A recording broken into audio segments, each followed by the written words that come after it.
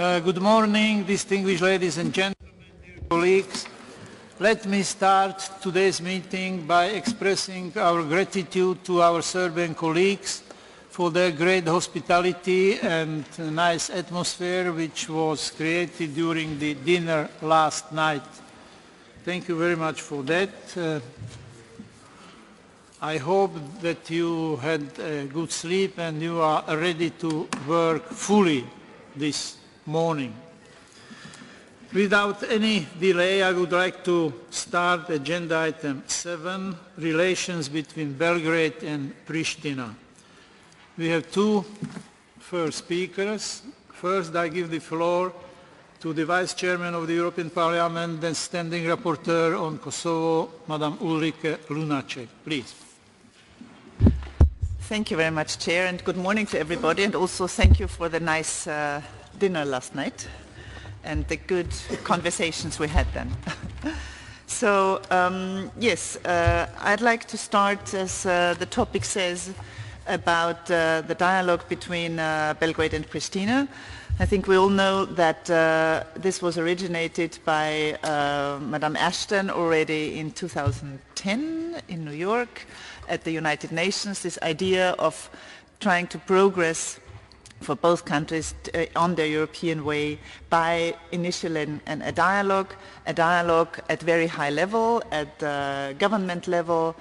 Prime ministers, foreign ministers, even presidents have met, and I very much defend, and I also always do that in Kosovo, to those who do not like the idea of the dialogue in Kosovo. But I think it is really and has been a very good process that has started to normalize relations between Kosovo and Serbia.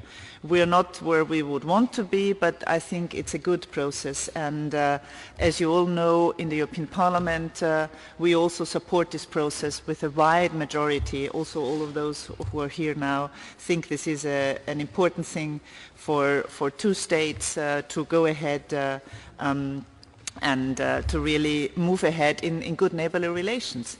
Because as I always also say, that is what the European Union was built upon.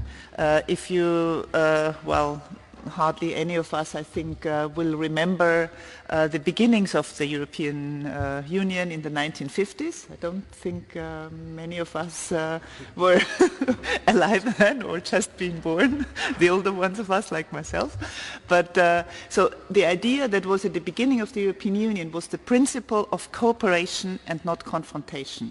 And the main thing was between Germany and France, who for centuries almost every generation had fought wars against each other, killed hundreds, thousands of people, caused lots of pain, lots of trauma, lots of damage, and that is something that what is now the European Union, the idea is to prevent that in the future, that neighbors should cooperate with each other, but not anymore fight wars against each other. And I think that is the important thing also for the dialogue between Belgrade and Pristina, to really see to it that good neighborly relations are created, that people talk to each other who before were fighting against each other, and of course also reconciliation in the sense that well, the war isn't that long ago, but it is important that nevertheless those people who still fought, but also those who did not fight anymore, get to know more about each other and really learn to live like good neighbors.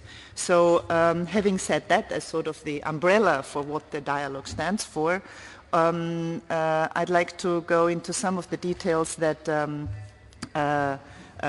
we also touched upon already yesterday.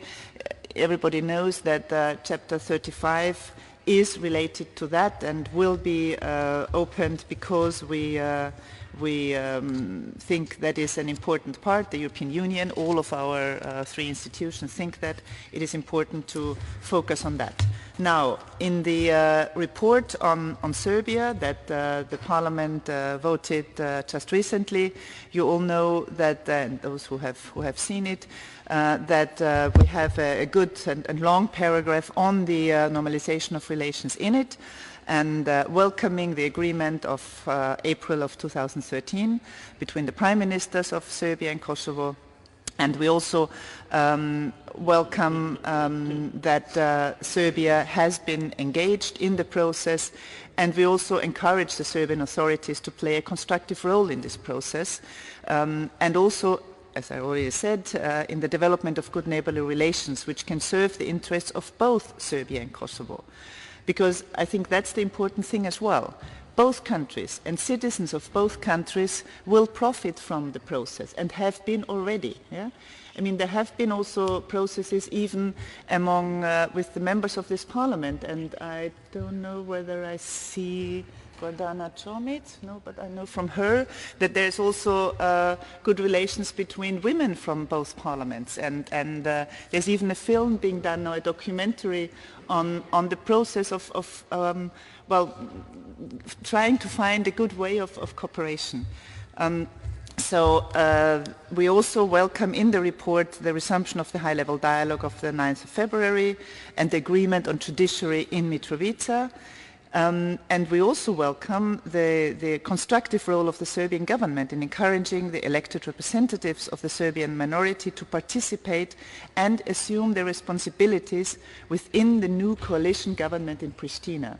And I think that is a very important part for us, that the Kosovo Serbs who live in Kosovo, be it in the north, in the 4 municipalities in the north, or in the other municipalities in other parts of Kosovo, that they also take the responsibilities they have. They are part of, I mean, I know some have left, but they are part of the government. They are part in the parliament. They are part of Kosovo institutions.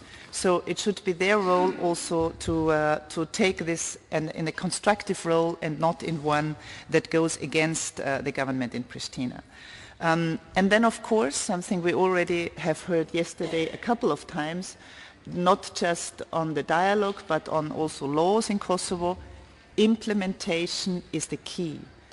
Because we all know as politicians, we can talk a lot, and we do, yeah? Every one of us does.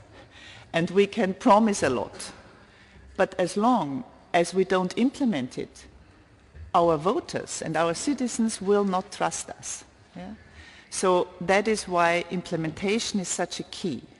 And so we also called in the report on Serbia and also in the one on Kosovo in the European Parliament that both Serbia and Kosovo are called to move forward with the full implementation of all the already reached agreements in good faith and in a timely manner, meaning as soon as possible, not delaying the implementation. And we also ask, and that will be our task as European Union, to also carry out an evaluation of the performance of the parties in fulfilling their obligations. Now, what I'd like to refer to now, in order to make the statement not too long, is some of the issues where implementation still is failing and where implementation hasn't gone far enough. There has been, and you know that in November of last year, a report presented by BIRN Kosovo and CRTA Belgrade, Serbia, about the lack of implementation. It said it's called Big Deal, you probably all know that, and it said very clearly that only a quarter of the agreements have been implemented, and a quarter is in the process of implementation, and the rest has not been implemented yet. So what I and we here from the Parliament, from the European Parliament, really would urge you now as the Serbs. We say the same things when we go to Pristina, don't worry, yeah? That we wouldn't do that. But we're here in Serbia, so that's why I also address myself to you as a Serb Parliament, that implementation is the key. And I'd like to raise some issues, especially where you as a Parliament, I would like to ask you to be more active. We know that in regional institutions, in regional fora, governments already cooperate quite well, and Serb and Kosovo ministers are taking part. We have heard that there are problems with parliamentary participation. And since we're here in the Parliament of Serbia, I'd really ask you to move ahead and to invite also, when it's up to you, Kosovo colleagues to different fora. You know that in the political agreement of the 19th of April 2013, it says that neither side, and I quote, neither side will block or encourage others to block the other side's progress in their respective EU paths. Now, we also know that that the agreements that the governments have made do not oblige the national parliaments, and the powers are divided between executive and legislative. But as legislative and as member of the legislative, I think it's extremely important that also in parliamentary cooperation, in parliamentary bodies, also parliaments should take place. Now, should take part, sorry. And there are several parliamentary assemblies which are going to take place, where I would like to urge you also to promote from your own side the participation of Kosovars. One is the SEECP, Southeastern Europe Cooperation, sorry, I don't know the exact, partnership, yeah, thank you. The Parliamentary Assembly, where in May 2014 in Bucharest, the delegation of the Assembly of Kosovo was invited as a special guest. But now for the meetings that were held in February, and also the one on energy that is taking place from today on in Sofia, as far as I've heard, the Kosovo Assembly hasn't been invited. There was also at the Cetinje Parliamentary Forum, the Assembly of the Republic of Kosovo hasn't been invited, also at the regional meeting of the Foreign Affairs Committees, and several others. And I really would ask you here to promote the participation of the Kosovo Assembly and Kosovo MPs in these regional assemblies, also from your side, and not to block it. I find that extremely important because, I mean, we as parliamentarians are the ones that really should also move ahead. I'd like to finish here. There's lots of other things I could say, but I'd rather have a dialogue with you than keep talking myself. Thank you. Thank you very much. I give the floor to Madame Diana Vukomanovic. Thank you, Mr. Chairman. Dear ladies and gentlemen, I will continue to speak in Serbian language. I would like to say, as a parliamentarian from the Republic of Serbia, that Serbia really, with full responsibility and seriousness, takes its role in the region, not only according to the Brussels Agreement, but also based on our potentials.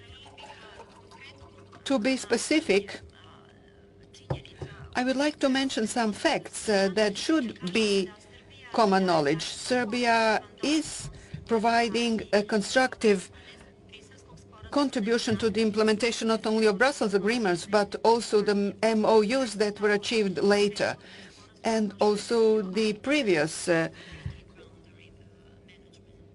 agreements such as the integrated border management agreement or boundary management agreement. Since my time is limited, allow me to focus on certain facts that should be known to us all. What is interesting for the parliamentarians is organization of local elections in line with the obligations and commitments undertaken under the Brussels Agreement. Not only that, the politicians from Belgrade have encouraged the persons belonging to the Serbian community in Kosovo to participate in local elections, but also to participate in parliamentary elections. And I would like to highlight the constructive role not only of politicians from Belgrade and Pristina, but also the Organization for European Security and Cooperation, the OSCE.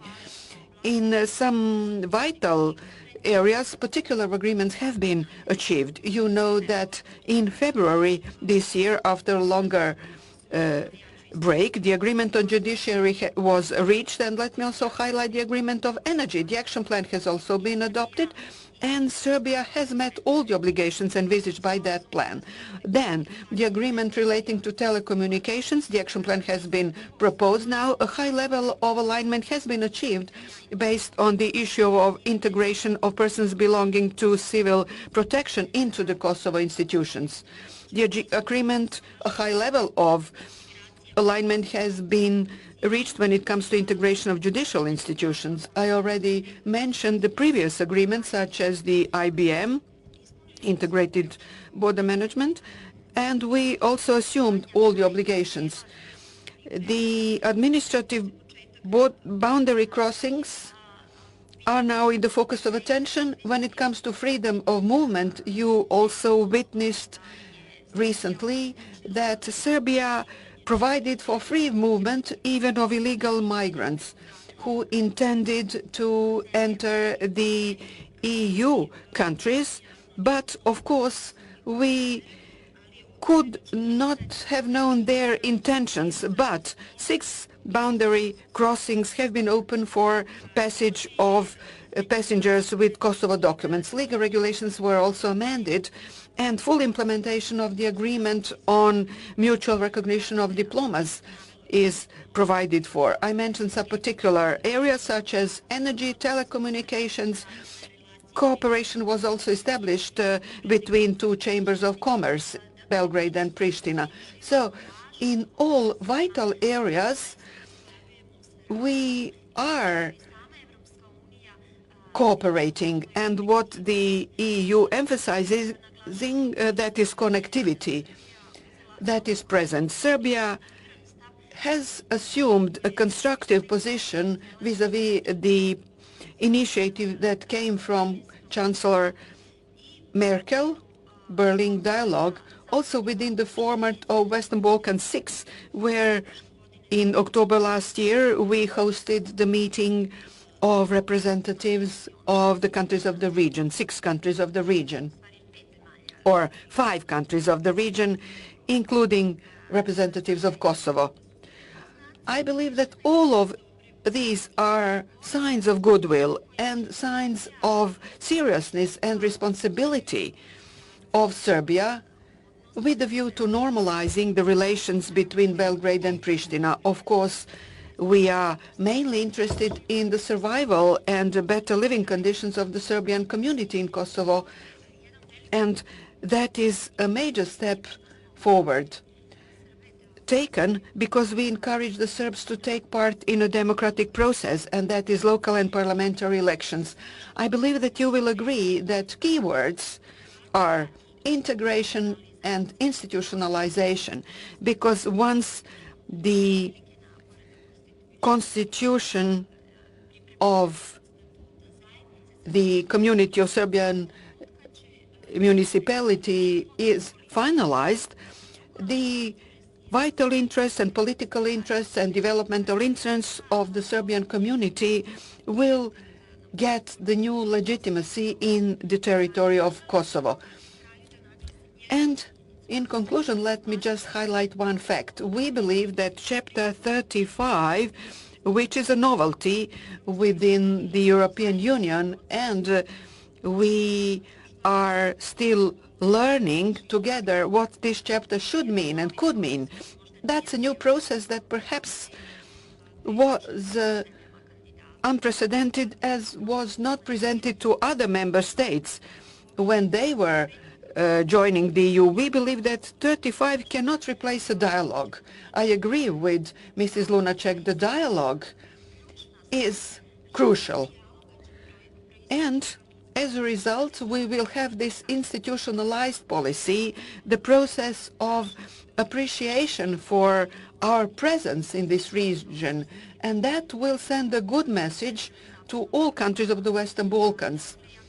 So, in April or in the course of this month, the Minister of Transport, Zorana Mihailovic, will visit Pristina. That visit has already been announced, and as Mrs. Lunacek mentioned, really the women politicians for Belgrade and Pristina do meet in the region. They do have a dialogue, and by their political experience, they do want to contribute to the future, the development of a new future, not only between Belgrade and Pristina, but in the territory of the overall Western Balkans, and that is being done under the umbrella of the UN for Women or OSCE, United Nations or OSCE, and that is what I wish to emphasize in conclusion, we still need European mediation, and we highly appreciate the contribution of the EU in this mediation process, but also the presence of EULEX. The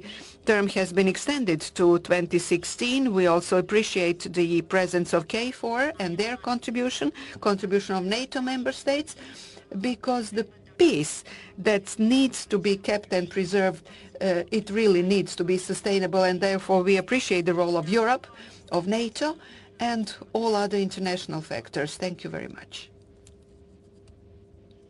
Thank you very much. Now I open the floor for your contribution. Given the time which is at our disposal, and I would like to have ample of time for adoption of the joint declaration and recommendations. The work is still going on. We are moving forward, but we are not there as yet, and I think that we shall have to have enough time not to work under time pressure. It's not good. So I don't want to limit your freedom of speech in this committee, but please be rational. Thank you very much. The floor is yours. Hvala puno, gospodine Kukan. Thank you, Mr. Kukan.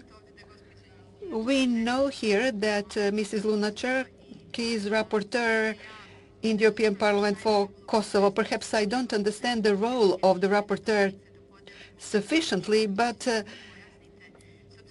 I need to clarify a dilemma. Perhaps you can share that with me. I am the delegate of the Republic of Serbia in the Council of Europe. Mr. von Sindov was a rapporteur, and Mr. Konda has been a rapporteur for the past year. Their scope of work as rapporteurs is such that they have to be mindful of the rule of law in the territory of Kosovo, the democracy, the respect for the human and minority rights, and it never happened that the rapporteur for Kosovo called or urged upon member states who never recognized Kosovo did that, and you keep doing that.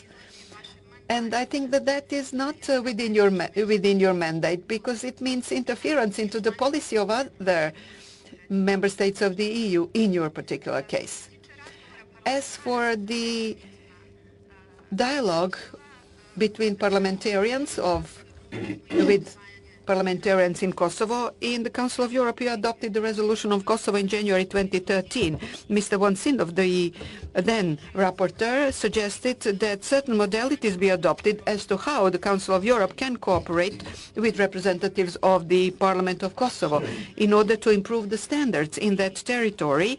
And I have to say that we, MPs of the Serbian delegation, supported that, because it is our interest for the human rights to be respected there, for security for all citizens who live there to exist. And thus we have shown that we are open for the dialogue. Our delegation and myself, we always support the dialogue that will lead to the improvement of standards and living conditions. But what I could never support in the Council of Europe is perhaps the request for membership, because that violates the status neutrality. You also said that the recognition of Kosovo, in your view, is a prerequisite for Serbia's integration into the EU. I have to say that when talk to other high representatives of the EU, we never were told that that is a precondition. Could you please clarify that?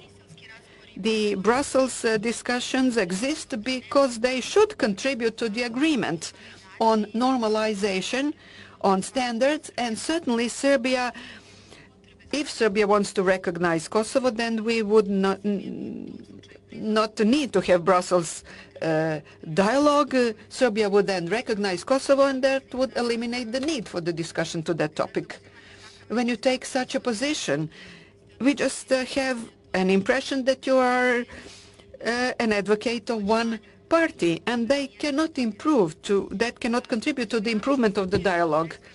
Also, when you presented the draft in the European Parliament, it was, I assume, in front of the Foreign Policy Committee. Our media carried that a French MEP had a comment in terms of why crimes against Serbs were not mentioned, and you said then that an understanding of what happened in Kosovo is required because the regime of Slobodan Milosevic committed crimes against Albanians. Could you please explain, does that mean that you justify this particular situation and what was happening there? Let me remind you that in The Hague, many Serbs are imprisoned there. They are convicted or their judgments are pending for crimes against Albanians, but there are no indictees relating to crimes against the Serbs. In order for reconciliation to take place, the truth has to come to fore, and everybody has to be called to account if they committed such crimes. Thank you very much for your contribution.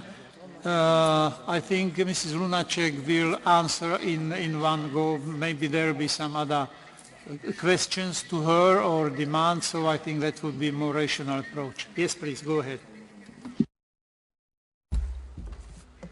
Poštovana gospodo. Dear ladies and gentlemen, we have had chance to listen to many interesting things. In the beginning, our colleague Madam Lunacek heard that in the history France and Germany had waged wars between, and now they're good friends. Well, we had this malfortune, if I can call it that way, that in the last century we were on the opposite sides in two big wars, world wars with Germany. But I should say that we are friends with Germany now. In 4 days, it will be 16 years after the, I don't know what to put it, bombing campaign of Serbia by 19 big countries. And after all that, we are trying to really remain friends with all those countries, all those nations, expressing our desire to overcome some things from the past. But I cannot realize, well, I'm one of the elder here who learned other patterns, not with Bologna process in education, but I knew that France and Germany were states, but I never learned that Kosovo was a state, and that Kosovo and Serbia were two different states that should make an agreement. Kosovo is part of Serbia, and we are aware that we have problems, mutual problems, and we hope we will overcome them. And I expected great assistance from the European Union and from all our friends to help us with that, to resolve those problems as soon as possible. Our wish and our European pathway is what Serbia declared in public and what Serbia is actually working on. So could the European Union help us with that? Both Kosovo and Serbia have the greatest problem in economic situation, in the economic status of their respective populations and their living standards. And the bombing that lasted almost 3 months contributed heavily to this, because it totally devastated Serbian economy and the economy of Kosovo as well.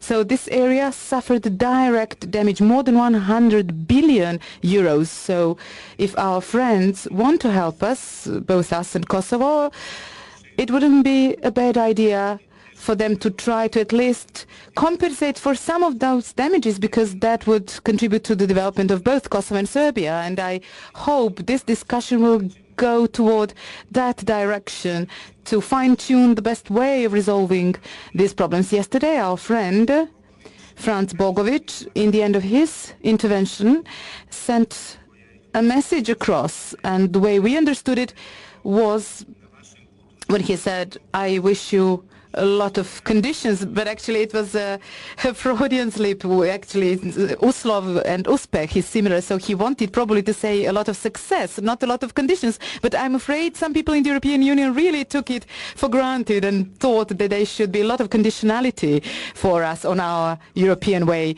So please, I would like to appeal to all of you to overcome that, to be as little conditionality regarding the conditions that are impossible to fulfill, to work on Serbia's European integration, and to live in future as one happy family. Thank you very much.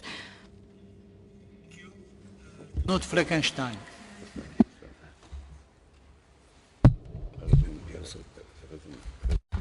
about this one.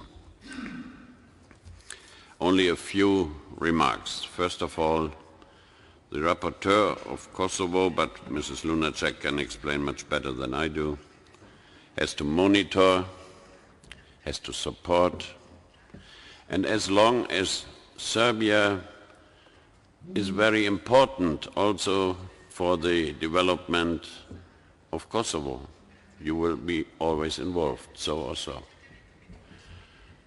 And you can do a lot that the living together of the people in Kosovo is becoming better and better. Secondly, maybe the example of Germany and France is not the best one from your point of view. But what about the example Germany and Germany? When we in Germany had two states, we had a lot of problems how to deal with each other.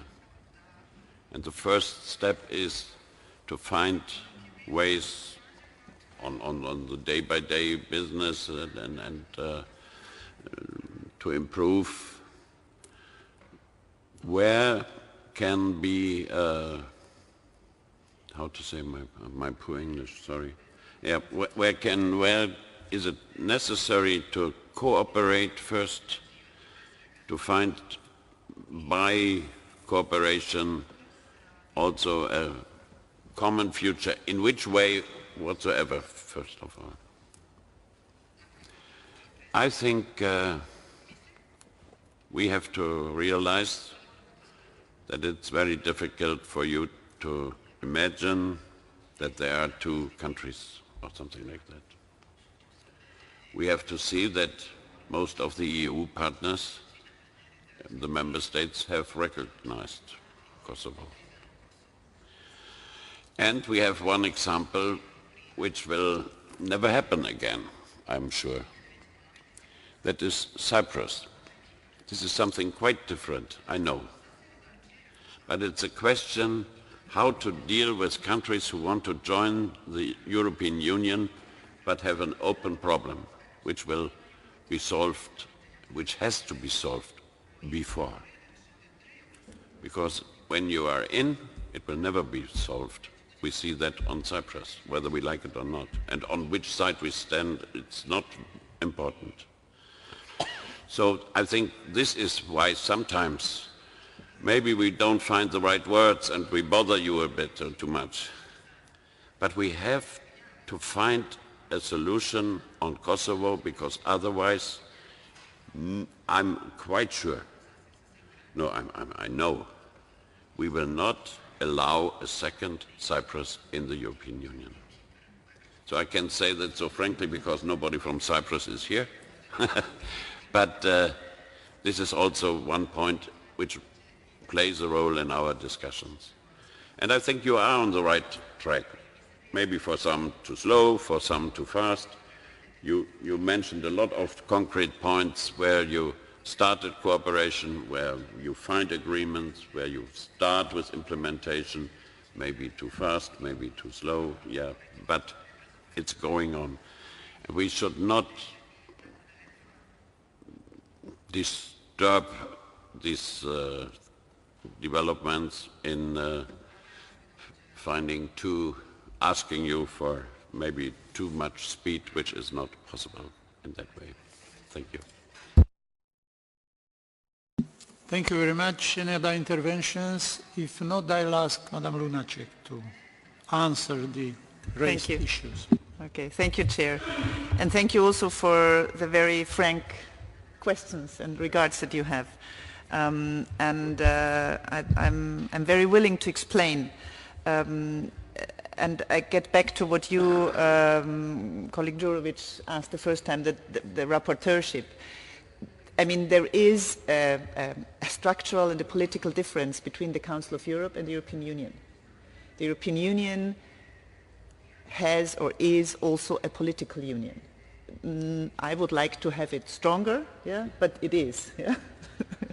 And the European Union Parliament also does legislation for EU member states.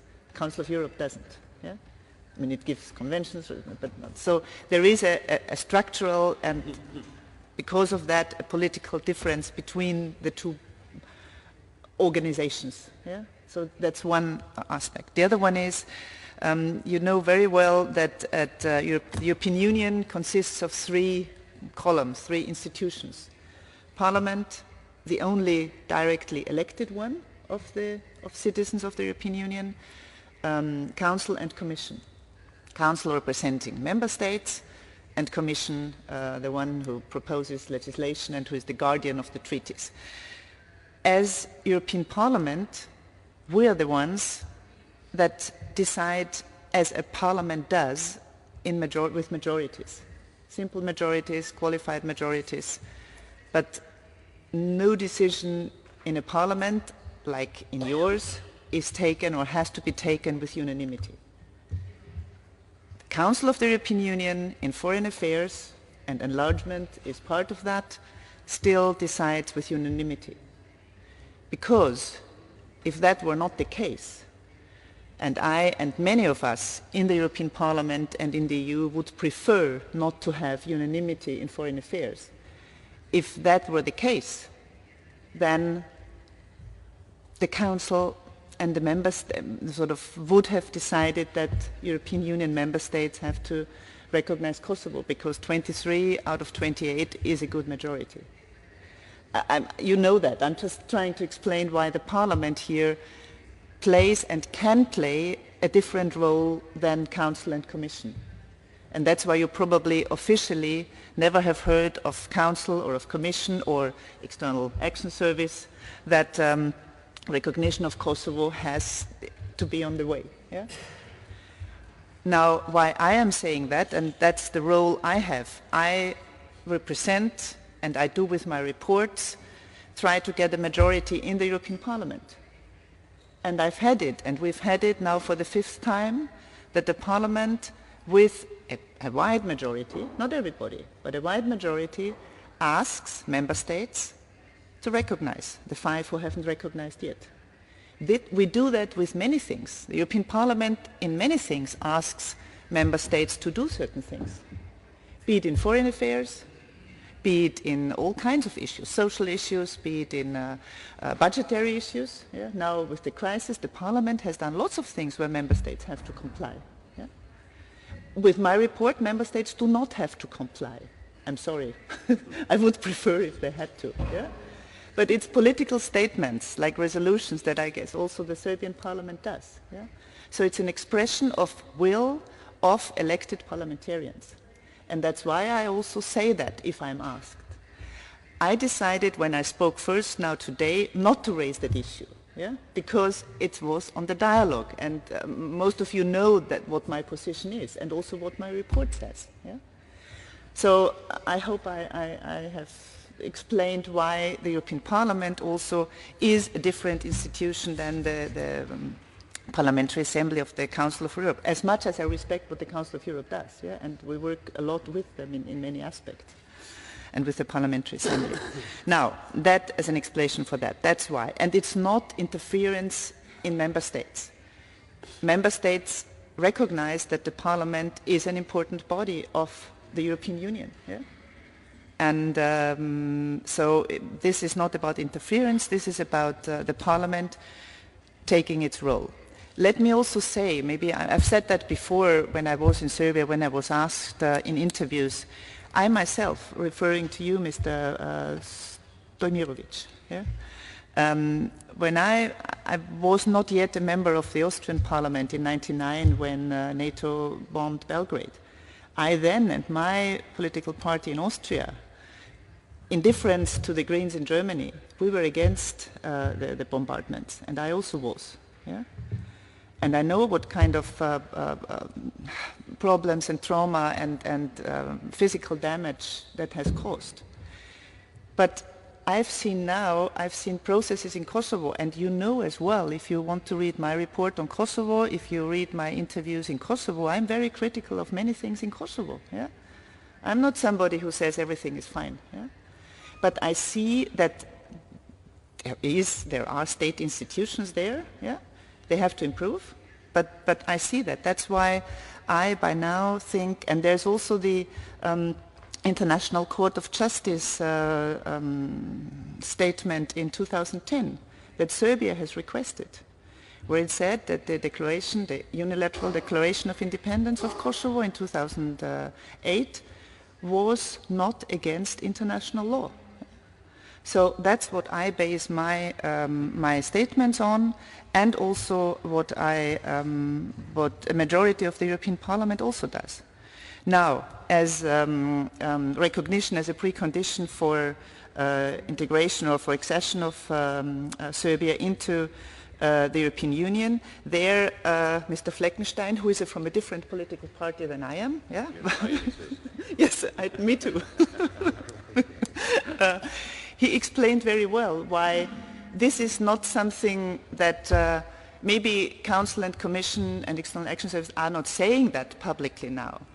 But even if you talk to member states' representatives of the 5 non-recognizers, Mr. Fleckenstein is very right. No member state of the EU will accept another country in the EU where it's not clear where the borders are. I know Serbian constitution still has Kosovo as part of Serbia, but we have the IBM, integrated border or boundary management, or whatever you want to call it, yeah, in your language.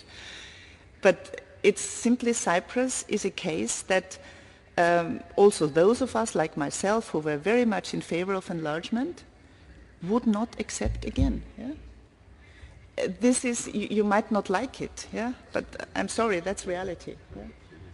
So that's what I base my positions on now. I think that was, wait. Yes, I think. Well, let me. Oh yes, sorry, your question in the Foreign Affairs Committee, that one French MEP asked me why there's nothing in it on crimes against Serbia, against Serbs. Yeah, you asked that, sorry, yeah, that didn't, yeah, it wasn't the page with yours. Well, first of all, that was, if I remember well, that was a member of the French extreme right-wing party Front National, de Marine Le Pen, Émeric Choprat. And he asked that, and I replied to him. I don't know exactly what I replied. I'd have to check on that. But of course, I also, and you know, in my report also on Kosovo, there is the demand for the Kosovo Parliament now to accept this special court that was asked for by the investigative task force after the Dick Marty report of the Council of Europe. And even the Speaker of the Kosovo Parliament has promised me and others that he will be in favor of promoting that this special court is set up. And if that is, yes, that probably also involves some crimes against Serbs. Yeah? So it's not something that I ignore. Yeah? I definitely also, so if it's about crimes, no matter what ethnic group has been affected, that has to be investigated and brought to justice if that's the case. Okay, let me finalize on also telling you again that for me, as I said at the beginning, the dialogue is essence of a process that is a definitely European process. And yes, Serbia and Kosovo are European countries. Your citizens are Europeans.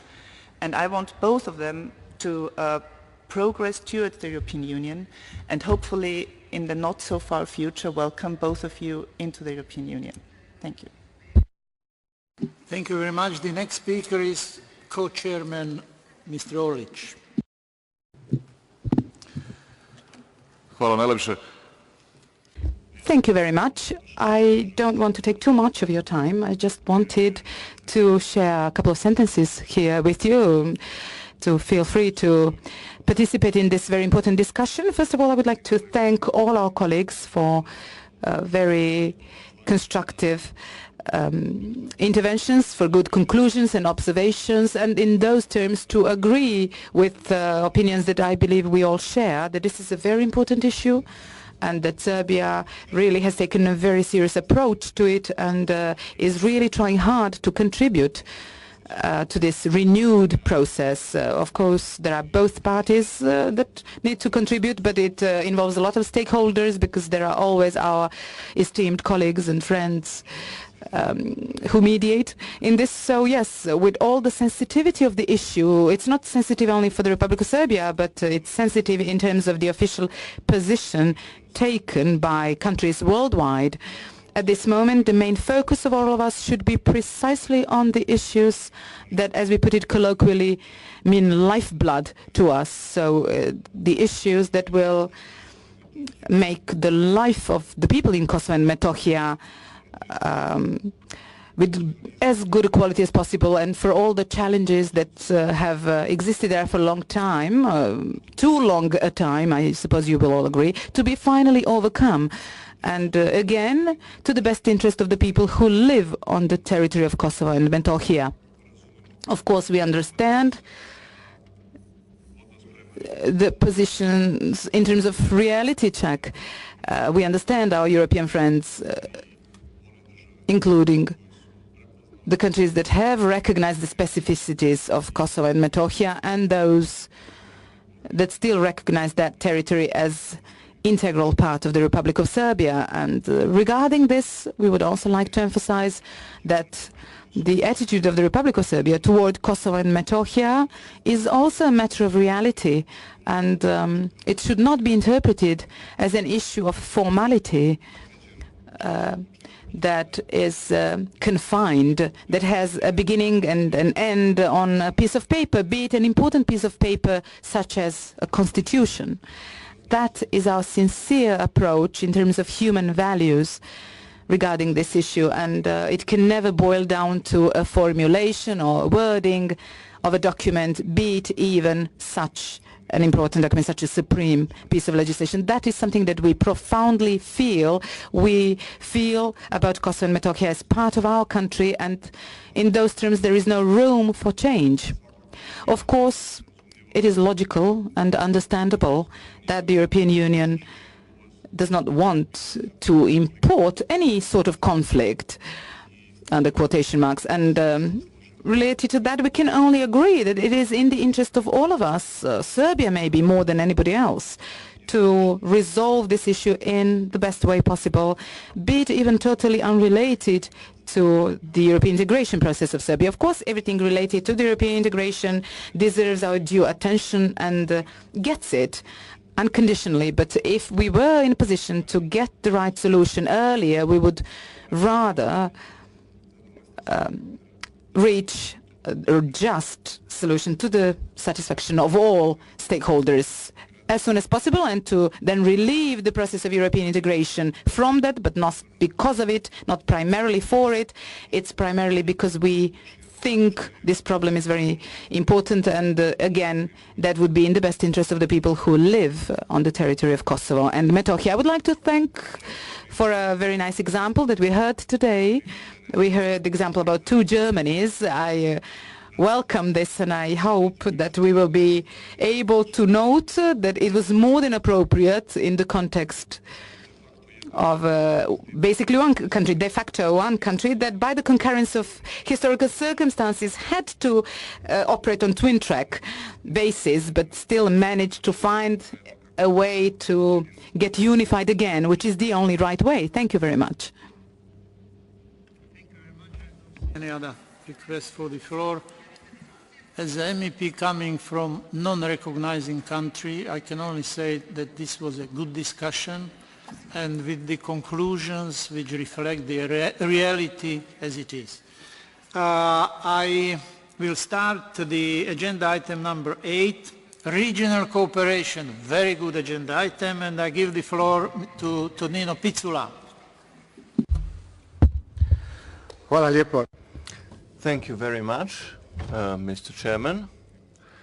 I, of course, greet your co-chair today. As most of us here, I would definitely very much like to commend our Serbian hosts who in these past few days offered us an opportunity to enjoy good quality discussions and to discuss the topics which are very important for not only Serbians, but we could discuss this entity which they strive to join, namely the European Union. In the past 2 days I have learned a lot of facts, much more.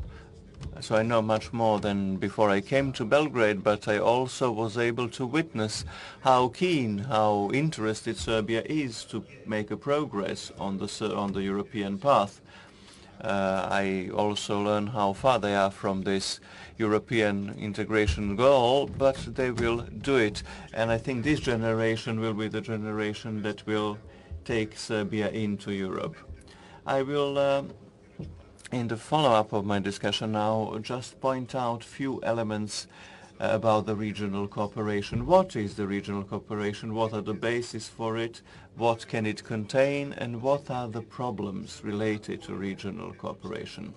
Like Mrs. Lunacek, I will remind you of the origins of the European Union in the light of the recent events which make us discuss every day what is the Union. The unfortunate events in Ukraine underline the importance of the European Union as the most important peace process in the history, at least in the history of the European continent. The recent Nobel Peace Prize underlines how important this peace process is on this continent of ours, which was marked by world wars. We call them world wars justly, but they were European wars first and foremost. So this is the reason why this European project needs to be carefully tended and developed. When we narrow this unfortunate divided European area to what was former Yugoslavia, we must not forget that with the dissolution of Yugoslavia, some 4,000 kilometers of new borders were created. So this influenced geopolitical situation considerably, and the breakdown of this project, the project of Yugoslavia, will be a burden for many generations living here. But it is the responsibility of us all to alleviate, to mitigate the consequences of what took place here. There is no more internal pressure in the Union for the enlargement, we have to say that. And we have the pressures now which come from abroad.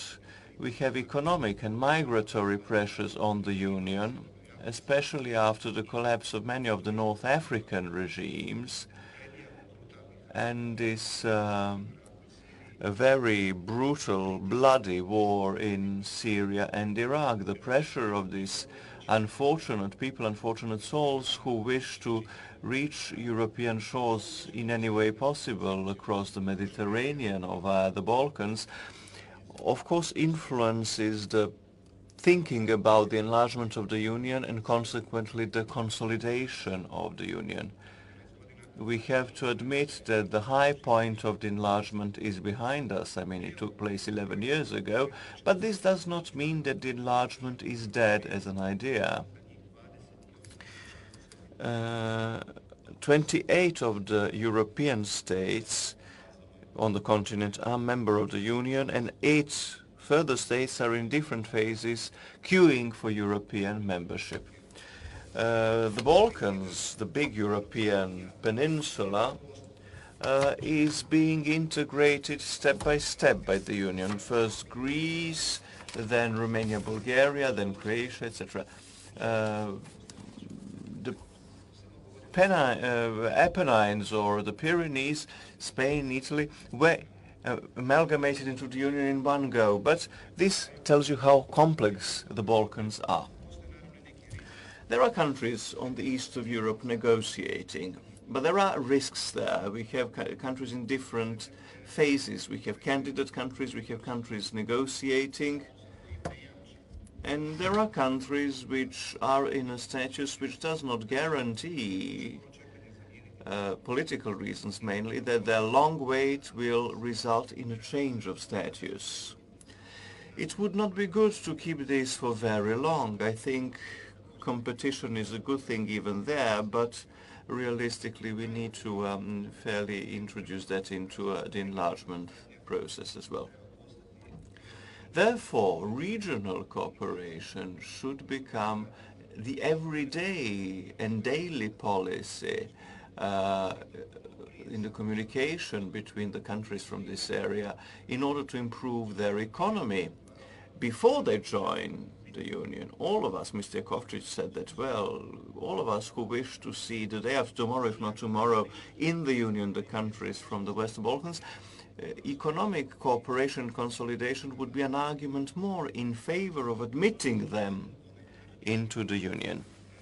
How fragile this all is, how fragile the regional cooperation is so poorly realized, implemented economically.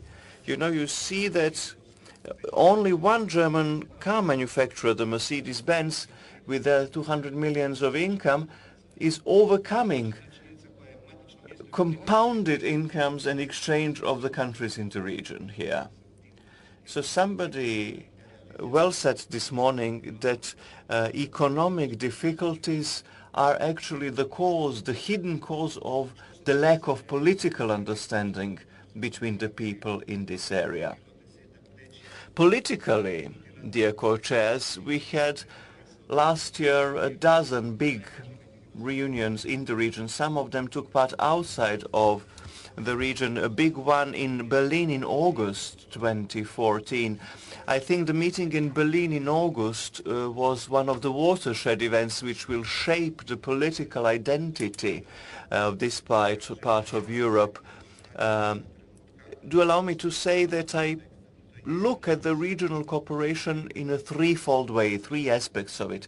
And this is an opportunity to politically rebrand this whole area. We have energy cooperation, safety cooperation, and infrastructural cooperation. Energy-wise, I think meeting in Berlin clearly announced the interest of the European Union to look at the Balkans as an area where we can implement serious, important, big infrastructural projects, namely developing alternative supply routes, energy supply routes for the rest of Europe. This is a great opportunity. Why? Because EU imports 53% of its energy, depending on the source. It imports 70% of its natural gas and 90% of its petrol. We know that the Union is buying 40% of its gas from Russia and the rest from Norway and North Africa. The Balkans, Western Balkans, benefiting from better mutual cooperation, can fulfill to have the new LNG or classical supply routes for the Union. The Balkans can involve the Union and therefore remedy to its deficiencies and budgetary deficits and so on. And then safety and security. People would say security in the Western Balkans are good now. I disagree, but I want to clarify, don't get me wrong. I do not think we can have conflicts between the states of the Western Balkans. This is a unique moment in history. All Western Balkan countries have a joint foreign policy goal, namely to join the Union. But there are security risks. Some countries in the Balkans are not so stable, and the global instability makes them slide towards instability. Today in Vienna we have a conference, a good example of cooperation with Serbian and Kosovo ministers of home and foreign affairs together. And they are discussing how to fight against Islamic fundamentalism. This is something which can influence internal stability of some of the Western Balkan countries. This process is influencing also the stability of some of the old member states, you know, like Netherlands and Belgium. And this security element of our cooperation is of extreme importance to prevent the so-called spillover effects and the general decline of our security in the Balkans. So we have energy cooperation, extremely important, then security cooperation, and then I will repeat something that Prime Minister Vučić mentioned yesterday when he met us, cooperating in developing infrastructure, corridors 5, 8 and 10.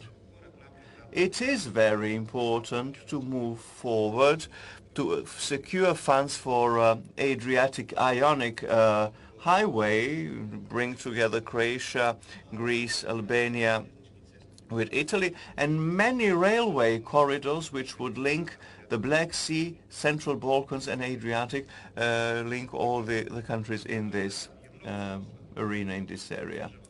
So many things to do for the countries of the Western Balkans. There is the basic infrastructure for the cooperation. This is the Southeastern Europe cooperation. We have the CEFTA, we have the SAA as such. The SAA, Stabilisation and Association process, is the framework which brings all of these countries closer to their ultimate goal, which is the membership in the Union.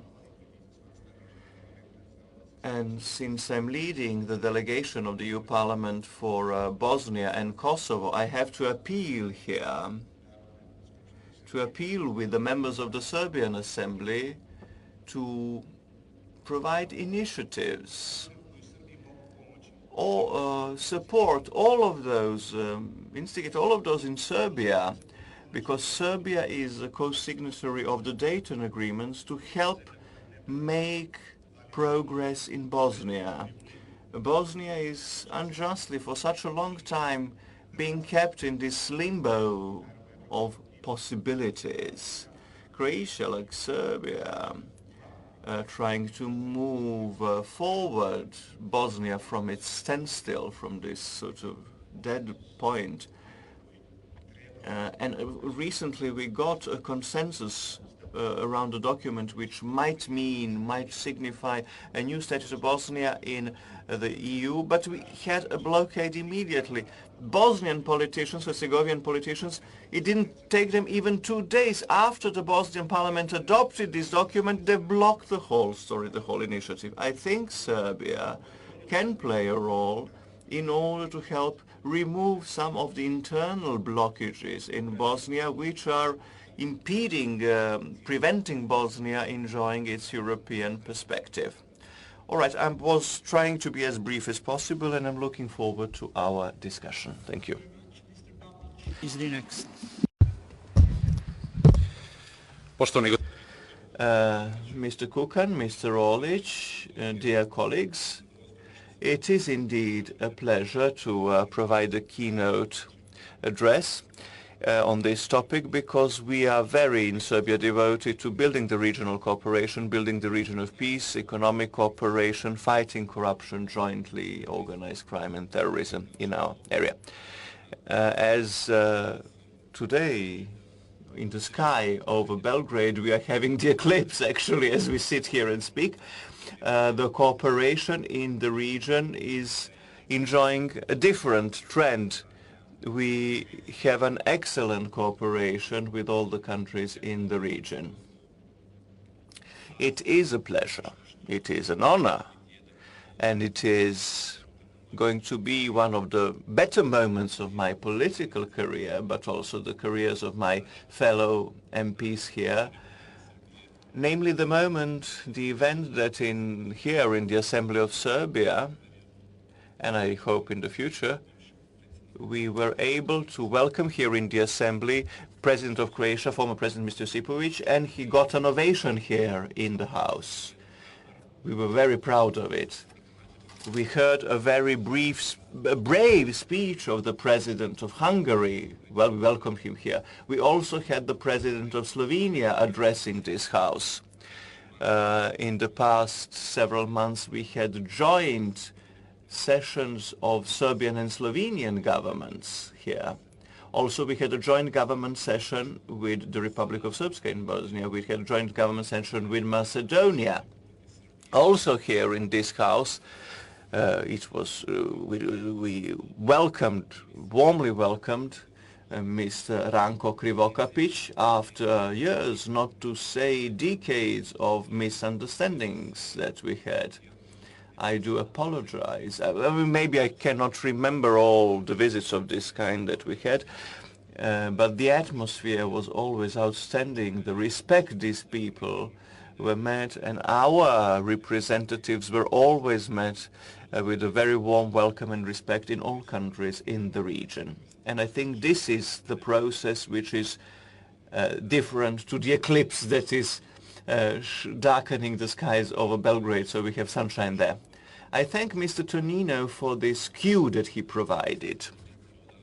Now, few yards from us, in this very same house, in the big room, deputies are debating one very important law. The law on preventing the terrorist suspects of using their property, sort of limitations on the terrorist suspects in material, sort of enjoying property rights. And this sends a very serious measure.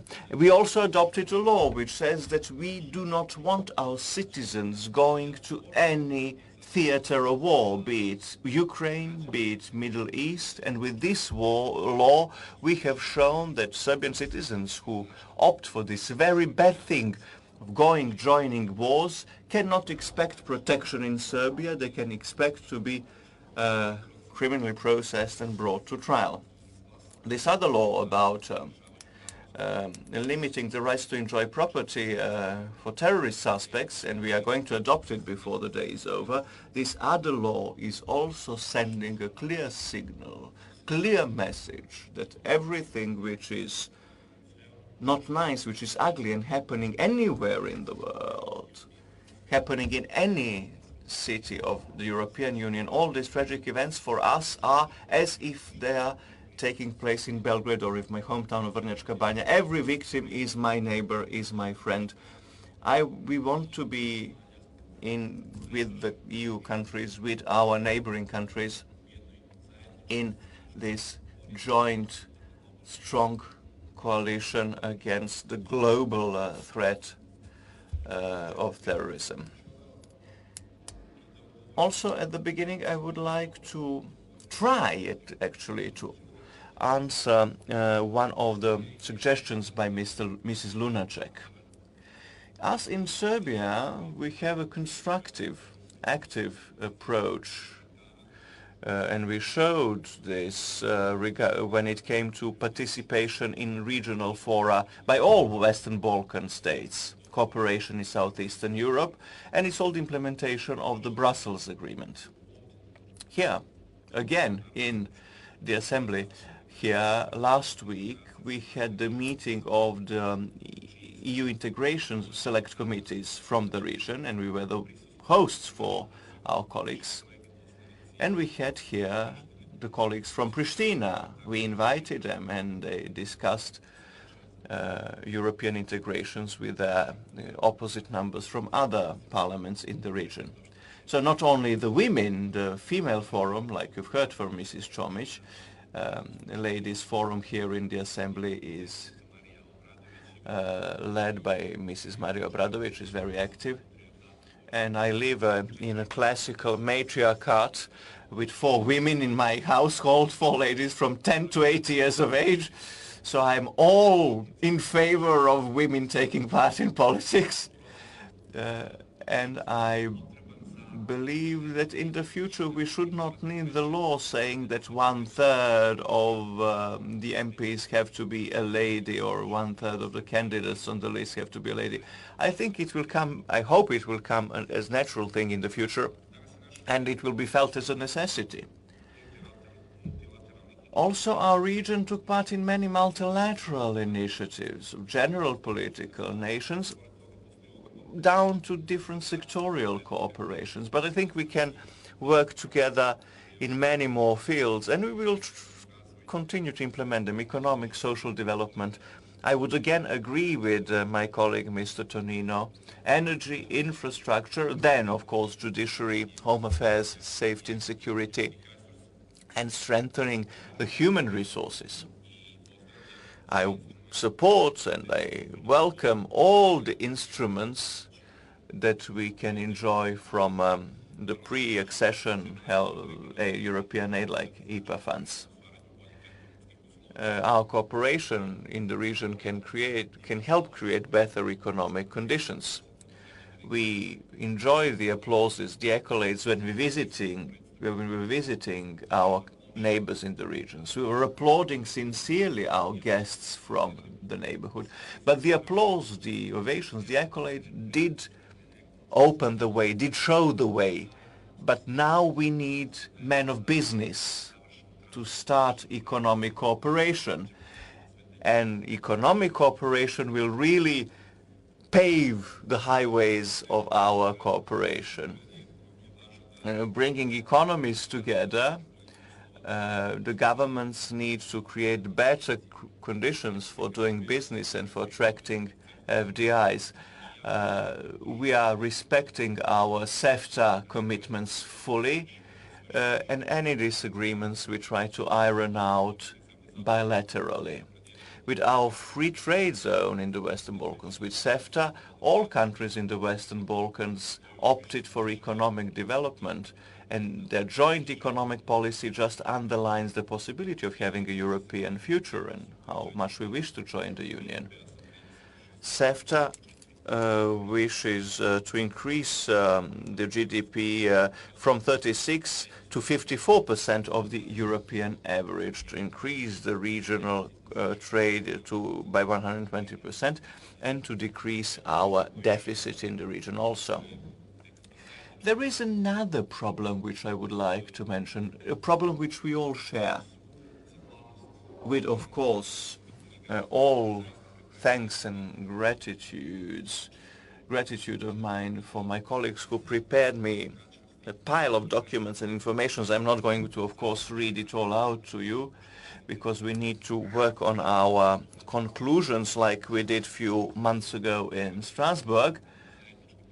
I would like just one joint problem of the Western Balkan countries to have here mentioned, which is the huge level of unemployment.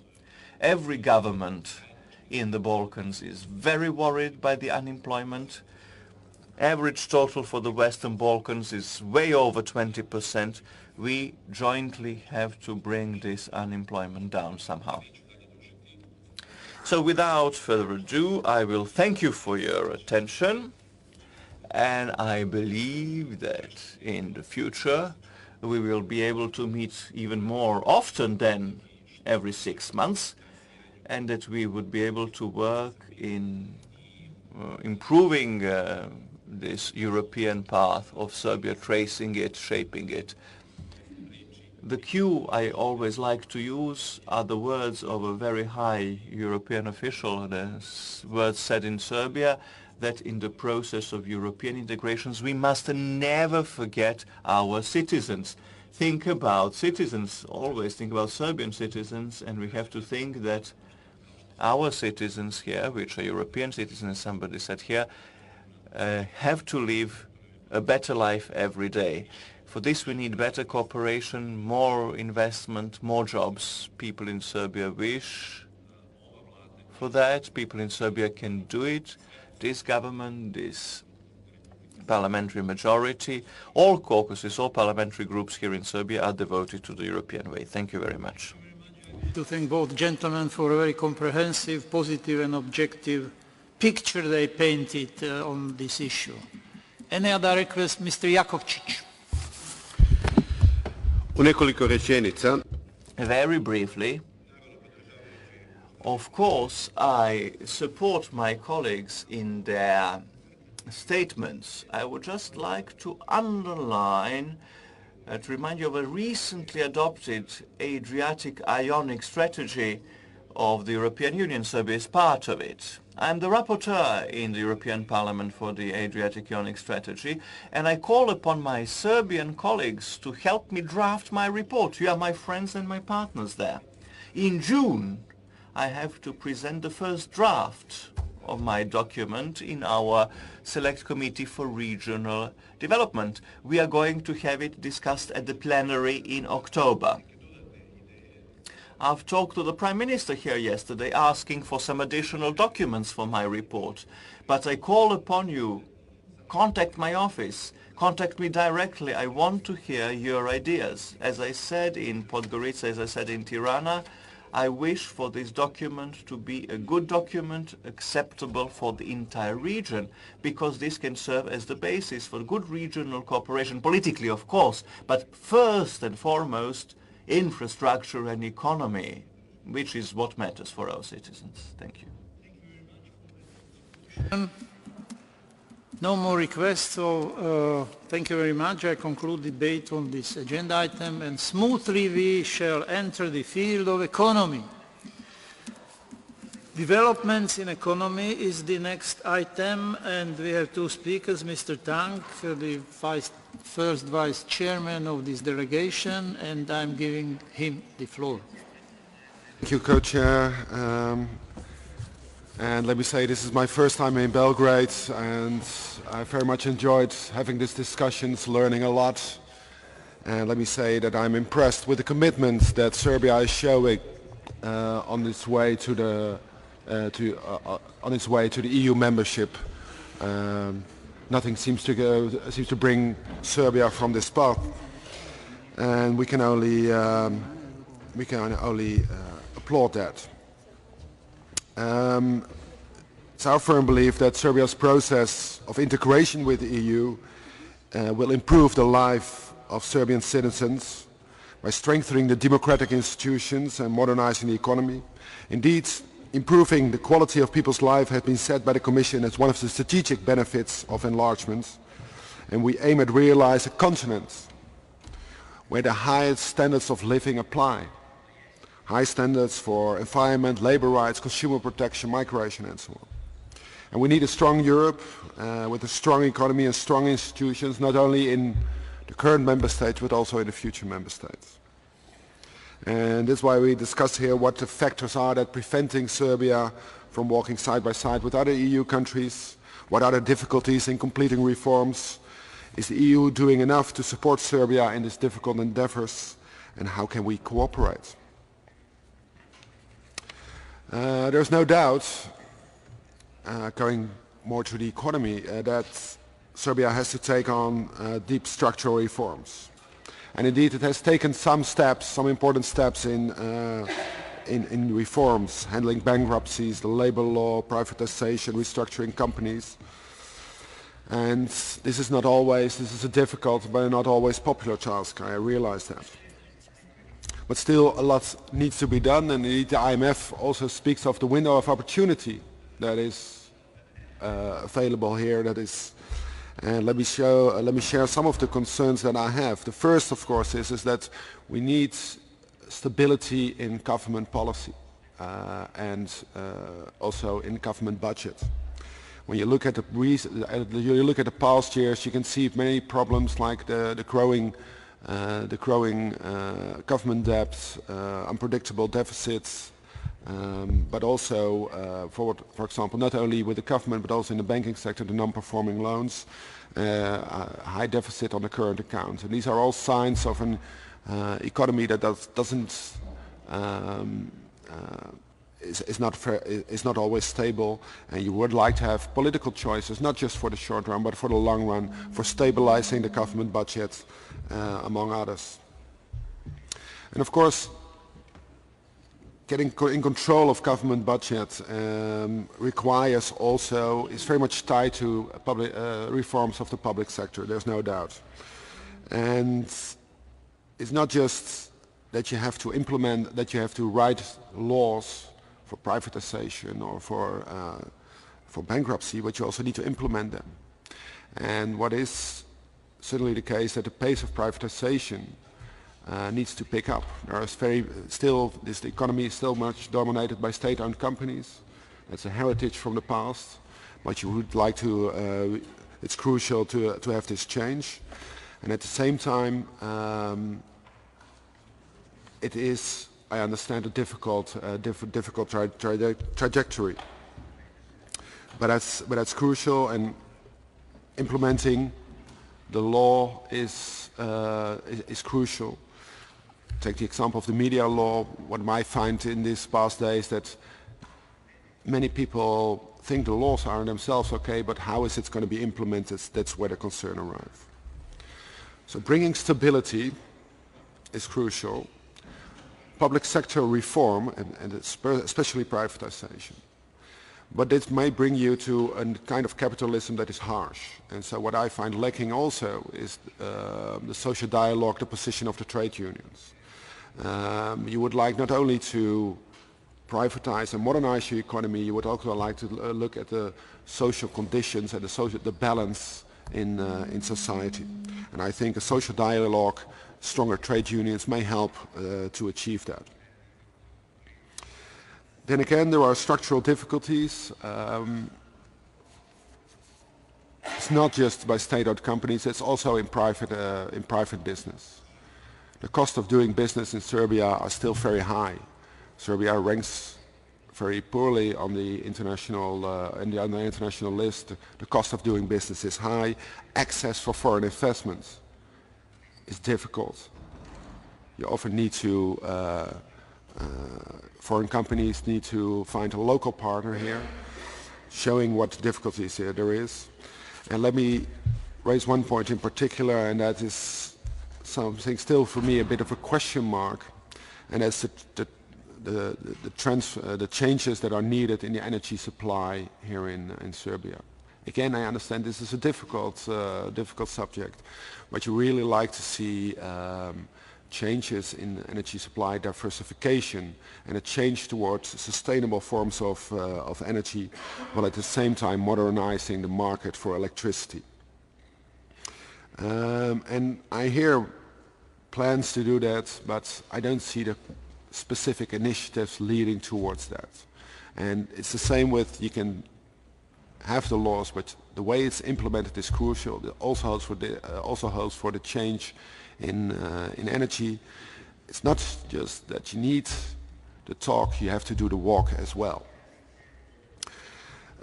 So this is just to share my concerns. I understand there are many, there's an accumulation of problems at this stage in the Serbia economy, especially since the economy is weak. Growth has been negative in the last years. So I understand it's difficult. I understand the difficult situation that the Serbian economy is in, but still it needs decisive long-term decisions and implementation to go forward. And of course, to be frank, it's not only Serbia that needs that. Let me also let me also say that also the European Union sometimes has those topics where we do not act really decisively or long term. The Commission has announced the plans for the energy union, meaning better aiming for energy security, sustainable energy, better energy efficiency, an internal energy market and research. 5 pillars that are crucial for the future European economy. In fact, when you look now at energy markets in the European Union, they are national, and it leads to all sorts of, let's say, stupidities, and it's due for a change. But at the same time, I must say that has been a struggle in the past, and it will be a struggle in the future to change, to make the energy markets, to make energy supply in the European Union more European. And I just say this also to show what this is an important development for the European Union, and that's also for Serbia. And at the same time, I show it to see that reforming is sometimes difficult. No, it's most of the time difficult. This is true for Serbia and also true for the European Union. I try to be brief, Chair, and let me say that, well, for very much, I think these developments are crucial. I know that there are some areas of discussions which bring out the emotions very easily, and that's understandable. But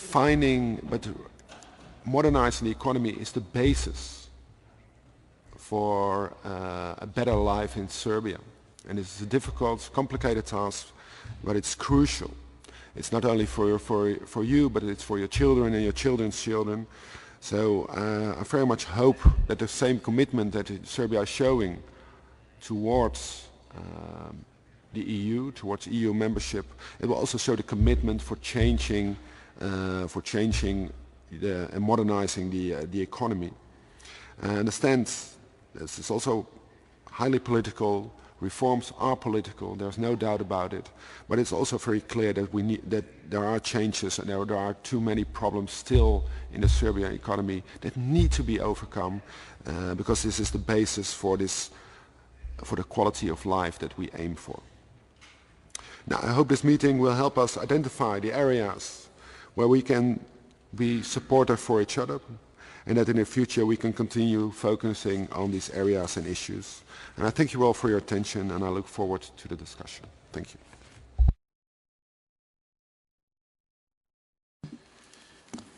Thank you very much. I give the floor to Ms. Tomic.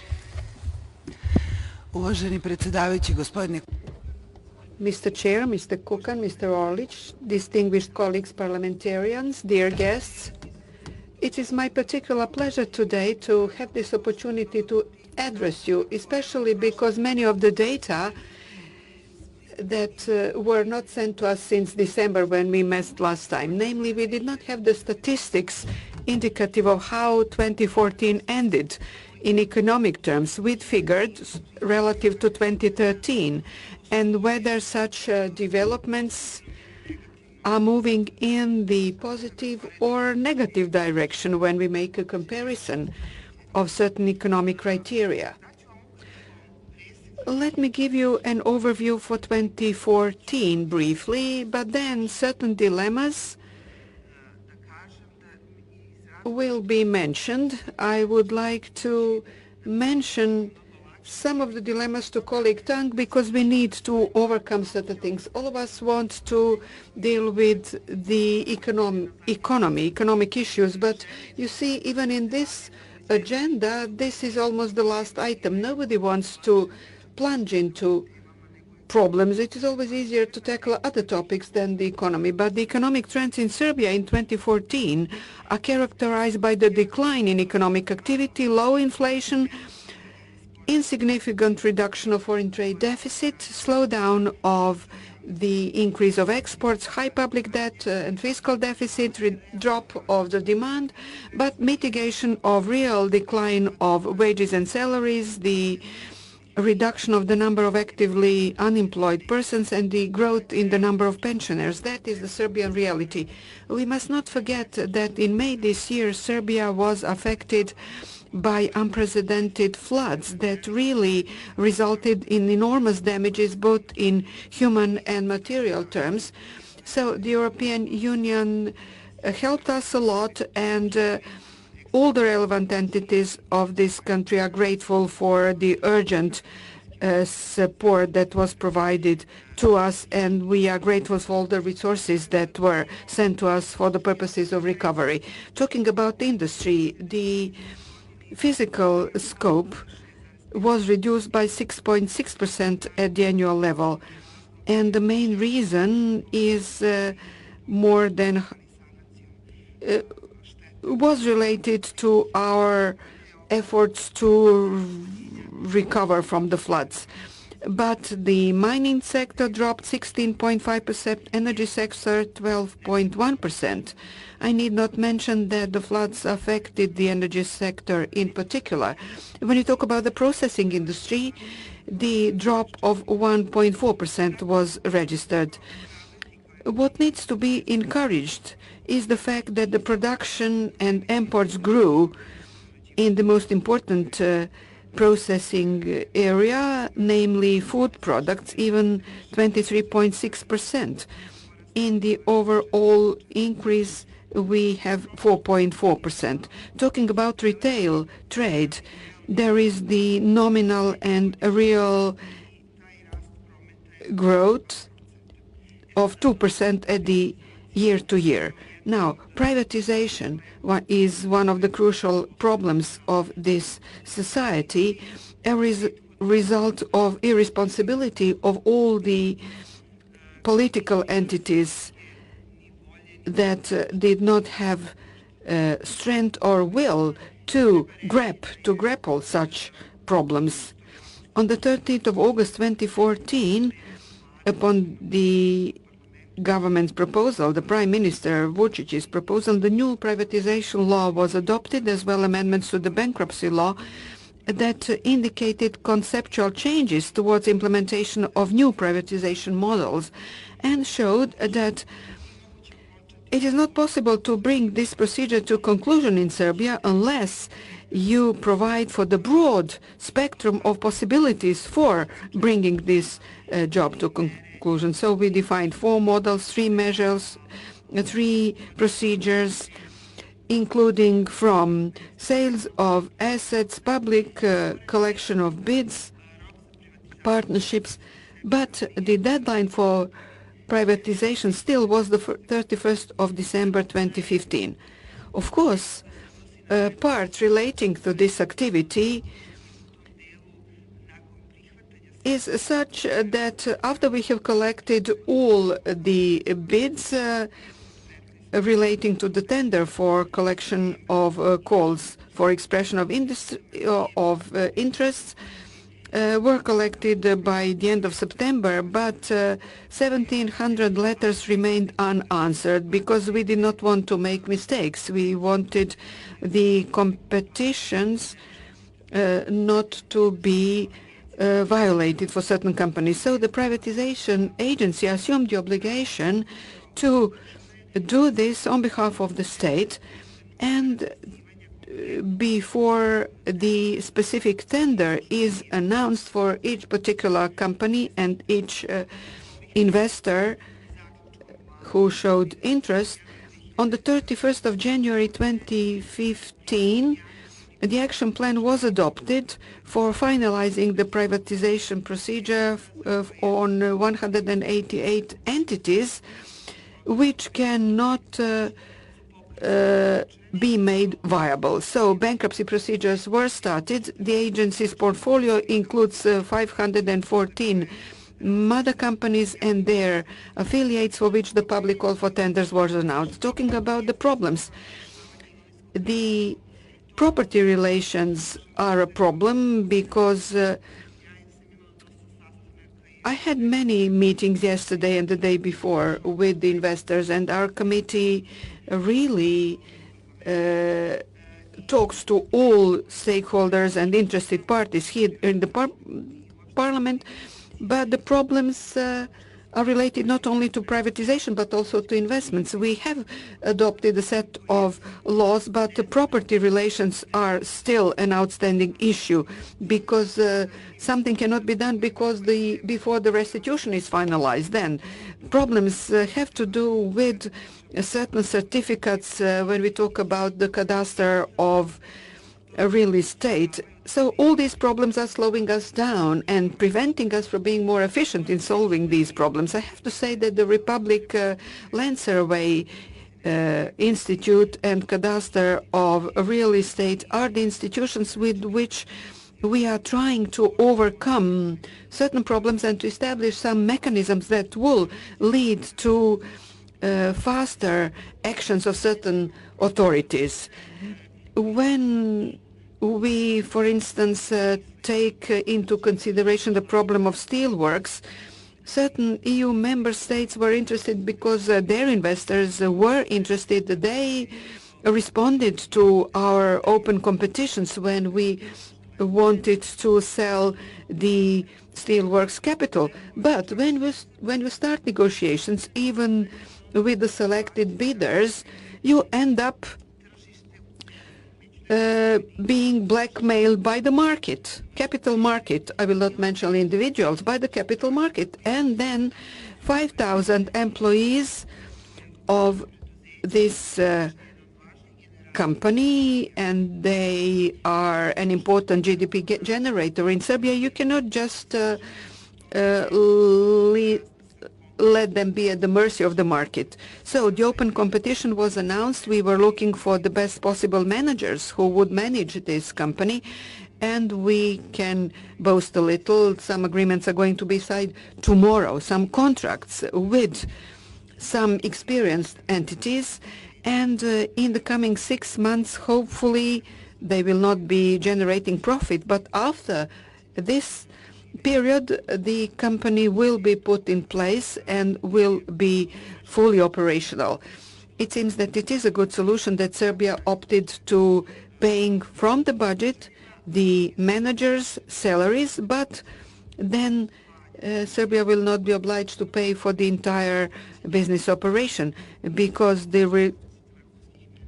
now we will have 20 managers who will be paid. So this ratio is 1:3 and 1:5 between paying the managers and paying the overall operation. 13,000 companies were open, but 20,000 were closed. Now we have an increase in the number of business entities to 7,300. 13 new companies are established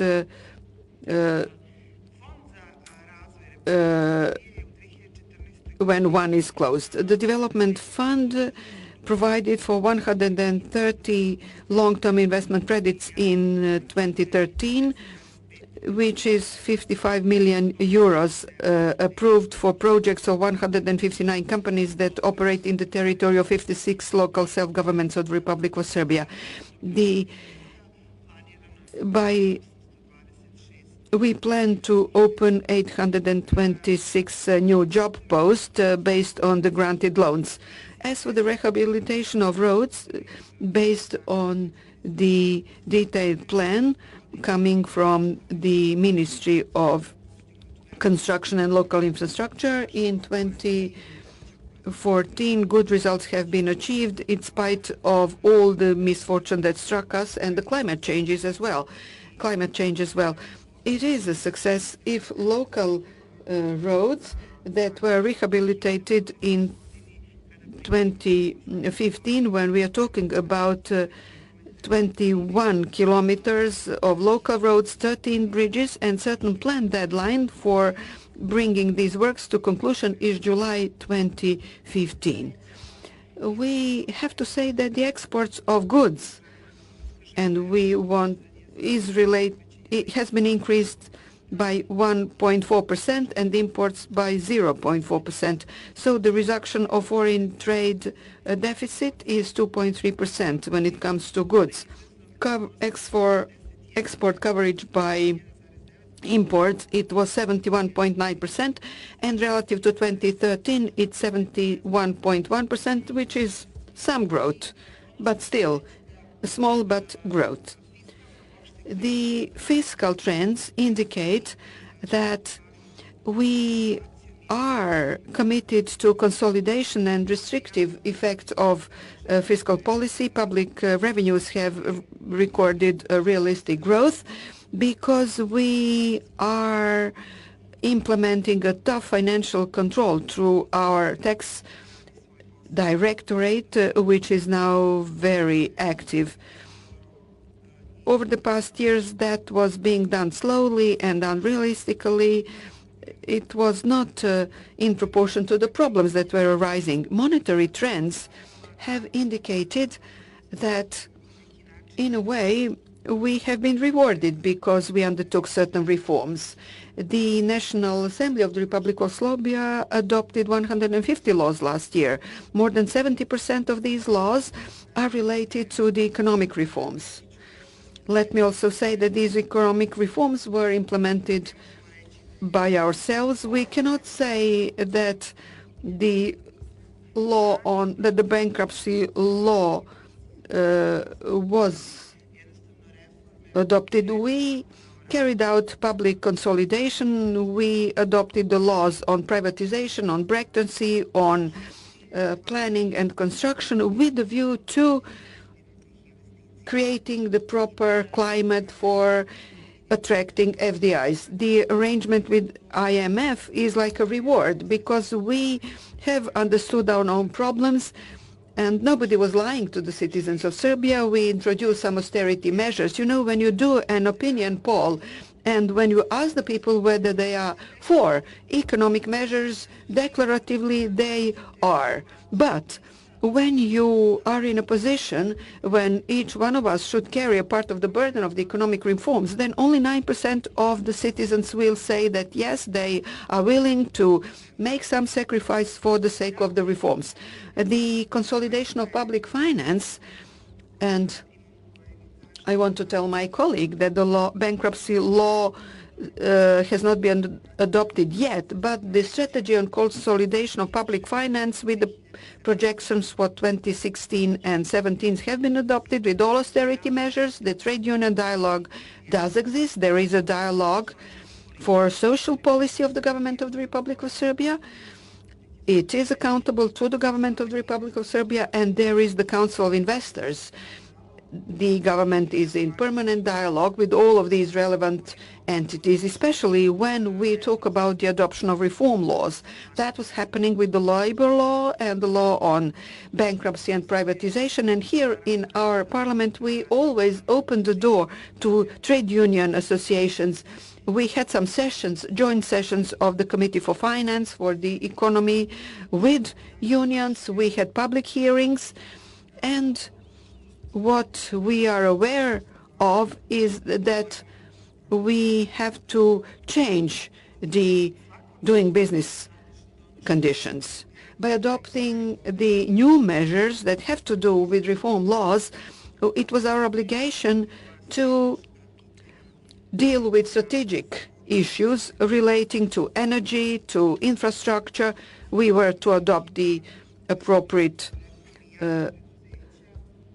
acts. Talking about the reform of public enterprises, we need to now open all of the burning issues when it comes to the public enterprises. And what we need to focus on now, as my colleagues also mentioned, in relation to regional cooperation, we need to say that we know each other very well. The ministers meet almost at the monthly level, ministers of Western Balkan countries, and we as chairs of committees for economy, for European integrations, we also meet at least once in 3 months at various gatherings. But when it comes to energy, we recognized back in 2012 that we need to network, that we need coordination, that we from the former Yugoslavia, when it comes to the energy system, all of the former Yugoslav states are now forced to cooperate. For the purposes of liberalization of the energy market, we adopted the new energy law, which implies opening of the market, talking about electricity and gas, both. We are aware of the fact that the European Community for Coal and Steel was a predecessor of the EU and the initiative of joint cooperation, but now we see that Pan-European Energy Union is going to be created at a rapid pace together with countries of the Western Balkan and Turkey.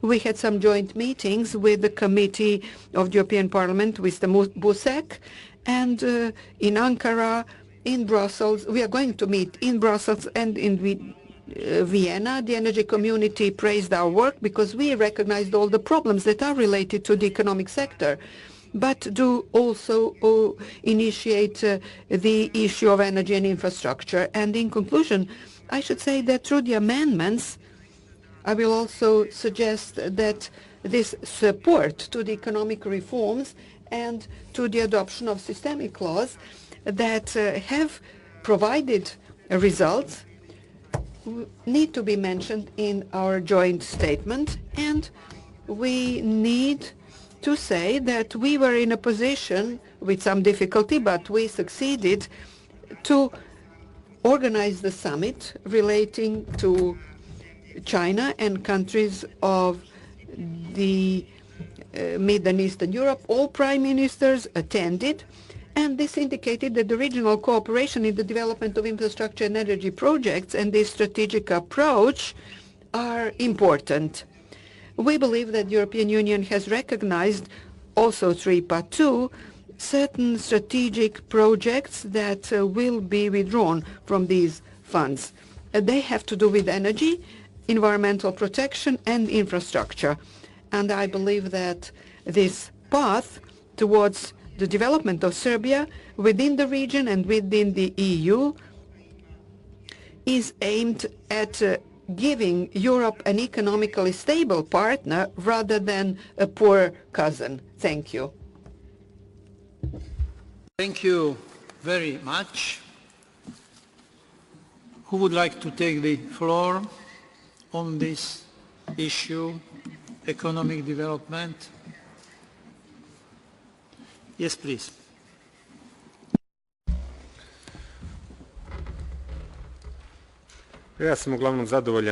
Well, I'm mainly satisfied with what I've heard. Just a couple of remarks.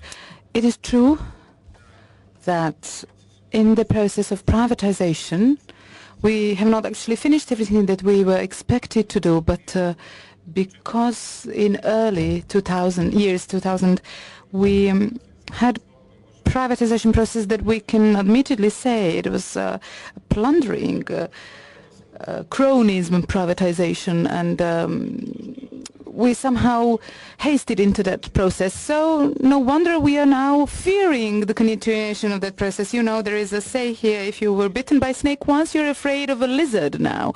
So we will finish that process, hopefully in due time and successfully, but please understand that certain fears not to repeat the same mistakes still there. We have also heard that our trade unions, labor unions, are too weak, and that's true. Our labor unions are weak. We have to work on strengthening the role of labor unions. There is a dialogue with employers, with the government, indubitably, but it is up to the labor unions to create their power and influence, because the fact is that in the period from 2000 onwards, not only in Serbia but in all or majority of countries, labor rights acquired in the past 50 years or so have experienced decline. And what happened is actually that nowadays workers work for 10 or even 15 hours a day, and they're not paid for overtime. And many rights are just derogated. And normally in Serbia, as a country with such a high unemployment rate, it's easy for any employer to say, if you're not willing to do it, there are many unemployed people who are willing to embark on this. Regarding this energy sector situation, Serbia is a small country and we cannot really afford to develop new energy sources and invest in it. As most European countries, we are oriented to Russia, and we import most energy resources from there. And it probably remains so for European countries and for ourselves in future. There is another problem related to the development of economy and entrepreneurship. Potential candidates who would like to deal with these operations. There are no development banks that would facilitate their work. Why I'm saying this is that the interest rate policy of banks in Serbia is, I should say, criminal. Interest rates are too high and the bank commissions are abnormal.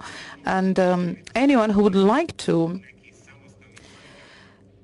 do a project on their own, and of course they don't have enough money to start a business, they are forced to take loans with such high interest rates that prevent development of their business operations. And this fact is also corroborated by another piece of information. For example, in Serbia we had housing credits in dinars, and no citizen applied for such a loan just because of high interest rates. So what we, Serbia and all other European countries and worldwide, are faced with, we're all talking about crises, that we're living in crisis times, but one of the main mistakes is that we are trying to have the people who actually got us in crisis, the management who were not able to be proactive and apt in resolving the crisis. Now it's the same people who are trying to get us out of the crisis. And one of the main management rules is that the management who get the system in crisis has to be changed because they're not able to get the system out of crisis.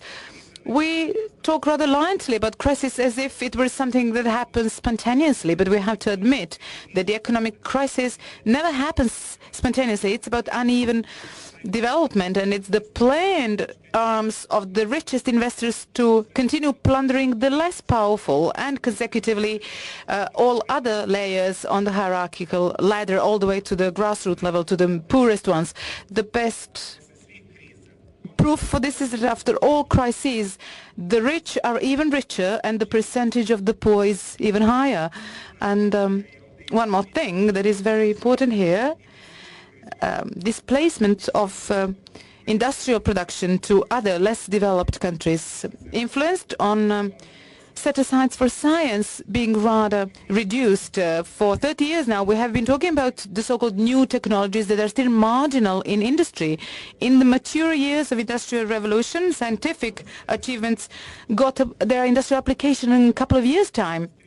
But the inability of weakened industry to absorb new scientific developments resulted in smaller set-asides for science, which even more decreased the differences between the giants and dwarfs of world's industry. Serbia doesn't have enough money to finance science and education and R&D, and this is why we are lagging behind in economic development. Scientific progress in organization and management, thanks to cyber science and quant physics, brought immeasurable progress and cost reduction in company management. Unfortunately, this progress is used mainly in politics and in aggressive spreading of political influence that are softly called chaos management.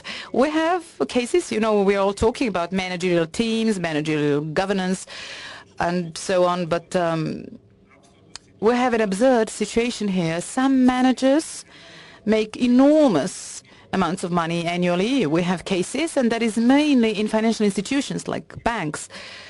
There are managers who make $500 million a year, even more than $1 billion.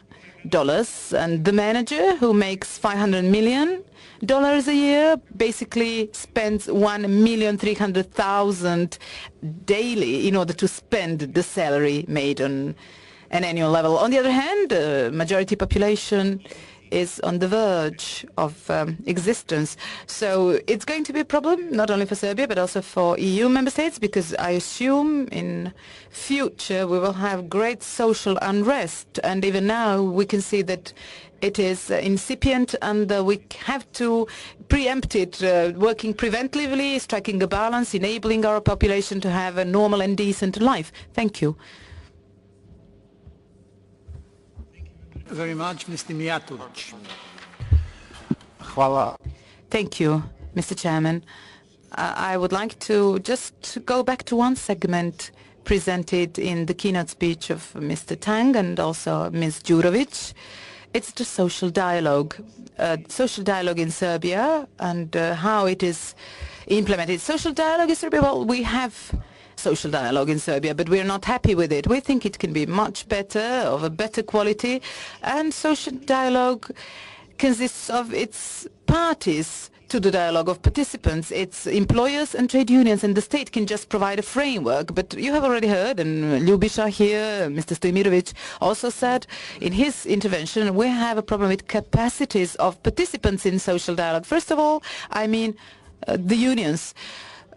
We have just fragmentary union landscape, lots of smaller labor organizations, and it's hard to make an agreement, which will mean that something that we agree on really gets implemented in action. We are aware of the role and importance of trade unions and of employers as well, but especially of unions, because we are developing reform laws, the laws that mean lots of things. We are also working on austerity measures, frugality policy, which is also very important in dialogue with the labor unions. Without that, without social consensus, we cannot really carry all that out.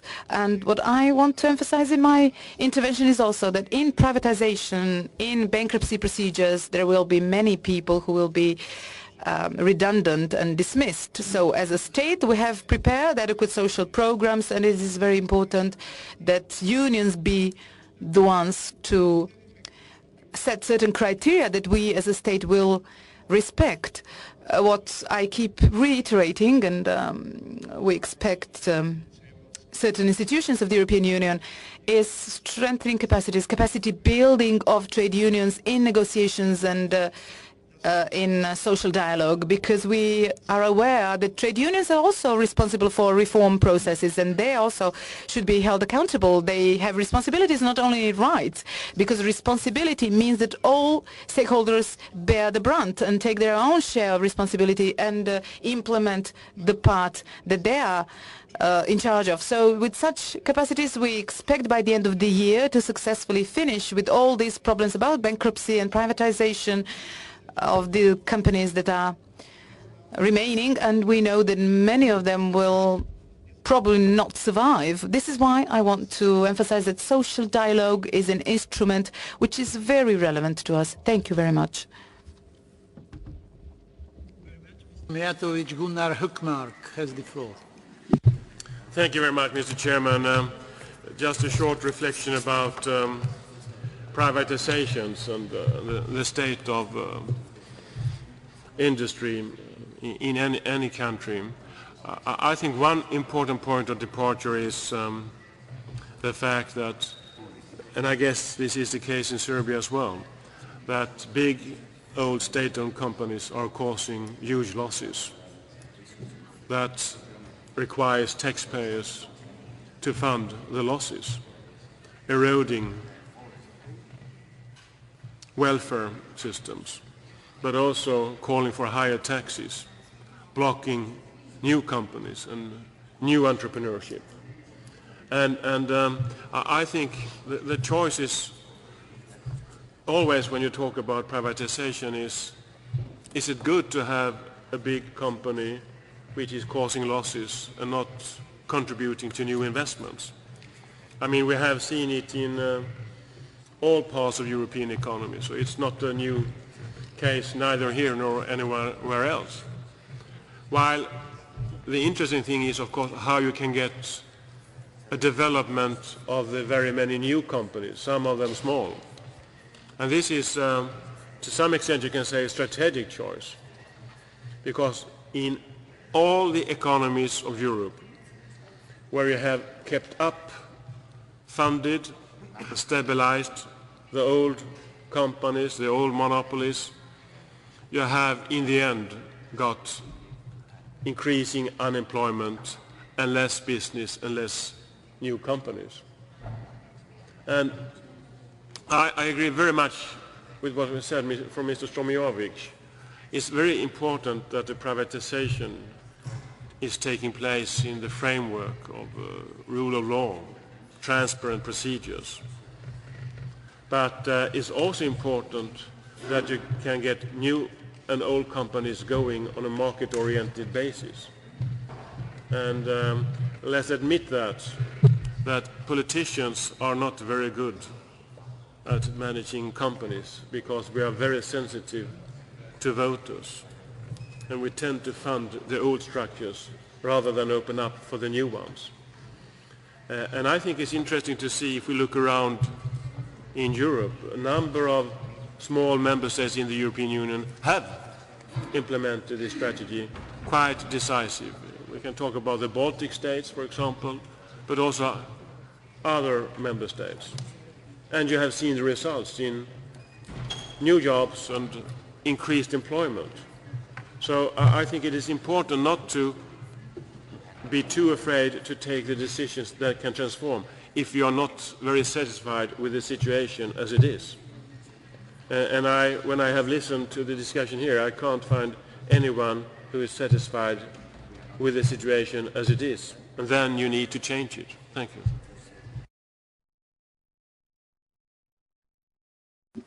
Thank you very much. Mr. Orlic for 2 minutes? No? 2 minutes. Maybe even more if you want. Ne, hvala, zapravo biće. Thank you. Actually, it's going to be much shorter. I would like to take this opportunity for the very end to address the gathering on this item on the agenda and the previous one as well, because I wanted to consolidate this into one intervention because it is related to economy and industry, but also regional cooperation. Let me share with you just thought about this issue, because any aspect, any possibility to improve regional cooperation that we talked about today is very important. And personally, I think that the possibility to cooperate in economy, in business, is exceptionally important there and very interesting as well. Why? Well, because that relationship, that area, is a very clear-cut and logical aspect, an aspect that has the quality of being rather relaxed and relieved of all the burdens and charges that are emotionally charged. And we know that we have had a lot of challenges in the region accompanied by certain repercussions on the field of economy as well. And because, of course, it is undoubtedly very important, we are all equally aware of its importance, and why not add, it also creates added values, because last night over dinner you have noticed probably my attitude to creation and how that can inspire me.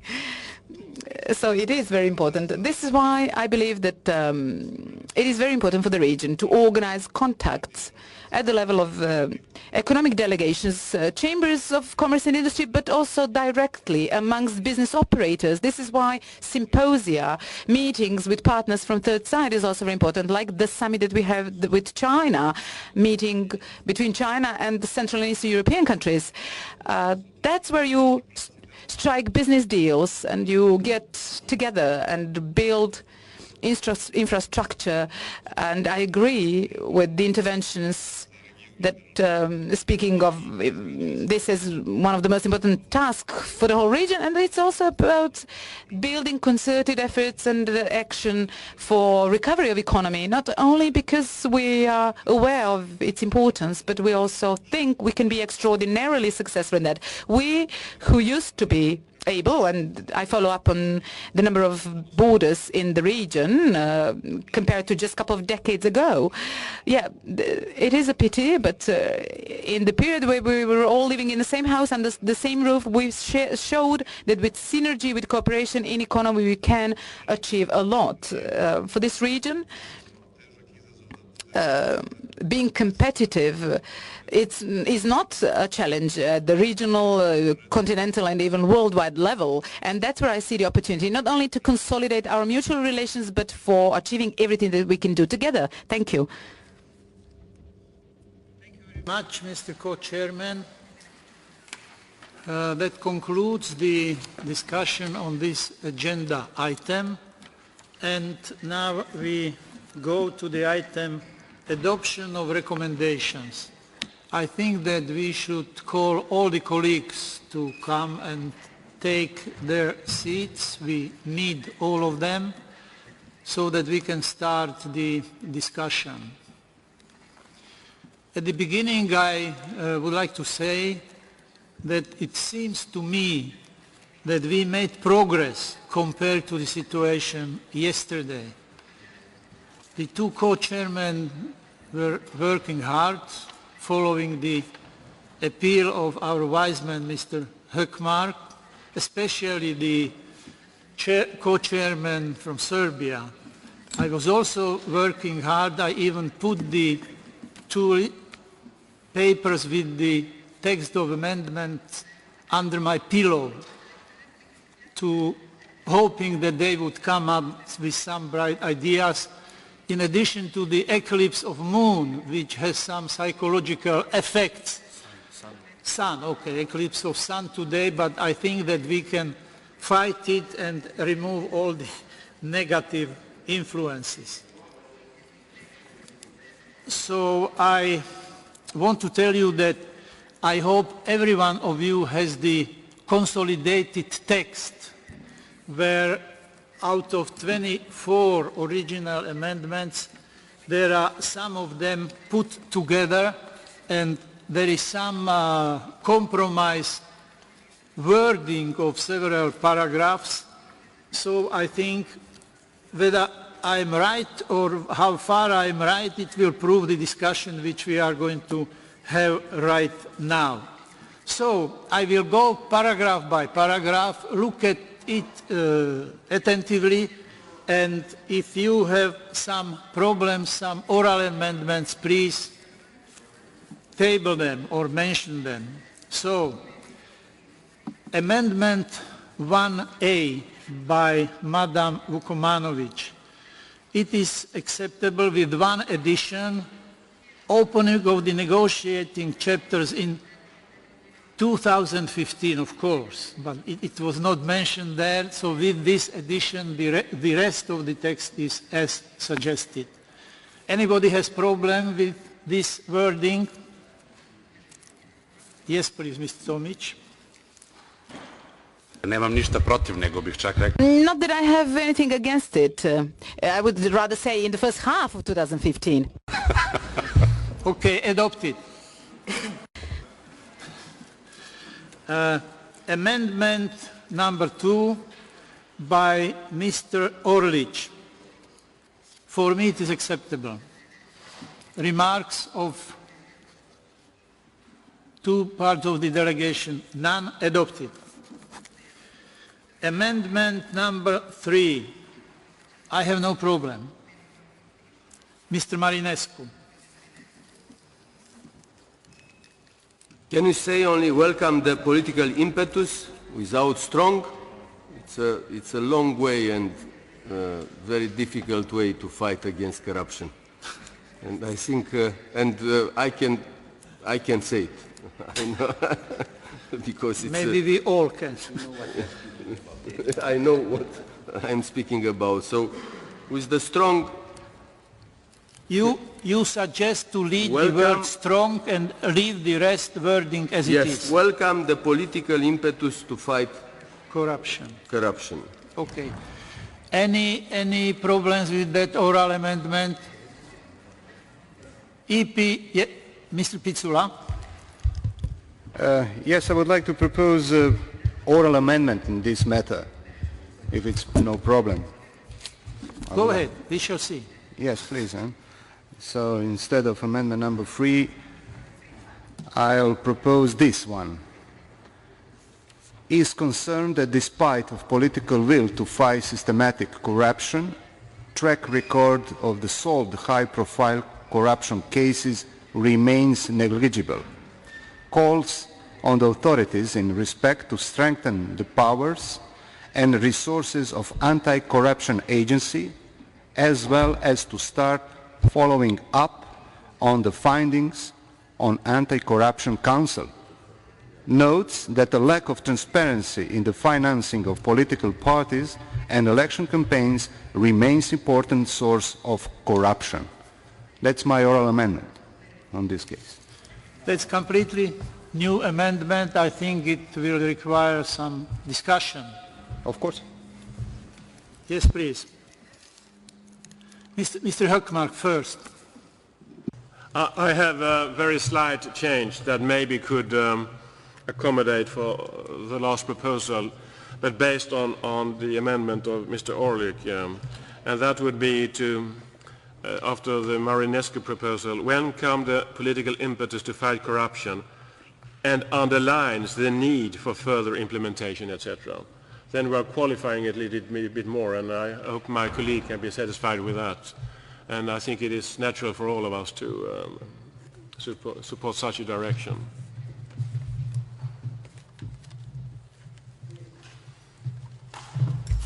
Zahvaljujem se, gospodine Kukan.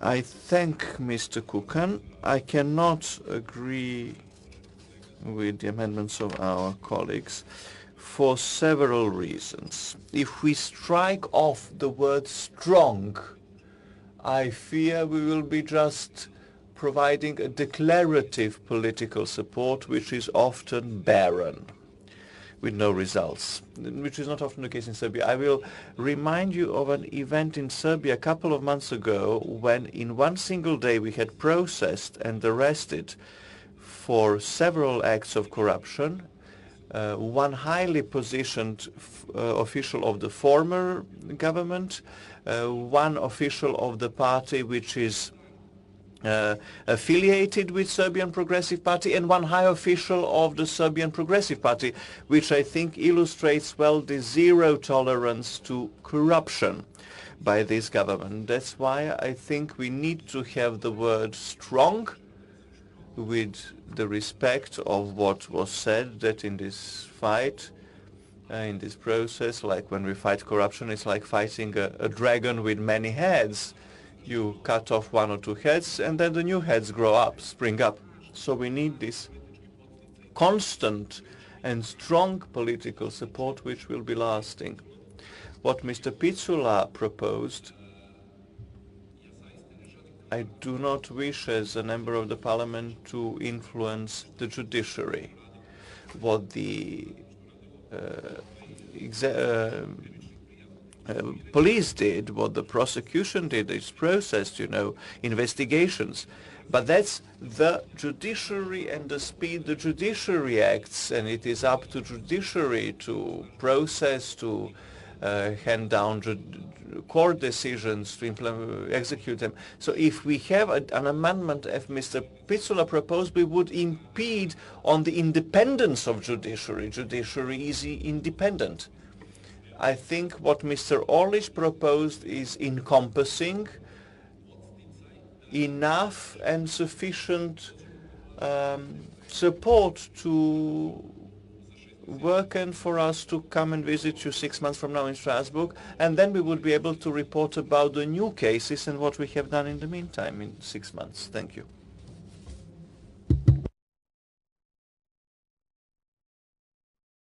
Thank you. I support the amendment of Mr. Picula, and I propose to be printed and circulated and to come back at the end of our debate to discuss again. I think that it's an amendment that is presenting exactly the situation. It's not negative, it's not positive, it's just presenting what is the situation and what has to be done. I don't think that it's harming anybody.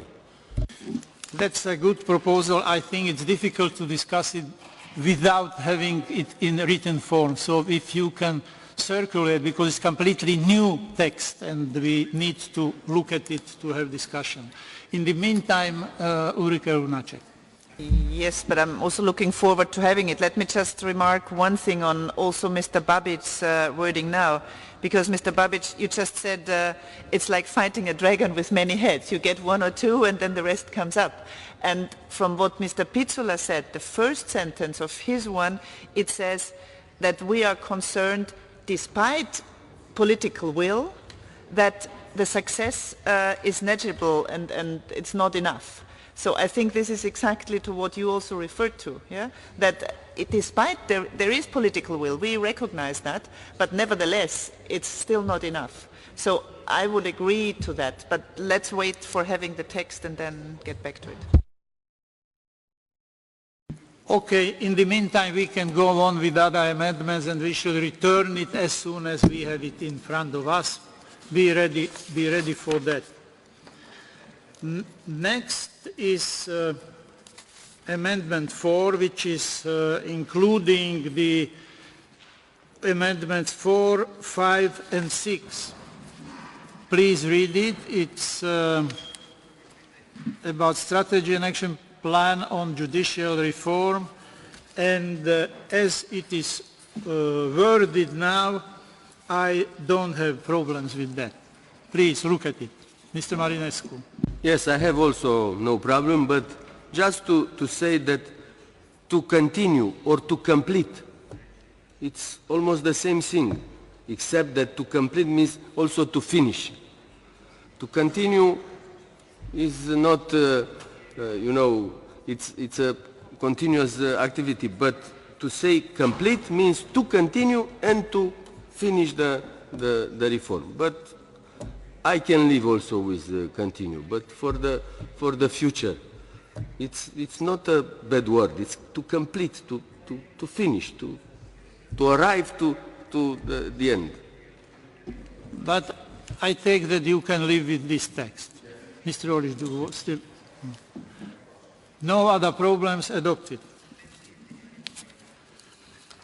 Now the amendment 5, chairmanship in office.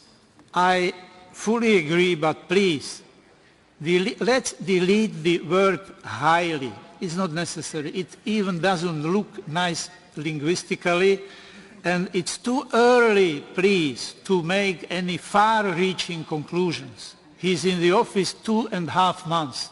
There are many more months to come, so I think if we express our support, I think it is sufficient. I please ask for your understanding.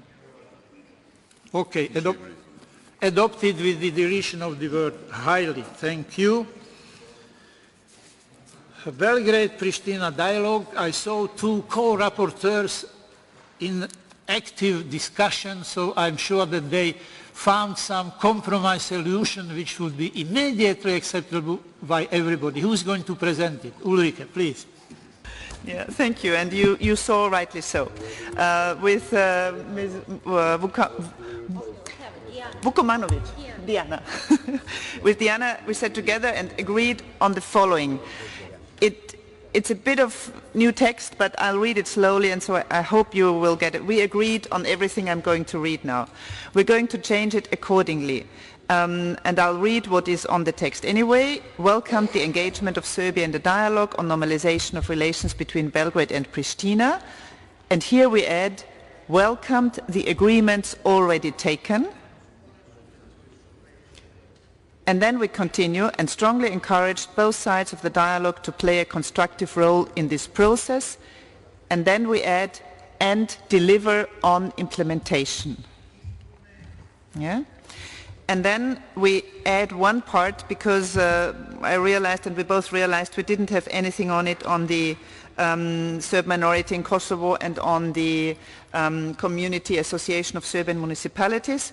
So then we would add one sentence that reads, encourage the elected representatives of the Serbian minority in Kosovo to participate fully in the democratic processes in Kosovo, including the formation of the Community-Association of Serbian Municipalities.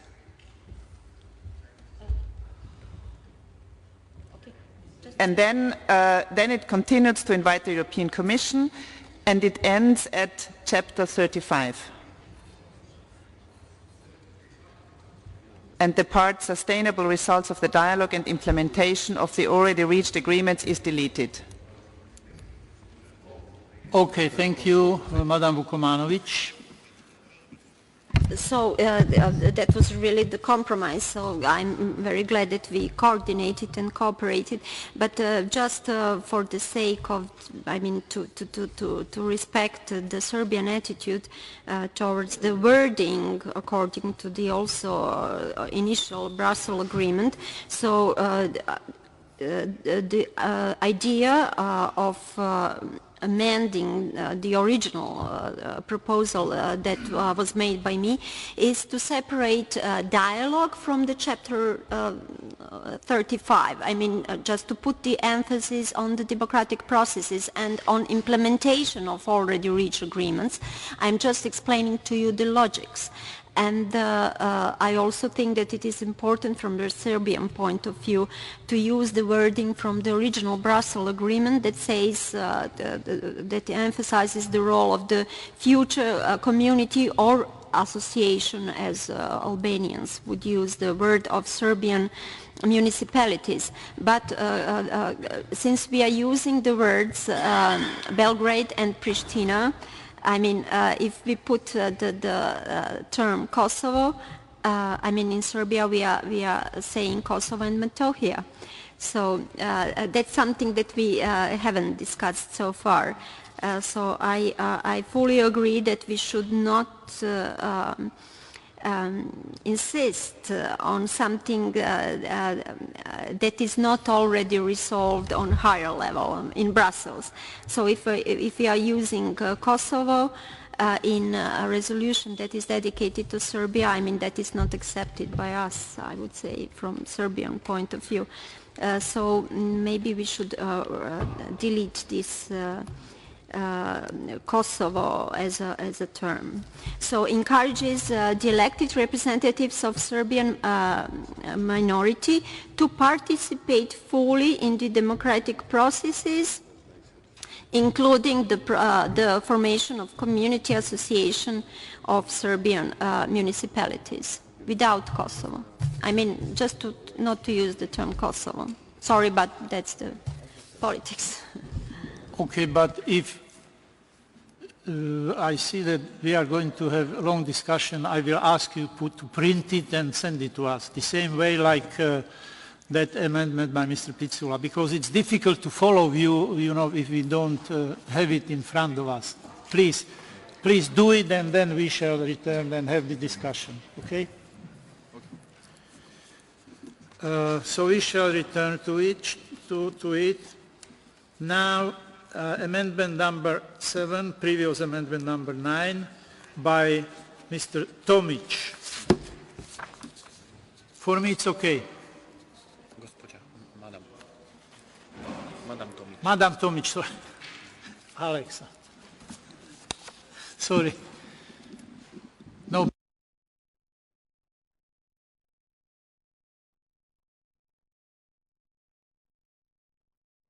Amendment by Madam Tomic.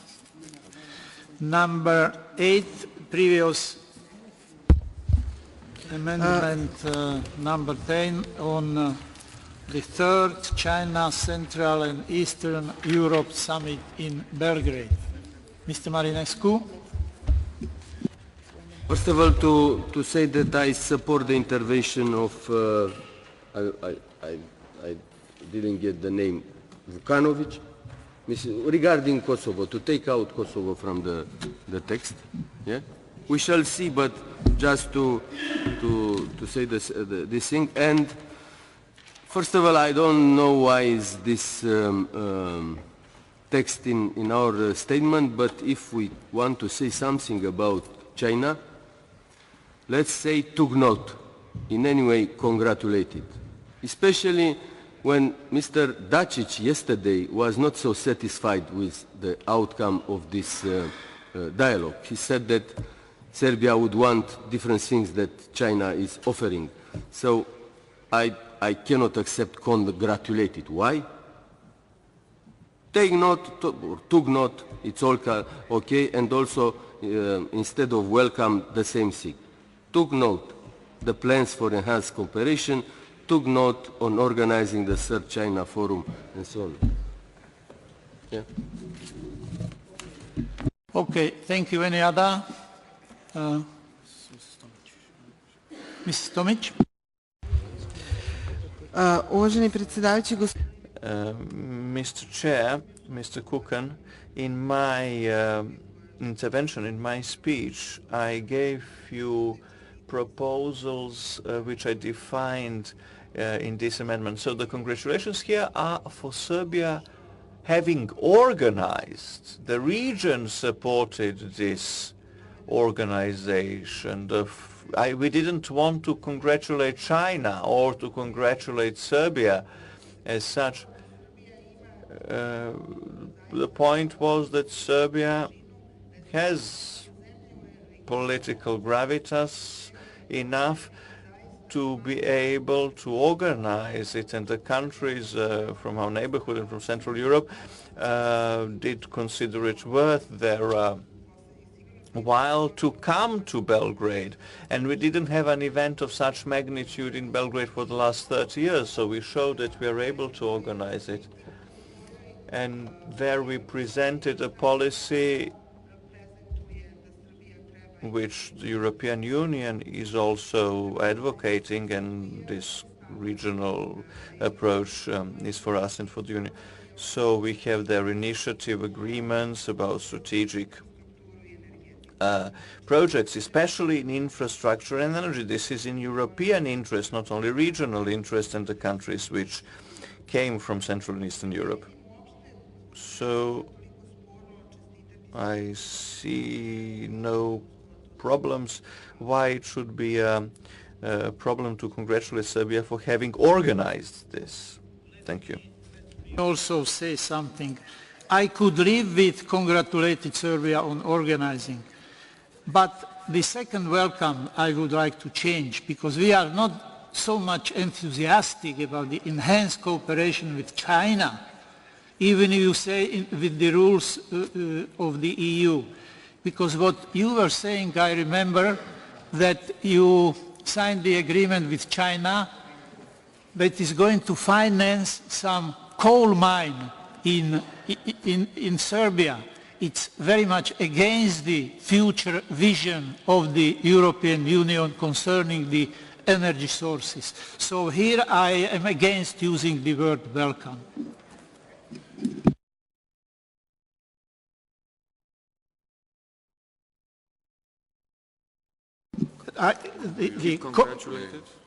Congratulated Serbia, I suggest, but took note or noted the plans for enhanced cooperation. That's my suggestion.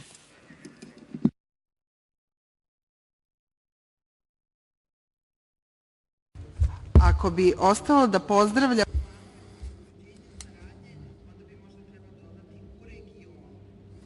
If we talk about, if we say welcome the plans for the cooperation, we can say welcome plans for the cooperation in the region, not in general, if you see what I mean.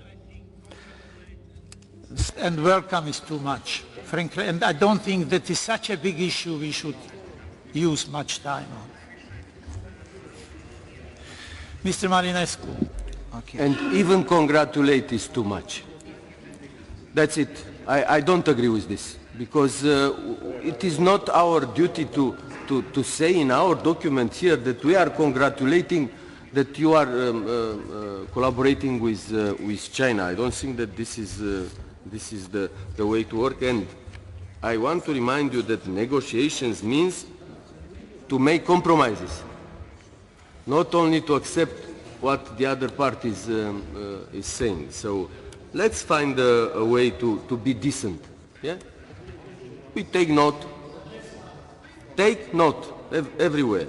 It's very well the Serbia organized, take note, and that's it.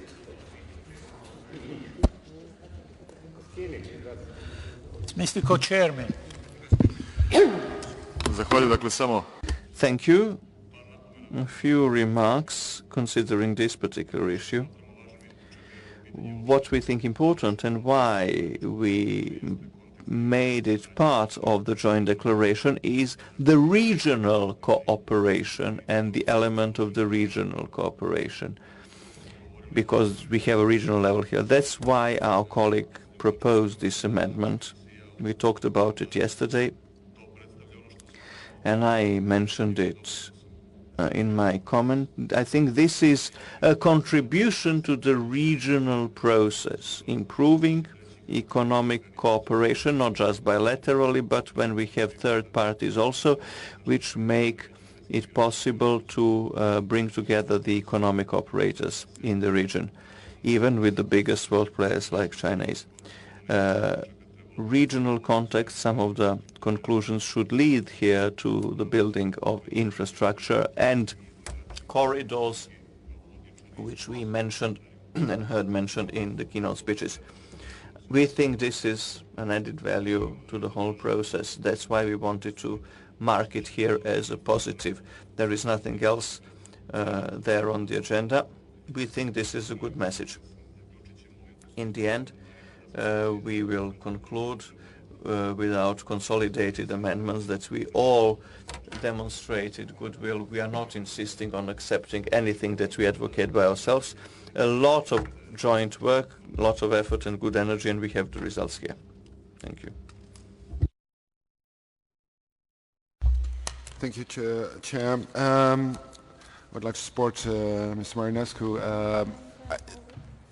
This part, I don't think it's in itself is crucial, but emphasizing the relationship with China, is this the place to do that? Besides, like Mr. Kukan said, if support for a coal mine, for fossil fuel, and not for sustainable energy, it's not fits into the EU approach.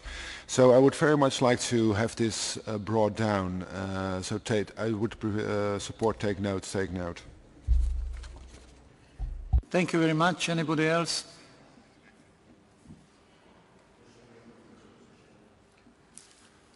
Well, it seems that there are... Alexander. What you said, Mr. Kukan, about the formulation, welcoming the plans for the enhanced cooperation. We did it because of the region. If you can find a wording for the plans of cooperation, enhanced cooperation, then your formulation, Mr. Kukan, is acceptable then.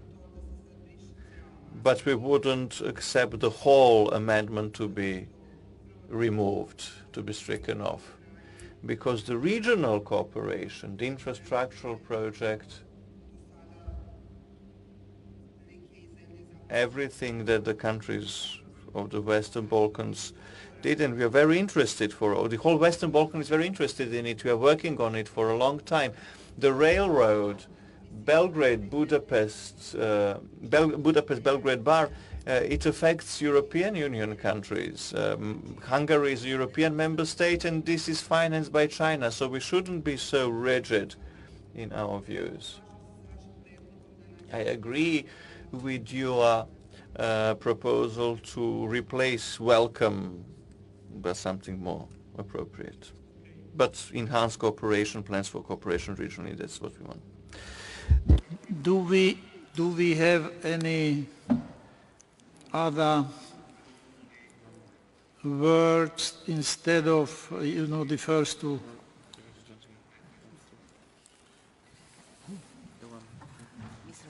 Yes, please. I would like to recommend the word welcomes Serbian organization of the Third China Central and Eastern European Summit in Belgrade. I think that's some kind of compromise between congratulate and not adopted. Thank you. I beg your pardon?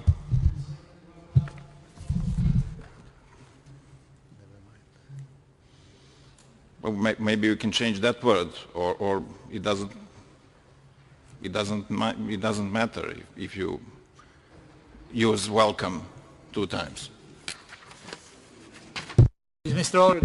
Možda imamo rešenje ako počnemo. Maybe we have a solution if we start with welcome and continue, and instead of a semicolon after Belgrade, we put comma, summit in Belgrade, comma, the plans for enhanced cooperation, because we welcome both of them with one welcome at the beginning. So you have one welcome welcoming both things in one sentence. Welcomes Serbia organizing the summit in Belgrade, comma, and the plans for enhanced cooperation. So instead of the comma, we can have an end. So we welcome Serbia's organizing and the plans for the cooperation.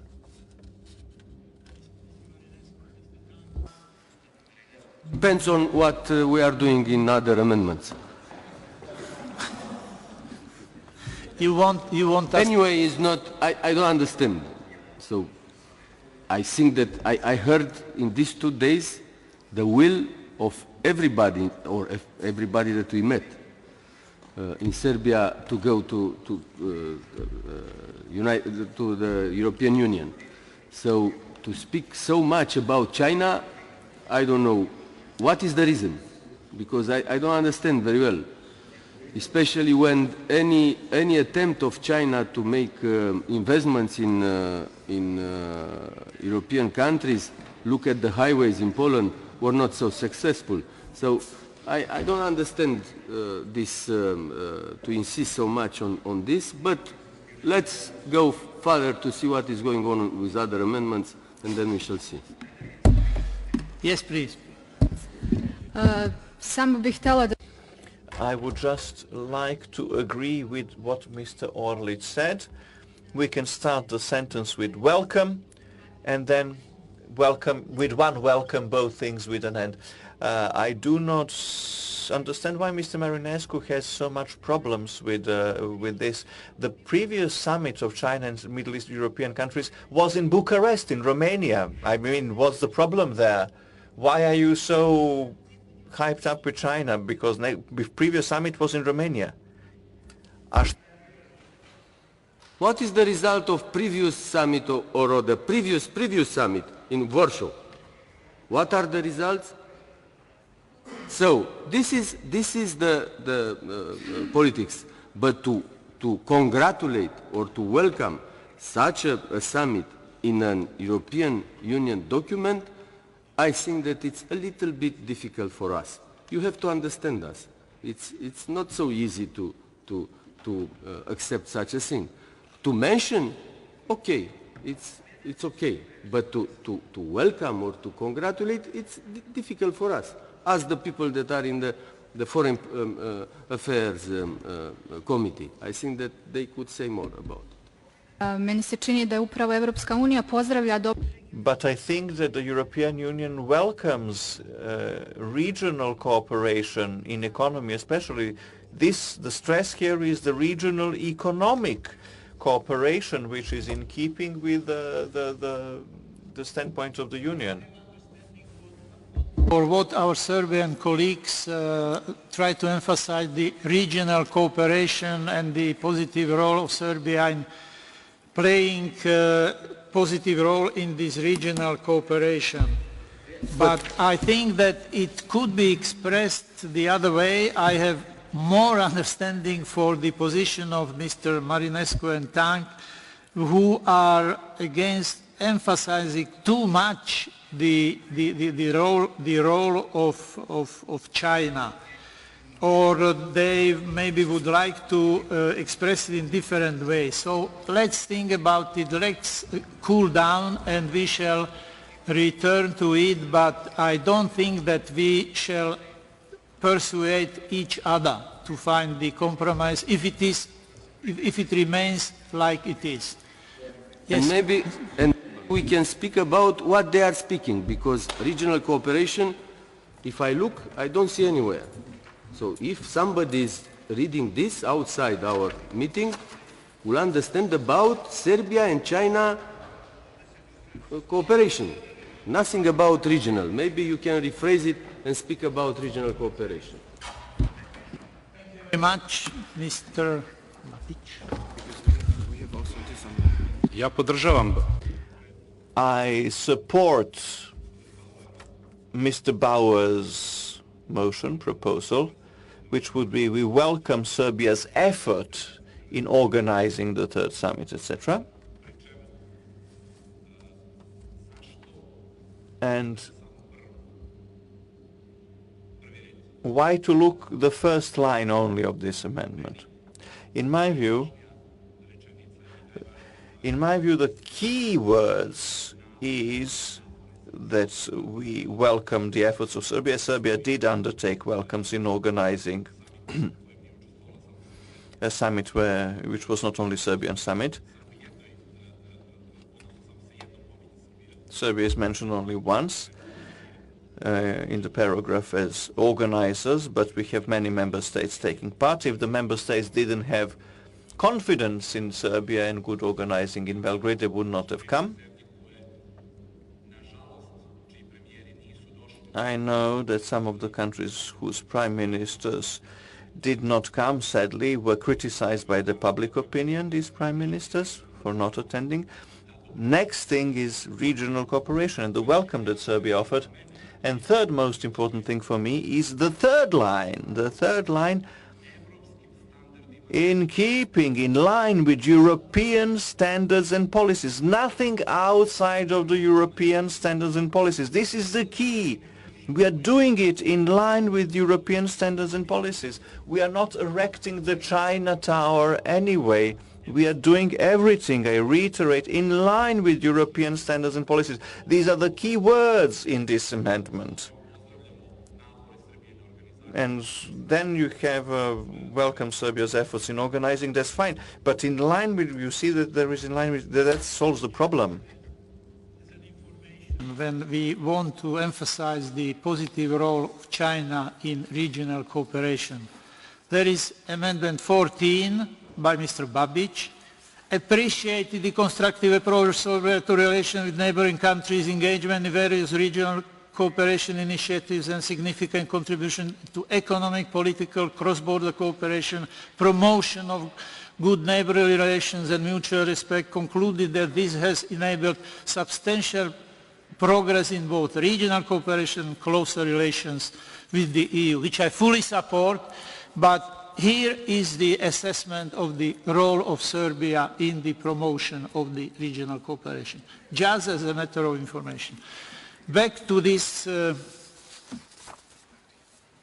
amendment 8, any other opinions? We didn't reach the agreement on that so far. As I see your position and our position of our colleagues. There is no agreement so far. Okay, let's go further and then we return back to it will be the third amendment which we have to finish. Next is Amendment 9, which includes the original amendment by Madam Stojkovic and Mr. Kukan.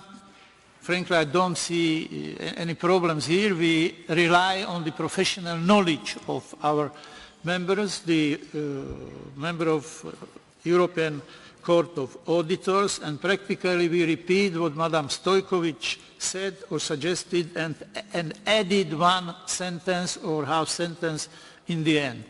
Any problems with that? Adopted. Now Amendment 10, consolidated number 13, about the role, place and activities of the Ombudsman and other independent state institutions. I don't have big problems with that. Originally I mentioned Ombudsman only. Here in this compromise amendment the other state, independent state institutions are mentioned, which slightly dilutes the importance of Ombudsman, but I could live with that. Mr. Tang. Thank you, Chair. And I understand your reasoning, and I think it's good. The amendment itself is good in the sense that it shows, it emphasizes the role of independent bodies in the Serbian institutions. But then again, it sort of ducks the bullet here. There's the other side of the coin, as there are attacks on these independent institutions. So I would like to make an oral amendment, which is in line with this amendment, and I would like to add a few sentences at the end. And I would read: I condemn any ungrounded public denunciation of the Ombudsman, stresses that the role of the Ombudsman is central to the system of checks and balances of the government, and calls on the authorities to ensure that the independence of the Ombudsman and its ability to carry out its duties are preserved, calls on the authorities to provide the Ombudsman with all necessary administrative and financial resources. Again, this is to make sure that the crucial point is here that we don't want to see the ungrounded public denunciation of the Ombudsman. If you really support the independent bodies, you would also condemn those attacks. Thank you. I'm looking at Serbian colleagues. Mr. Bacic. Thank you, Mr. Kukan. As far as this addendum to the amendment, which I think is acceptable for all. Amendment is acceptable for all, but the addendum, I cannot accept it. What would I say? Why would I say it? I will give you a few facts. In the Serbian legislation, we have ombudsman since 2006. Mr. Jankovic was elected in 2008, re-elected 2012. A similar majority in the House voted the confidence entrusted Mr. Yankovic with this work. Ombudsman's report, which he was bound to submit to the National Assembly, the House did not debate any of the reports. These reports, because of the misunderstanding or whatever, were just sitting on the shelves here in the National Assembly. The reports for 2012 and 2013, so the first ones were not, but 2013 and 2014 we debated the reports and then we adopted them, whether we liked them or not, and we showed our respect for the institution of Ombudsman. I mean, I don't call it Mr. Yankovic, it's not our respect for Mr. Yankovic, it's our respect for the institution. We all come and go as individuals. Ombudsman is the institution that remains.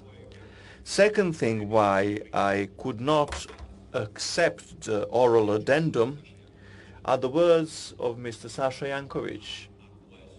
And he says the following, that 92% of all the organs of the state and 92% of all the state organs where he found irregularities acted upon his recommendations. So 92 out of 100 organs respected his recommendations, which is one of the highest percentages in Europe on taking on board the recommendations of the Ombudsman, which shows that as a society we're maturing, realizing the importance of the Ombudsman and implementing his recommendations. Our Ombudsman law does not give him the possibility to have the stick, you know. He cannot fine anybody, he cannot sanction anybody, he cannot recommend. But following the recommendations, 92 of his recommendations by the organs of the state implemented his recommendations. This is the respect of the state, by the state, for the Ombudsman. And this is good results of the Ombudsman. So I could not accept that the state of Serbia is not realizing the importance of the Ombudsman. I mean, Mr. Ombudsman himself said that his recommendations are respected by 92%. I have no proof for it, but he said it here. You know. And this is outstanding results. I'm very proud of his results. So I think with the last two reports that were voted here in the House, 92% of implemented suggestions, I think this is a good indicator that the institution is respected here, Ombudsman is respected here in our society. Thank you very much. Any other interventions? Reaction? Madam. Distinguished Chair, it is not a good idea to highlight certain institutions. In particular, if we know that they are independent and they are within the scope of work of the Serbian Assembly, because the society can get an impression that there is no cooperation with such institutions, that there is no cooperation with people whom we meet with regularly, because their work is within the competence of the National Assembly of Serbia and it's committed. So it does not apply only to the Ombudsman or Anti-Corruption Council. We recently had some amendments relating to the Council for Fight Against Corruption, but our entire society and all of the competent institutions and line ministries deal with this topic, just like the Ombudsman deals with a broad spectrum of topics in society. But the responsibility of political majority since 2012 has shown a much higher respect for the Ombudsman than it was the case in the past. We even had some open sessions. They were open upon the request of Sasha Yankovic, because he had some doubts. But we heard that in the past, some compositions of the Assembly declared that they did not respect his office, but the new structure of the Parliament has shown the respect for him, When it comes to the financial assistance, well, the administrative committee of the Assembly decides on the salaries. There were no discussions about depriving him of his salary. His salary is 2.5 times higher than that of the president of the state, head of state, or 4.5 times than the MP's salary. Nobody ever mentioned that financial factor. I don't know why it is being emphasized now. I have an impression that certain media are trying to stage a certain gap between the Assembly and the Ombudsman, and they mention Sasha Jankovic and you are against him. They mention it on the personal level. No, his work is within the competence of the Assembly. We have to cooperate. For the first time in the history of his office, the report on work has been adopted. Mrs. Speaker Maja Gojkovic put it on the agenda. We voted for the report for 2012 and for 2013. And after all, what my colleague mentioned, 92% of irregularities in the work of the state authorities have been corrected. And we had the opportunity to hear from Mr. Sasha Jankovic that many of our predecessors asked, well, we voted for you. What kind of ombudsman are you? Do you think that you really are one? But now Serbia has shown a responsible attitude towards this function, and I believe that this type of an amendment does not contribute to the independence of work of such authorities that were mentioned here. Mentioned anything about financial issues. We met Mr. Ombudsman. He was explaining to us no problems, financial problems. You are approving all his budget. We didn't say a word. I don't want why you were speaking such a long time about it. We mentioned Ombudsman intentionally, not because he has problems with you, not with the Assembly, with the Skupština. We mentioned him intentionally because recently we were informed that he was having troubles with some government ministries and government institutions, and we simply want to support his independent activities because, as we understand, his position is based in the Constitution of Serbia. He is nominated by you, and we don't have any complaints about the work or attitude of the Parliament. We are not mentioning it. I'm just explaining why I follow the rationally logic of the amendment of Mr. Tang. I hope I'm not going to speak on his behalf, but please understand us that we intentionally mentioned him because it was our information that he had problems, yes, with the government institutions, and we want to secure his activities in accordance with the Constitution. That was our intention behind this amendment. Mr. Tang. Thank you, Chair, and thank you for contributing to this discussion. Let me be clear. Let me be very clear. In this oral amendment, there's not mentioning of the Parliament, and there's not a finger pointed at the Parliament. On the contrary, like Mr. Kukan said, when we were at the Ombudsman, we visited the Ombudsman, I think it was clear that 92% of the recommendations were adopted by the Parliament. The Parliament was discussing his suggestions, and he had no problems with the budget. So the point of this oral amendment is, and this is crucial, I've seen it in my own country, we also have an ombudsman, that the ombudsman should not be drawn in the political arena.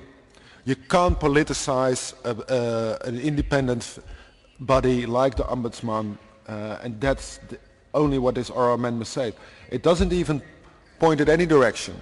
It just emphasizes that if you want an independent institute like the ombudsman, that you cannot allow, as politics, to politicize the ombudsman in general. That's all. That's the important thing of this oral amendment. I would like to Second point, just a minor point, but that's so that you understand the background. This is part of the resolution of the European Parliament. And so this concern lives very strongly with the European Parliament. And I think it's more on the principle than on the matter. Thank you very much, Mr. Orlić, and then Mr. Babić. Ja ću ponoviti još jedno. Od 92% su... Evo, oprostite, ja sam šef poslaničke grupe i šef gospodinu Orliću, tako da nekako po toj navici preuzimam. Oprostite, molim vas. Oprostite, gospodine Orlić. Kada sam rekao 92% svih sugestija... When I said that there is 92% of all suggestions made by Mr. Ombudsman, it was not my intention to say that the Assembly corrected them, but the line ministries and the government, the competent authorities made these corrections. Wherever Mr. Jankovic felt the need to oversee the work in line with the law and the Constitution. So it is not the Assembly that we are talking about only.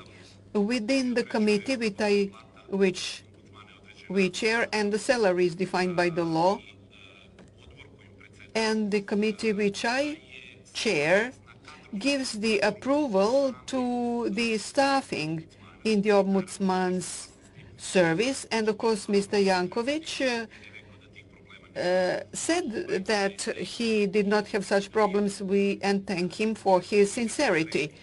When you mention the political arena and drawing Mr. Jankovic into it, that is not happening by the government of the Republic of Serbia, but rather by those who were highlighted by Mrs. Tomic as well. In two statements made by Mr. Stefanovic, head of the Democratic Party's caucus, and they are in opposition now. The first was that he would like to see Sasha Jankovic in his team. And Sasha Jankovic had a reservation. The second statement, which he did not make a reservation against, was made again by Mr. Stefanovic. A journalist asked whether the Ombudsman will be replaced, after I said that we did not have such plans, nor we were thinking about it. The reaction of the opposition heads was that no, that would only strengthen the opposition bloc, which will imply that the opposition is counting on Sasha Jankovic. But nothing like that is implied in Sasha Jankovic's statements or statements made by the majority of the parliament. Drawing of Mr. Jankovic into the political arena is done by those who do not have an elementary understanding of Ombudsman means, because they did not adopt his reports when they had the majority in this assembly. And Mr. Sasha Jankovic was at this rostrum when he referred to past development, when Mr. Šutanović told him, "Do you think that you are a true ombudsman? We appointed you." Now, the same people who were a ruling party then, and at the time they did not respect him, did not understand him, did not adopt his report, they are now drawing him into the political arena. But I cannot accept that that is now attributed to the majority in this assembly. The figures speak in favor of the respect of his view, and this 92%. That is indicative of the attitude of Serbia and the competent authorities when it comes to his suggestions. They are more telling than what we hear from those who are trying to draw him into the political arena.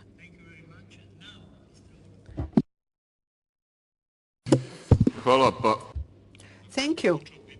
Actually, let me start by asking Mr. Tang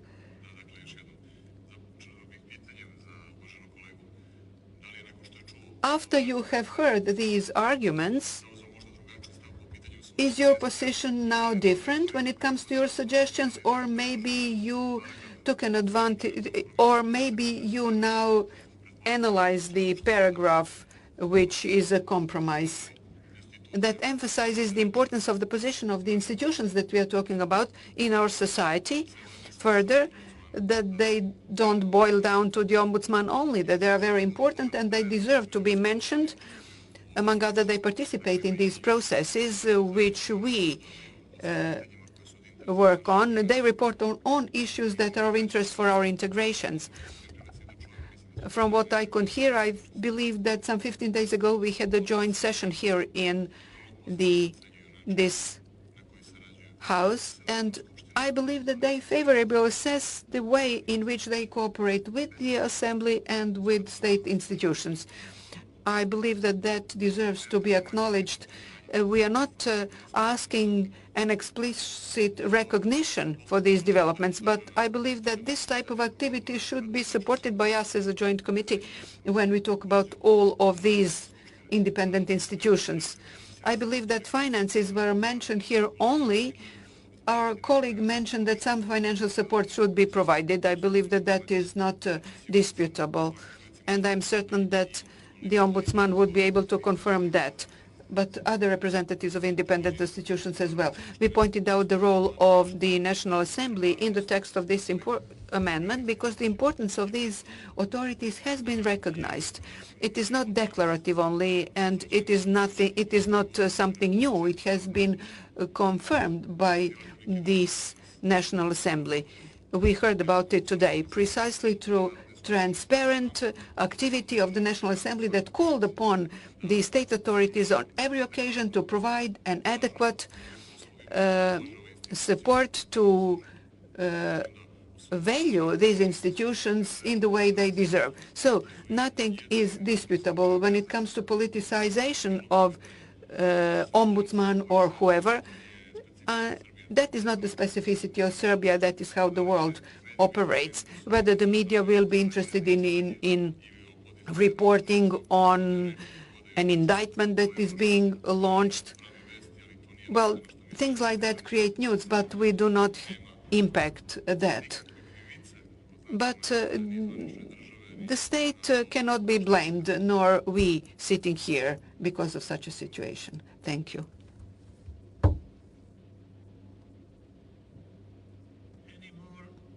Ms. Lunacek. Thank you. Well, from what I hear now, I think the problem that you, colleague MPs from the Assembly, are seeing that from the Assembly the Ombudsman has the support, yeah? that we also commend here, because it's an organization that is supported and it is institutionalized from the Assembly, yeah? Like in my home country as well.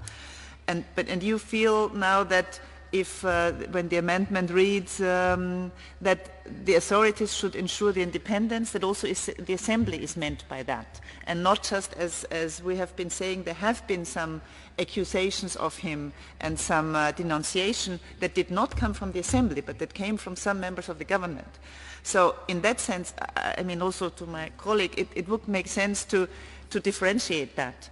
And how about, I just read through quickly, just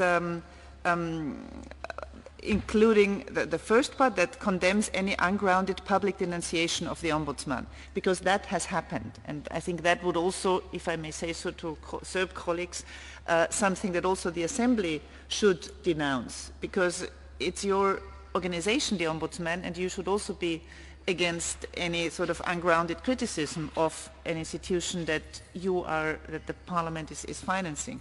So to include that, but and that also, I mean, stresses that the role of Ombudsman is central to the system of checks and balances of the government.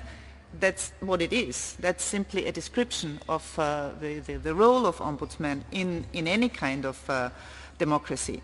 And well, then it calls on the authorities to ensure that the independence of the ombudsman and his ability. Well, how about to ask Mr. Tang just to stop here, just take these first two parts and delete the rest? Because then the financial thing, that also Mr. Jankovic didn't mention that to us. That was not something that at least I remember hearing from him that would be a problem. So how about Mr. Tang and the others, if we just included the first two parts, condemns any ungrounded public denunciation of the ombudsman, stresses that the role of ombudsman is central to the system of checks and balances of the government, period. No? And delete the rest. Mr. Tang. Yeah, thank you, and thank you for coming up with a compromise. I got this strange feeling that we agree with the principle that you can't draw the ombudsman in the political arena, and that you support that. And I'm looking for your support as well here. You can't let it drawn. And I think the misunderstanding have been, and I think Ms. Lunacek tried to correct that also in this compromise, that this points the finger at the parliaments, at you. It does not. It just say we have seen public accusations of the ombudsman politicizing his function and the body, the institutional body of the ombudsman. That is what is the concern of the shared concern in the European Parliament. It's always a concern. It's always a concern in my country, Holland, no doubt about it. But that's exactly why the political reaction, your political reaction, is very important. So I would say, please help me. I got a feeling we agree with each other. We don't want him to be drawn into the political arena, and we want to express this in this declaration. And I feel very comfortable with the compromise that's suggested by Ms. Lunacek. Mr. Orlić. Ali kao što sam upravo obećao gospodinu Kukanu, još jedna rečenica, ne više nikako, jer mislim da smo puno vremena posvetili ovom pitanju. Just I promised to Mr. Kukan just one more sentence and I will stop because we can keep talking at length. Of course we agree to the topic of how much appreciation the Ombudsman deserves. I don't want to forget others as well, so not only him. There is a misunderstanding as to whether we are addressing assembly or somebody else. What we are trying to indicate, perhaps that was the misunderstanding, in that respect there is no wrong activity of any institution, not only assembly.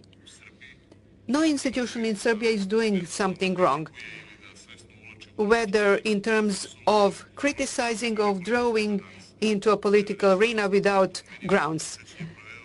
92% is mentioned, but it seems that we heard that it is 94%. But positive reactions to everything that the Ombudsman indicated in all institutions, and I believe is a very telling data. Is there a country with a higher percentage? I would like to hear about such an example. Our friends from the European states up till now were only praising this result.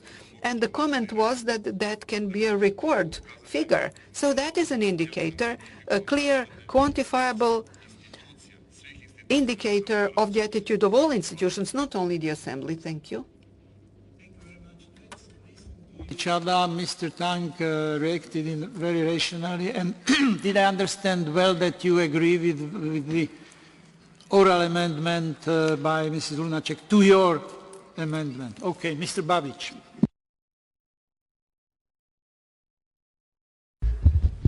Ja sam siguran da... I am certain that we are all serious people and that we are relying on serious sources.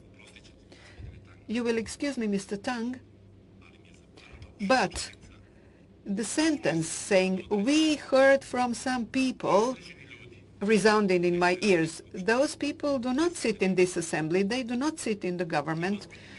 Those serious people do not sit in the service of the Ombudsman. You had a good quality meeting, as you said. I don't know.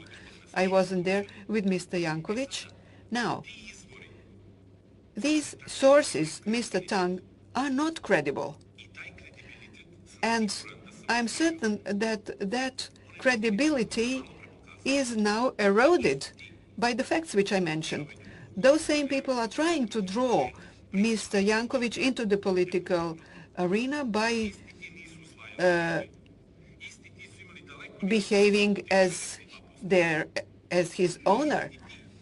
They are the same people who are now saying that there is a public denouncement of Mr. Jankovic. How is that measured? In kilograms, in tons, in kilometers?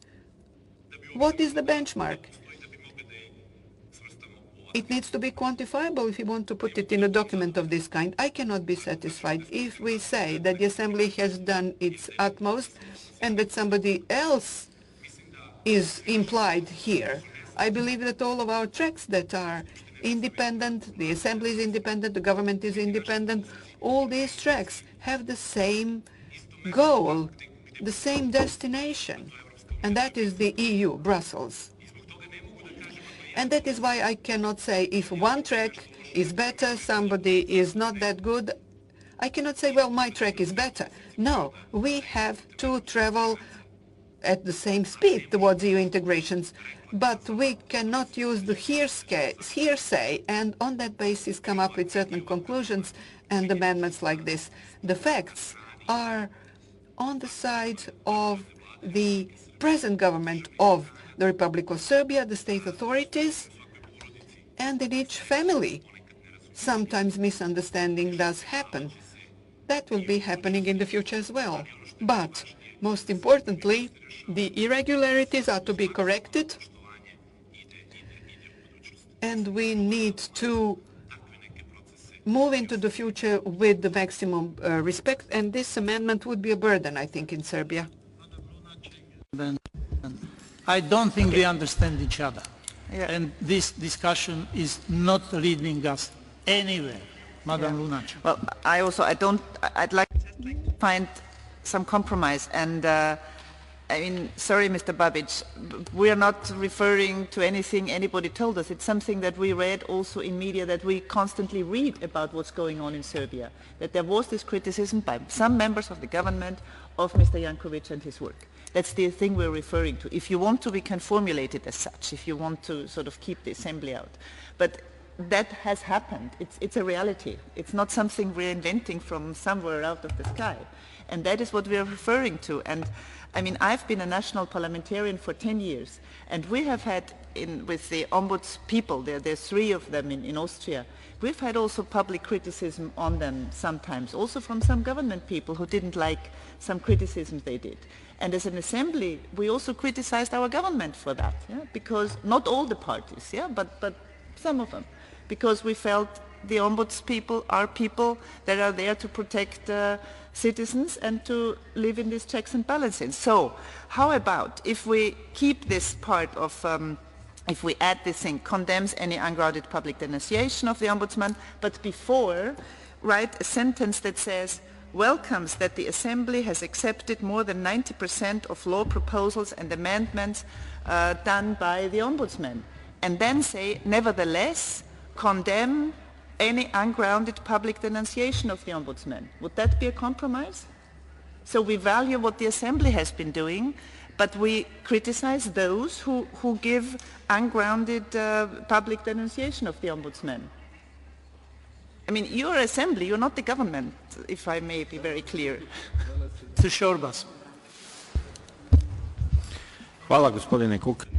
you, Mr. Kukan. I think we should accept the text of the amendment the way you proposed and the way you agreed on, Mr. Orlic and you, and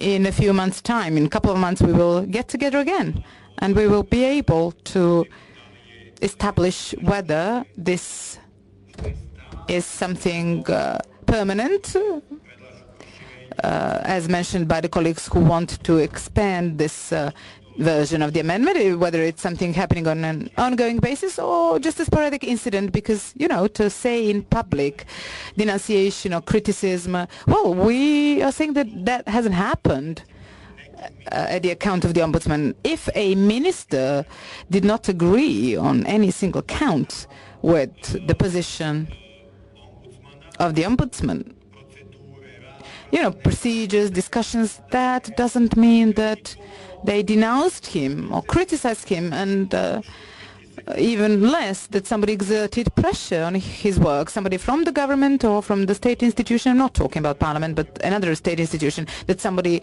wanted him to resign or to be dismissed, to reduce his salary. That just hasn't happened. I think this is just a discussion of thinking people about a procedure or about an issue, and instead some individuals that Mr. Babic qualified well tried to turn into a political issue afterwards. So I think that your proposal is quite satisfactory. It's good. Maybe we could propose even better solution, commending Serbia, more favorable for Serbia, but I think it's good enough and we shouldn't tamper with it anymore. But in a couple of months' time, when we see you together, we will be able to identify this as a permanent situation in Serbia, or are we talking about something that we may call negligible incident, just an isolated case? I don't like this discussion. Mr. Tan. Okay, Mr. Babic first. Please, let's think how to achieve compromise. I can quote all the times when you are suggesting something. You have almost 100% of our understanding. I don't think that you are reciprocating that. Sorry.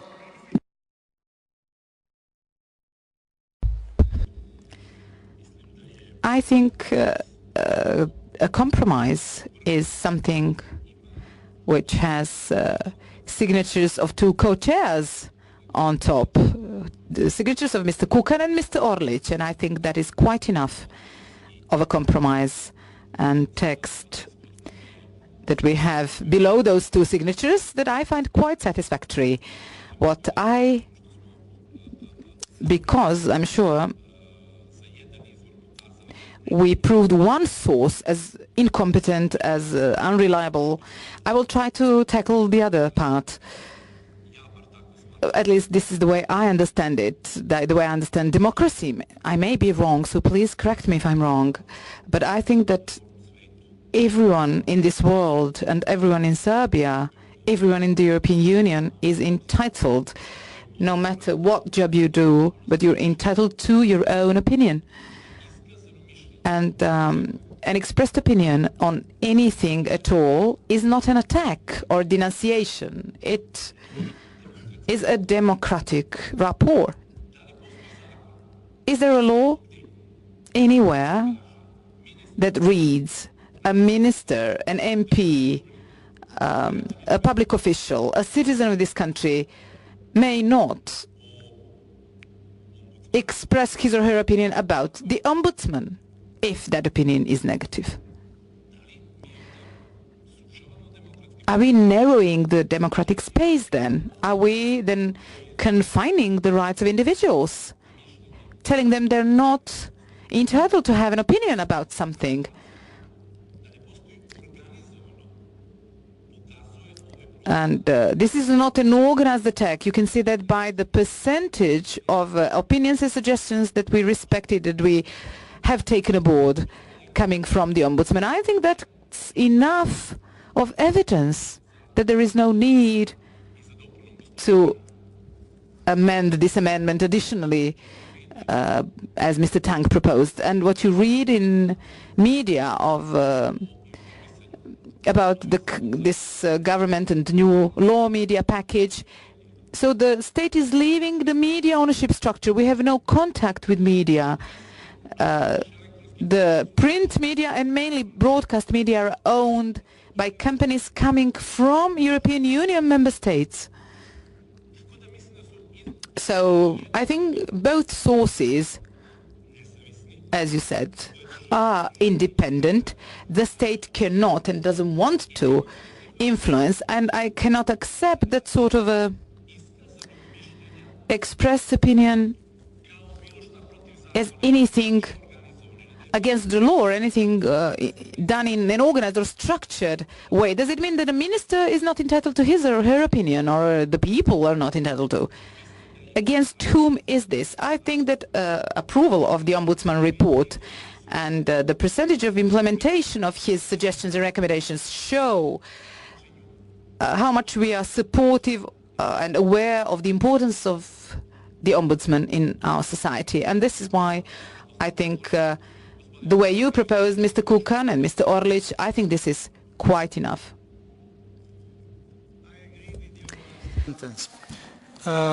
To explain to you, that's not right. We are working in the format of the Stabilisation and Association Committee. It means that it is not enough to have the signature of co-chairman. We are adopting draft recommendations which have to be approved by European Parliament side and then Serbian Parliament side. If one of the parts does not agree, we don't have recommendations and the amendment falls. This is how it works now. Like you mentioned, it was before when the Stabilisation Association agreement was not in force. Now it is in force. Who wanted the floor? But please, let's be brief. Mr. Babic, with all due respect, I will remember all my life that 92%, because you mentioned it 4 times. You know, it's not necessary. We are intelligent people. If you say it once, we remember, please. I'm meaning well what I'm saying, and we don't need to teach each other what democracy is. Mr. Bogovic. Poštovani kolegi. Dear colleagues,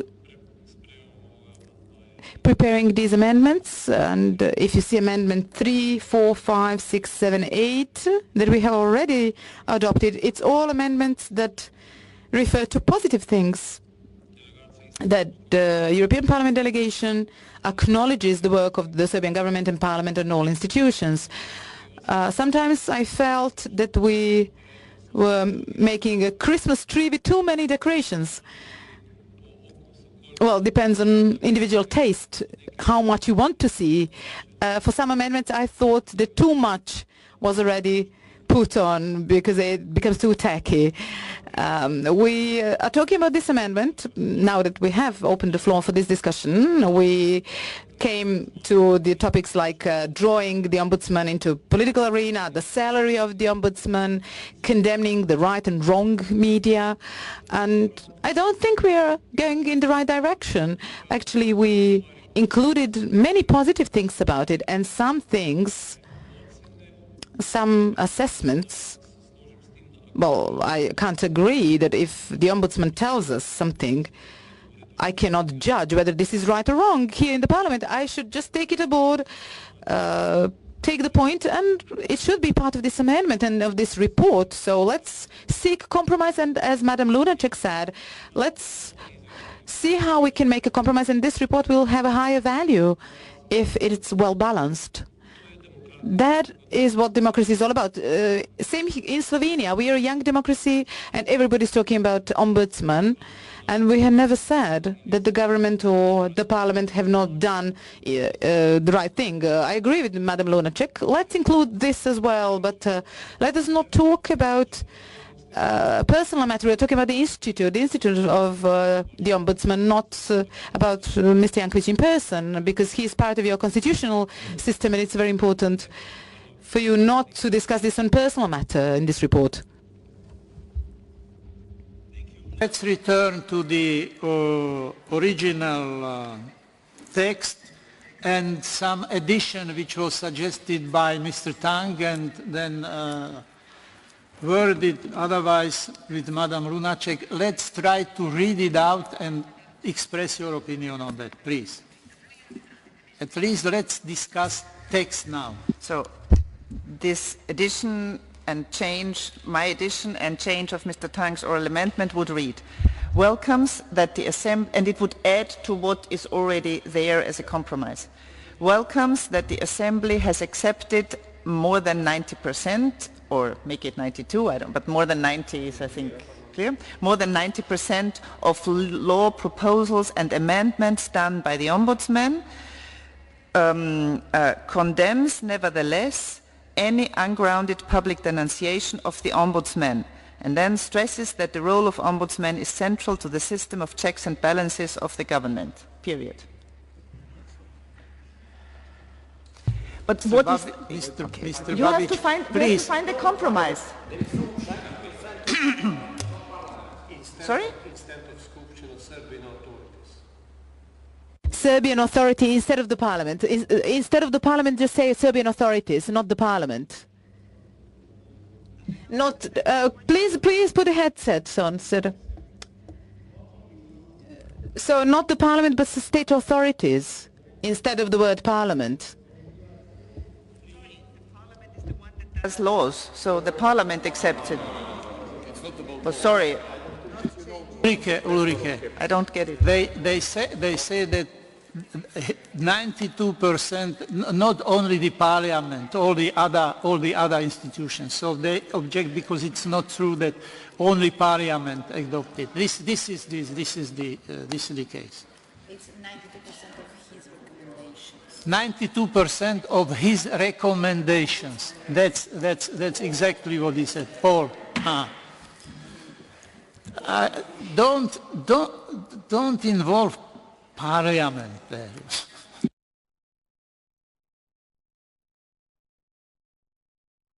So then it would say, welcomes that the Assembly and other institutions or authorities, welcomes that Serb authorities have accepted 92% of the Ombudsman's recommendations, nevertheless condemns any ungrounded public denunciation of the Ombudsman, stresses that the role of Ombudsman is central to the system of checks and balances of the government. Please, if you don't agree, propose your own wording. That's how we get somewhere. Maybe it could be that otherwise that appreciate that the 92% of the recommendations of Ombudsman were respected or something like that, and then go on.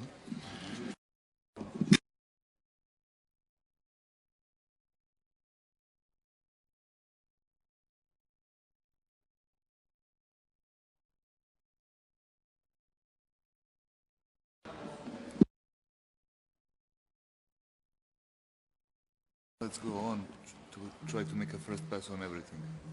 Okay. The problem is... We shall be more quiet. Next is amendment number 11 on the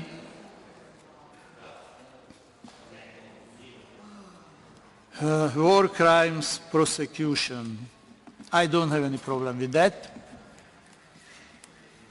My colleagues? Okay, adopted. 11 is adopted. Now another easy one. Freedom of media.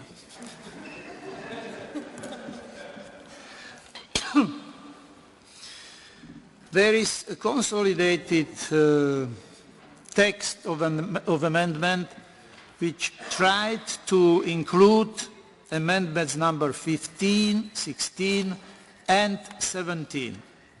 You have the text in front of you, so I don't have to read it out. Your comments on that?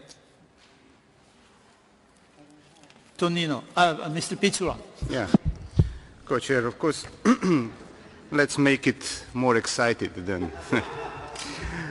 I got no problem with the vast majority of amendment, I got no problem, but I would like to change the very beginning of this amendment, meaning to delete first 7 words up to word media and replace it with is concerned of the, and the rest is for me okay. Just delete first 7 words, draw attention to the increased challenges for, and instead put is concerned of the media freedom in Serbia and the rest as it is. It's my intervention, Mr. Co-Chair. You simplified it.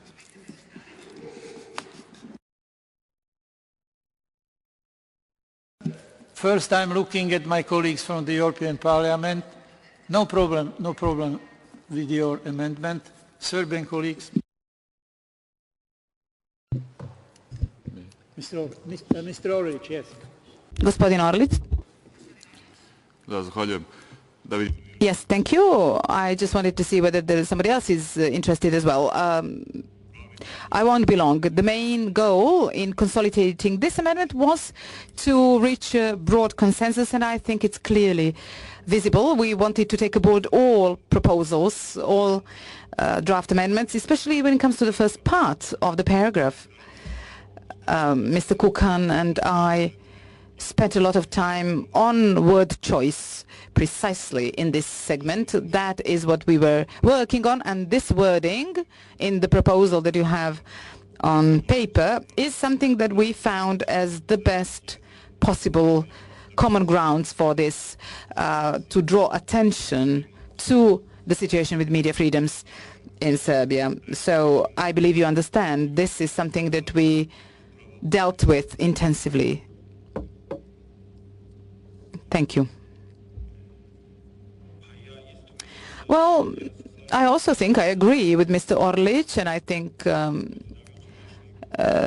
the gentleman co-chair found a really good solution and good wording. It so draws attention to the increased challenges for media freedom. I think it's much more acceptable than what Mr. Picula now proposed, because I can't agree that, well, of course, there is always concern that's about how media will operate, whether they have enough sources of funding, enough freedom. Well, that goes without saying.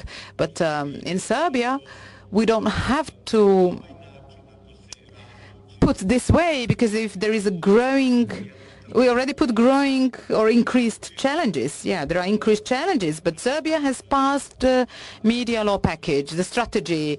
We are finishing with privatization of all media this year. And let me also remind you of the words of Commissioner Johannes Hahn about 2 to 3 weeks ago, that there is just grapevine, rumors, but no single piece of evidence about pressure exerted on media or restriction on media freedom. So this is again hearsay, somebody imaginary, some fictitious sources, but basically everything is done in accordance with the European directives, and this set of media laws was commended by the European Commission, even in the European Parliament in the report submitted by Mr. McAllister, and I don't see anything should be changed from what your original proposal was.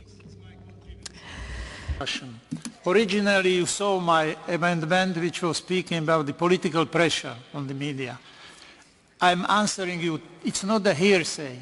I will quote from the resolution of the European Parliament, which was adopted recently, and which was praised by everybody. Prime Minister Vučić, Foreign Minister Dačić, everybody. Listen. Concerns at deteriorating conditions for the full exercise of freedom of expression in Serbia. Emphasis on the need for complete transparency in media ownership, and concerns about pressure and threats against journalists, and about political pressure which undermines media independence. Resolution of the European Parliament, we all voted for it, and we all consider it very positive resolution for Serbia. So any of the wordings which we are suggesting, it's much milder than we voted in the European Parliament. And please understand, we cannot adopt anything which is substantially different from what we voted last week. Mr. Marinescu.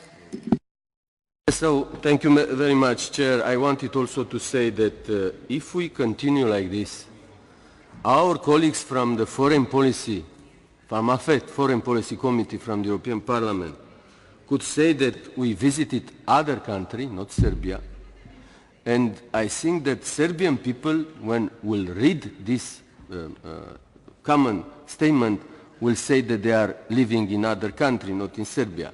So please, colleagues, let's make efforts, you make efforts like all of us, we are making, to have compromises, but to present the situation as it is.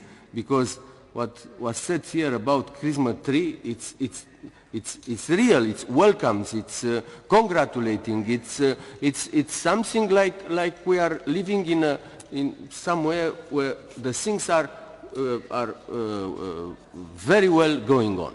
So let's be I don't know, honest with each other, and please don't come again with the idea next time, because I am an old member of this delegation. And this was used by you, to be frankly, several times. And never we came back. Next time we say, you said next time. And next time you said next time. So this is not an argument. Let's try to find a compromise. That's our responsibility as parliamentarians. We cannot accept such a statement where everything is perfect. So please think about this, because otherwise, it's my opinion, again, I don't vote. I don't agree with such a declaration at the end. This is my opinion.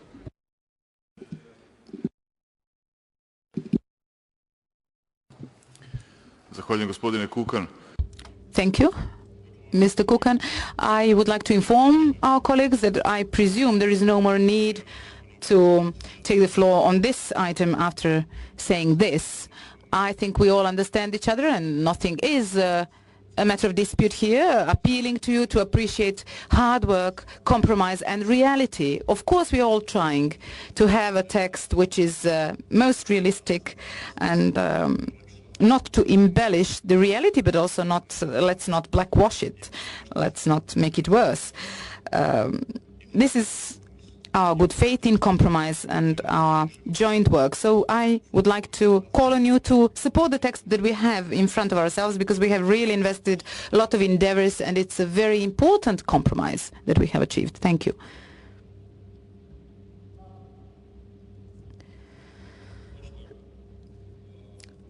I respect your suggestion, Mr. Kukan, and I won't be talking about a percentage anymore. Just one fact of life, actually. One fact is that the owners of media in Serbia are, for the first time, under this new law that was supported by the Venice Commission and all EU bodies, approved here by the parliamentary majority vote. So for the first time, in a transparent way, the ownership structure of media is demonstrated.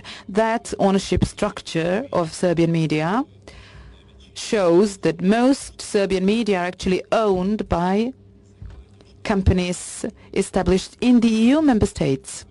And if you think, and I don't, that the Republic of Serbia by any means can exert pressure, or that it is powerful enough to influence the companies owned by operators from the European Union member states, then I think we're on the wrong track. On the other hand, public services, the Radio Television of Serbia, RTS, Radio Television of Vojvodina, the public service broadcast outlets that under this law Serbia withdraws from ownership structure of. So in the past 3 years, nearly 5 years since the change of authorities in the year 2012, nobody, I underscore nobody, in the editorial policy or managerial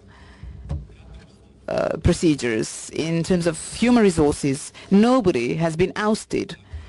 So who does this government, who can these authorities exert pressure on or through on the media? Is it the same people who are there, who do their job and who did their editorial or managerial job even before the change of authorities, before this government came in office? And my political party.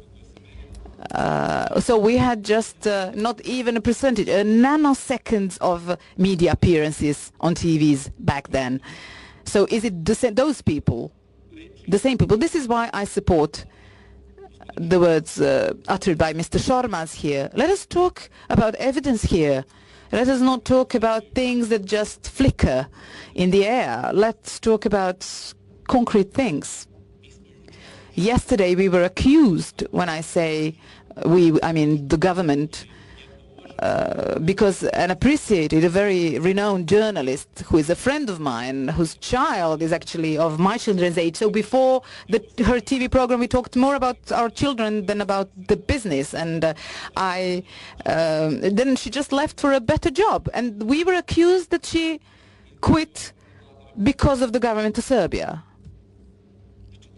So let us talk about facts. I think that the amendment as proposed is courageous, and it's also binding to stop this incremental trend of challenges, not just say it will be better next time.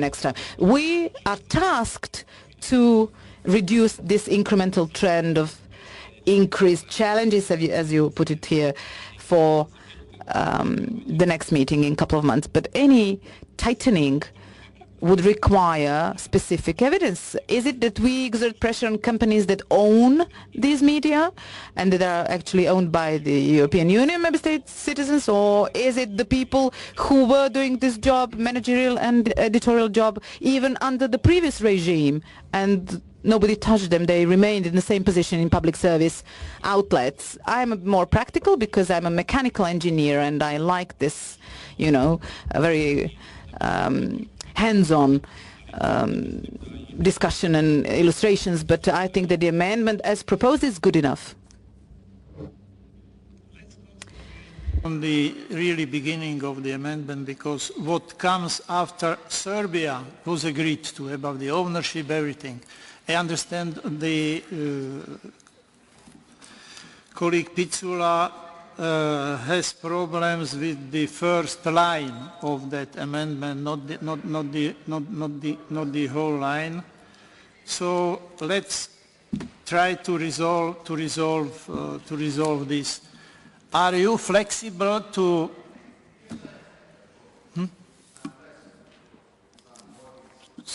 Yes, I'm flexible. If some wording would be appropriate, I will accept it. The wording as originally proposed was drew attention to the increased challenges for media freedom in Serbia.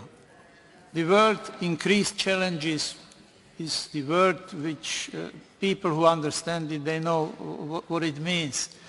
But Mr. Pizzula wants to strengthen it, not that drew attention, but is concerned about the expressed concern. It has to be in the past.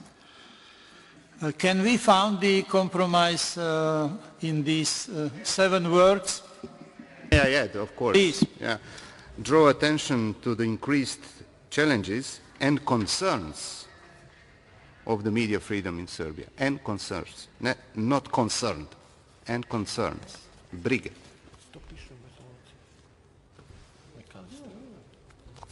Sloboda. Tako možemo da rešimo problem.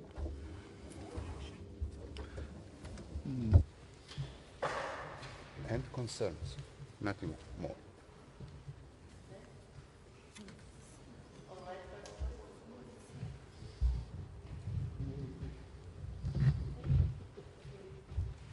We are on the road to achieve compromise, but let's return to it.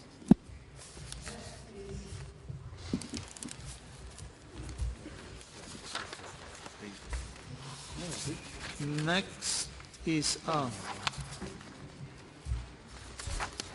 plagiarism in the universities. That was my proposal based on the resolution of the European Parliament. Serbian colleagues want to delete this suggestion. Okay. I would like to hear something from my colleagues. No.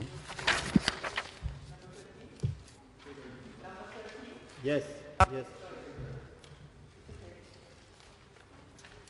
Okay.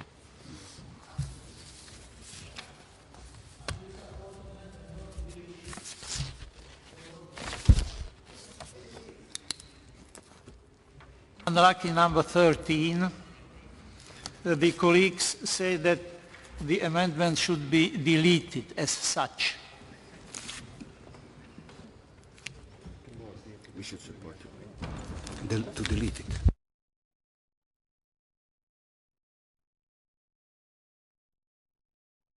it. You don't have any suggestion, any other wording, the deletion is the position. Okay.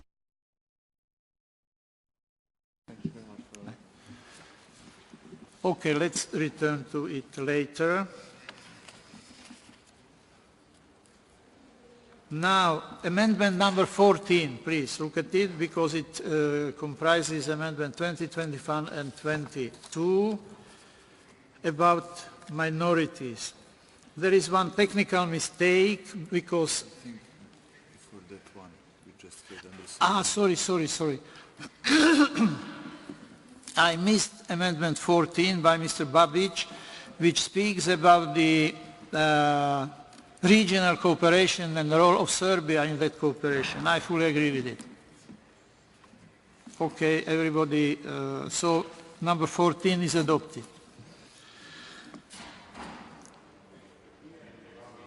It was previous amendment number 19, that's fine. Now we are coming to amendment 14 about the legal framework of the protection of minorities. I was saying that there is technical mistakes because two lines are repeated, planned for chapter 23, so you should delete it. It's not a change, it's simply the correction of the technical mistake. Please, your positions. Mrs. Lunacek. Yeah, as it stands, I just wondered if when I looked at the original, whatever the original number was, sorry, I can't find it right now, the original proposal which read same thing, but at the end there was one sentence that is missing now, which I would like to include, which read, looks forward to the Pride Parade to take place in Belgrade again this year. And I wonder why that was deleted. Because what's the problem with having that in? The last Pride Parade also took place, so... And we praised that in our report in the Parliament. I'd like to have it in. Yeah, may I support Ms. Lunacek here, and I'm a bit surprised it has disappeared because yesterday Prime Minister Vučić also indicated that he expected the Pride Parade to continue this year as well. So I don't see, I'm a bit surprised because I don't see any problem, even as it seems to have the support of Prime Minister Vučić. Mr. Orlić. Samo vrlo kratko. Very briefly, a comment.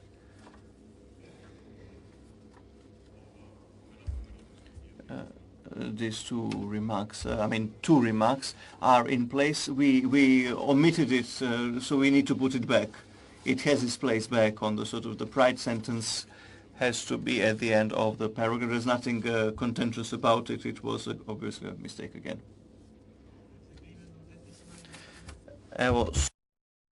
Thank you. So generally I agree with it, but I would like to add something which is already in our amendments, mine and my colleagues' amendments. So about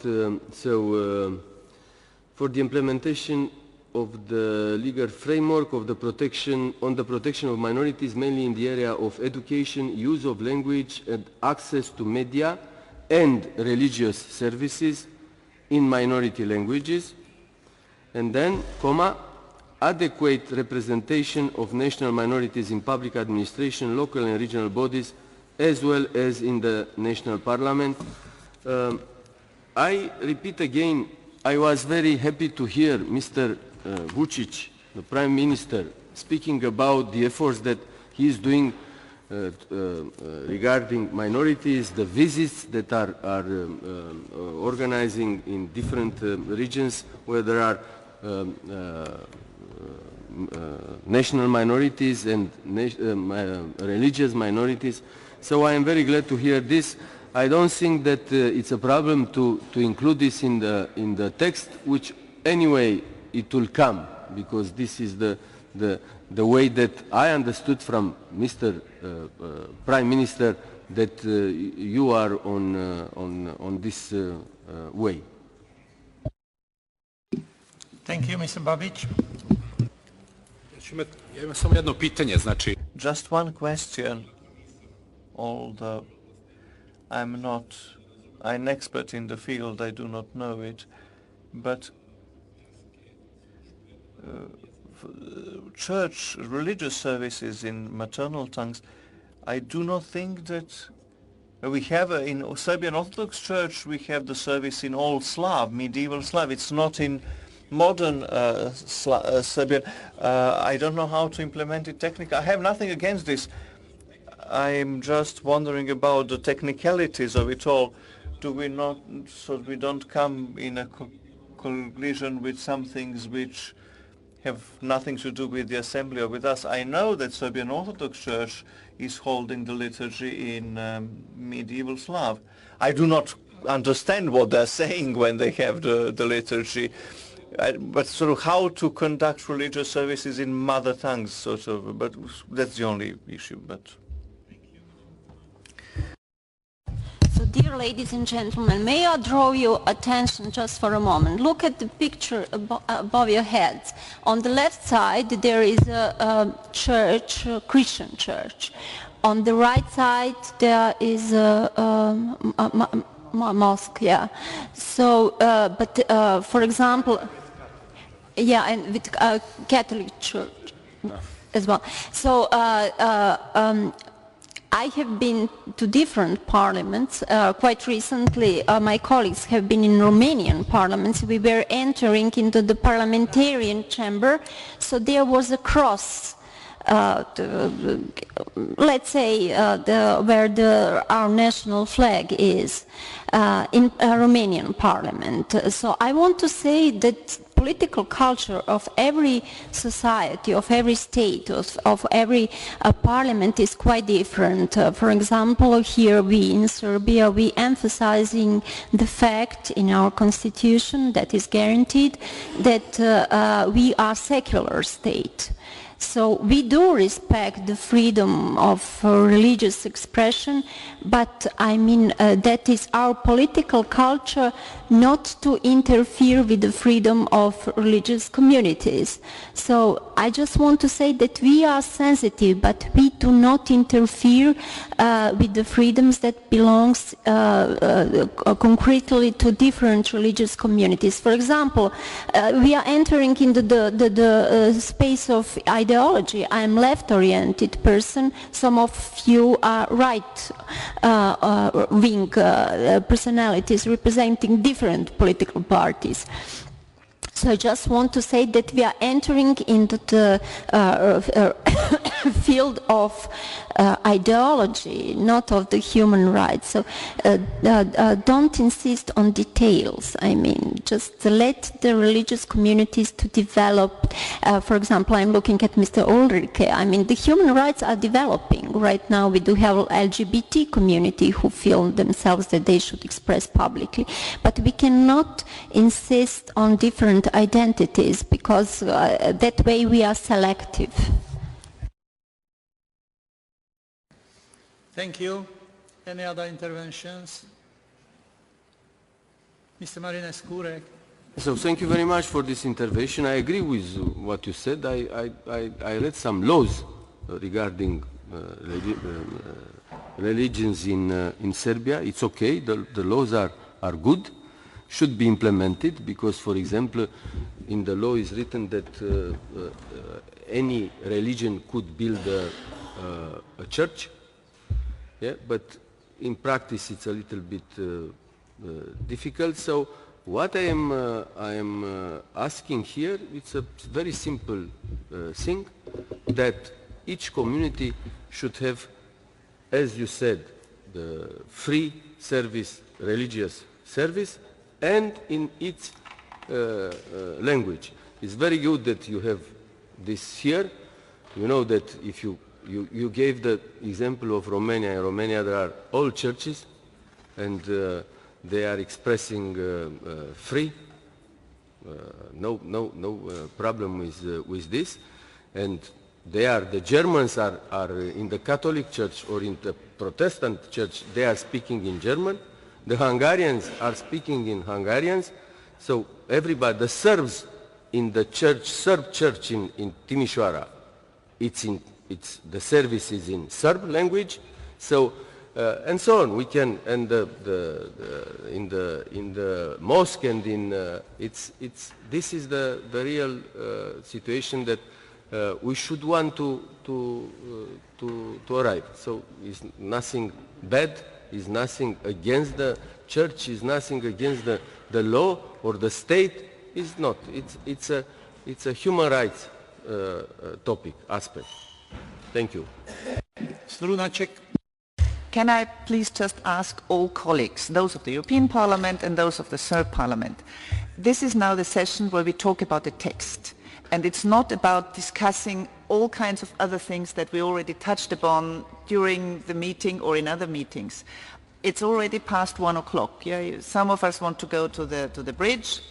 I don't pronounce it because I would pronounce it wrongly, I think, the bridge in Novi Sad. Others have other meetings to do. So can I please ask everybody to look at compromises and to accept compromises? I would love to add lots of things to this text, but I won't do it. Yeah? So please, for the sake of time and of also going to other commitments that we have, could we just try to see whether we can accept what is there and go on? Thank you. Mr. Orlić. I thank you. I welcome the appeal that we just heard by Mrs. Lunacek, if we understood each other well. We had an agreement about the text of this amendment, and you just pointed out the omission about the pride in the end, and we do not challenge it here. And with a technical correction, because we have chapter 23 mentioned twice by mistake. I agree with it. This is the best possible solution, a compromise, since we put it down on paper, and I think this is the most acceptable. Other comments? Dear colleague, nothing is challenged. I mean, I challenge nothing. It's human rights. When we discuss human rights, best possible standards, representation of minorities in Serbia, that's not a problem. We agree. And I think you should talk to the minority representatives about it. We have no problems with it, we have no discussions with it, the situation is all right. Religious services, we discussed this at length in November as well. You remember what we have said. This is something which is up to the religious communities, that it's their internal business. If you want us to go into greater detail about this, I am ready to do it. I think you will be happy to the depth of attention we devoted to it. I have consulted the Ombudsman directly about it on this topic. On behalf of our delegation, I've consulted the Ombudsman. The Ombudsman provided answers this respect. We have investigated cases you've mentioned in November also. This is a good example of our cooperation with the Ombudsman, by the way. And outside of this room, of this framework, we can sit and discuss all of this, if you wish, and any other issue that you think is important. Sorry. Yes, sure, Mr. Marinescu. So, it's true we discussed in November. You said that it will be on the agenda this time. It was not on the agenda. I included only in the amendment, only inside an amendment. And if you say that there is no problem with the national minorities in Serbia, why not to write it? So what's the problem? To write about representation and so adequate representation of national minorities, if there is no problem. Let's put it here, just for us to know that this is also to respect and to apply. Ako sam dobro razumeo, vaš predlog je da If I understood you well, you want us to put in the conclusion that there is no problems with the national minorities in Serbia? It's good to it's good to talk by time to time. It's very good. No, you said before that you have no problem with the minorities in you said before, 2 minutes before. Yes, yes. Yeah. So, if this is the case, let's add adequate representation of national minorities in public administration, local and regional bodies, as well as in the event, maybe in the national parliament. You have a law in this sense. In this regard, you have a law, yes, for representation of the national minorities in the parliament. I repeat that this is the text of our foreign, voted in the European Parliament, voted 1 week ago in the European Parliament. So I don't see anything which is against these 2 lines. Da, dakle, samo pitanje. So your proposal is to enlarge this sentence and to add the words including the education, use of language and access to media. If I understood you well, that's what you want. Okay. So, the text is right now stressed the need to continue the effort of for the implementation of the legal framework of the protection of minorities, mainly in the areas of education, use of language and access to media and religious services in minority languages, adequate representation of national minorities in public administration, local and regional bodies, as well as in the national parliament. This is the text from Amendment 22. I took it 2 lines from Amendment 22.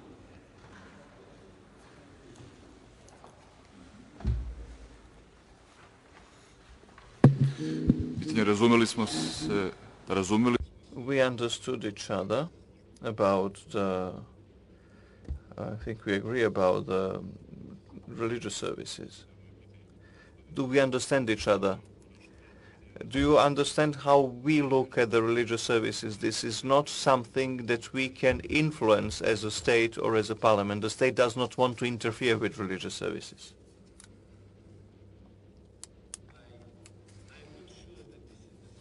There is a law specifying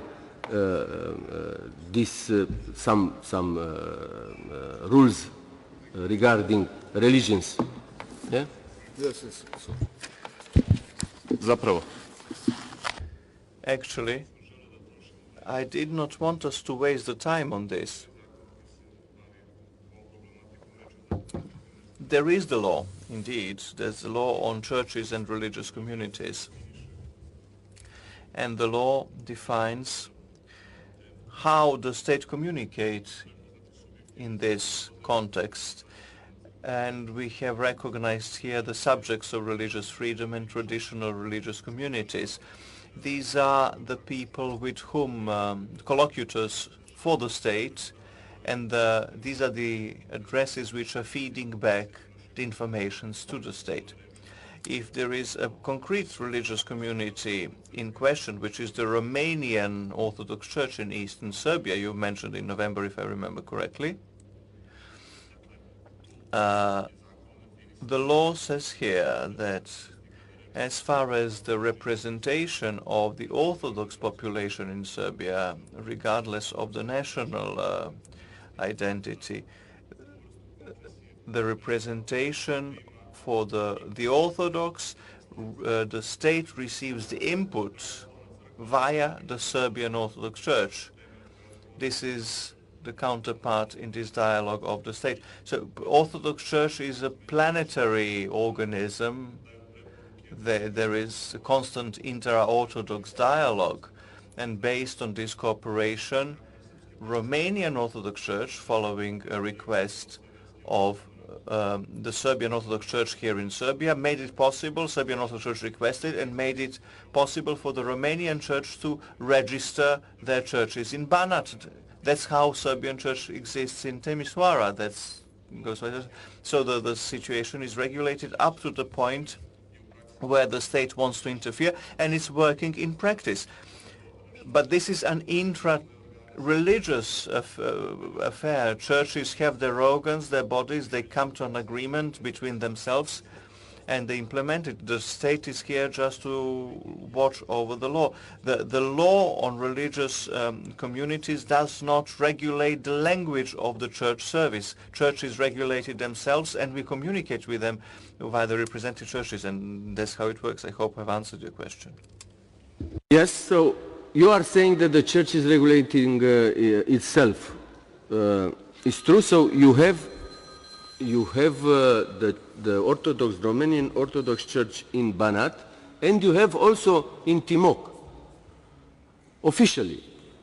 So, if this is the situation, means that the Orthodox Church, Romanian, let's say, which is in these areas, could decide regarding the language of the service, if you are quoting the law.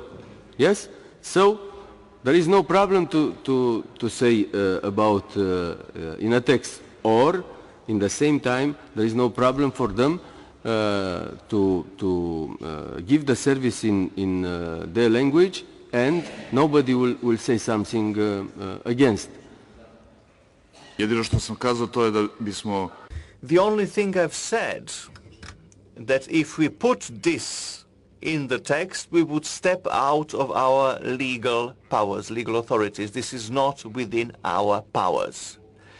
I don't know how they will regulate this in practice, whether Orthodox churches will use one language or the other. This is not something which we should get involved emotionally. We are here in the Parliament looking at the law and our legal powers. Maybe once in the future all service in Orthodox churches will be in Romania, but we cannot deal with it. This is not our remit. This is not how we look at it. This is our responsibilities and powers. We do not have the authority over that. We do not have the scope to intervene there. What about the second part of my proposal?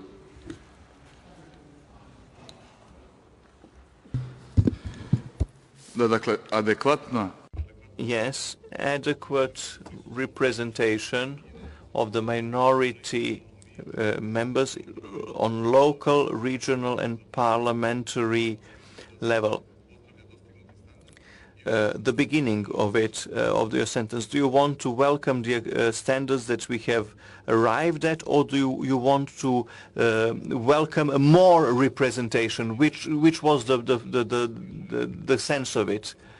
Do you want us to work more on getting adequate representation, or welcome the results there?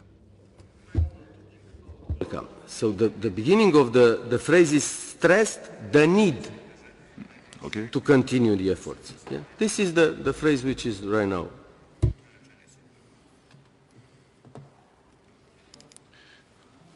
Dakle, da se tu prosto produži. And we should continue there simply with, after the medias in minority languages, to put the words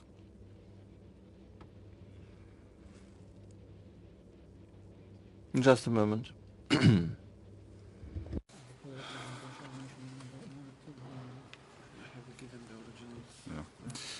Potražimo tekst kako glasi, imamo mnogo verzija na stolu.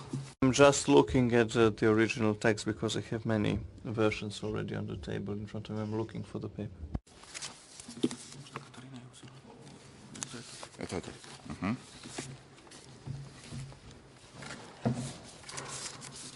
Dobro. Dakle, naglašava se upotreba jezika. All right, we stress the need of access to media in minority languages, or language access to media in minority languages, comma,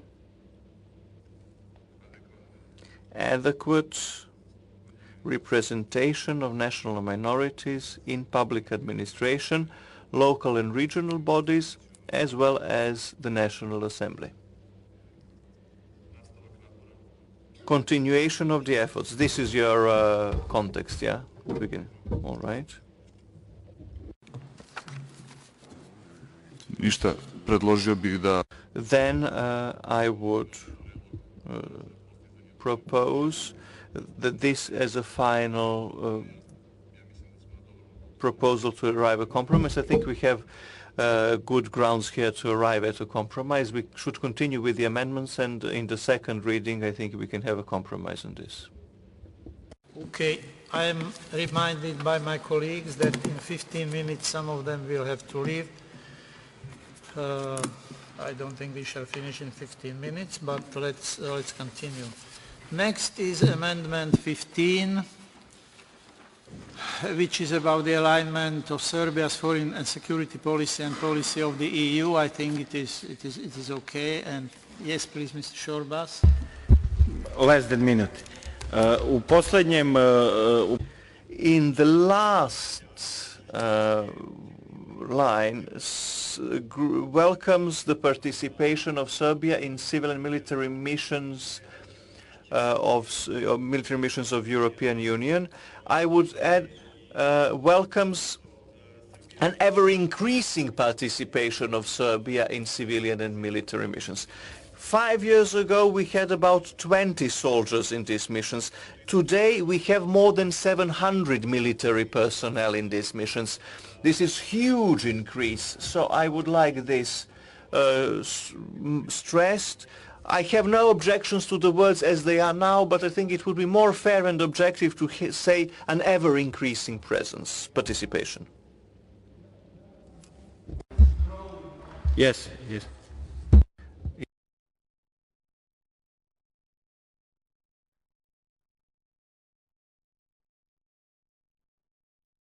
It is adopted, and the last amendment by Mr. Marinescu, which our Serbian colleagues would like to delete. Mr. Marinescu. Yes. Last version of your amendment, yes? So I can have a proposal. So I'd underlined the importance of the restitution of property confiscated under the communist regime. So I take out minority organizations, churches and religious communities. So under the communist regime, which means for every person, every entity, this is a reparation for what happened during the communist regime. It was done in all ex-communist countries.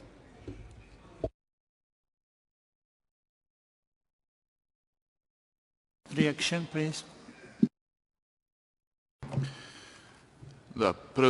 Yes, please. Just to clarify, I think honorable members of the European Parliament are not well informed here. The restitution of land holdings to minorities, churches and all citizens already has started in Serbia. We had 2 years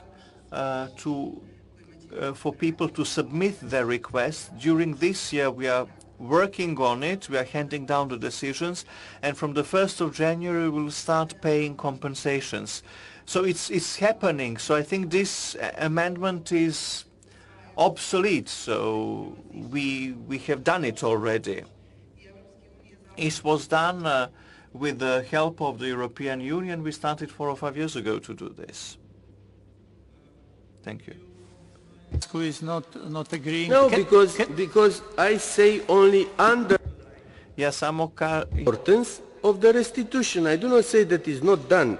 It will be done. I say underline the importance of the restitution of property. So if started is no problem, but let's underline the importance of this, what you have done at the end.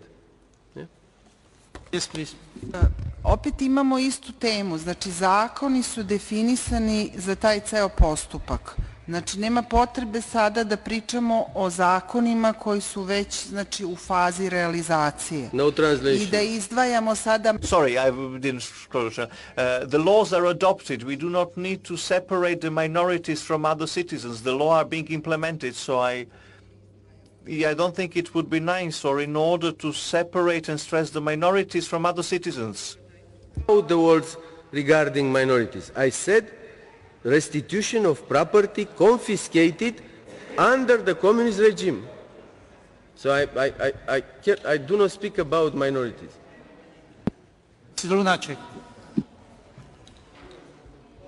First of all, I would at that moment really suggest we vote on things simply in the different groups and not have a debate.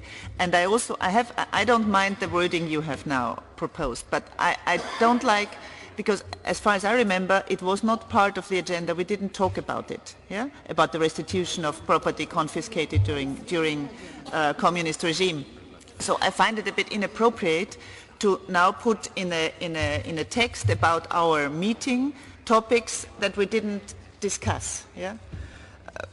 So I would rather not have it in. I don't mind it, but I find it, we can start debating it now, yeah, whether how much has already been done and how much not. I find it inappropriate. I'm sorry, colleague. Yeah, I am sorry also. This is the text from the European Parliament resolution. In this case, it now. I'm sorry. In this case, if we do not agree with things that are very obvious that you should already done it. So, but to underline these things in the statement, I think that we have to speak more about our responsibility as members of this committee. Yes, please, shortly. Evo, kratko. Short, brief. If we want to have this amendment, we would add, we stress the restitution of the property confiscated of the organizations of minorities, church, religious organizations, as well as all citizens of Serbia in communist times. Molim vas, Madam Tomic, can you read the amendment? He doesn't speak about national malt or religious, nothing, just confiscation. Okay. Forward. I withdraw what I've said, Mrs. Tomic says. Izvin. Is it acceptable for you, this last one? Zapravo potpunosti slažem. I agree completely with you. The focus of the crown of our work should be what we have dealt in our visits. I think this is no challenges. No, Mr. Marinescu, more I think about your proposal about Amendment 14, the previous proposal, I like it more and more.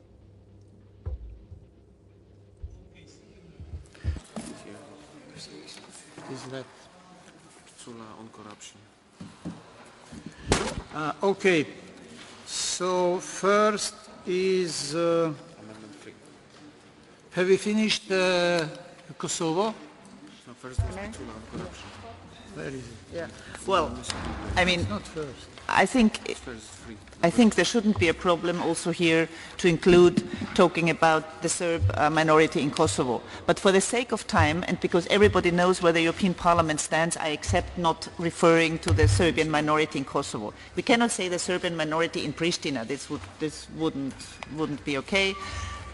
Kosovo and Medjugorje is no way for us from the European Parliament.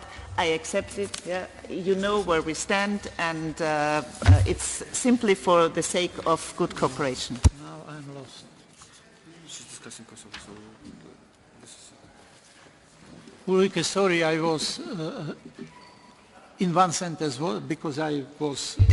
It's okay with the latest version, which does not refer to the Serbian minority in Kosovo. It just says the Serbian minority. It does not use the word Kosovo. So just to accept the draft, second draft that you received. So there is no, in the second draft, there is no word Kosovo. So it's okay. As it is second it's draft. Agreed.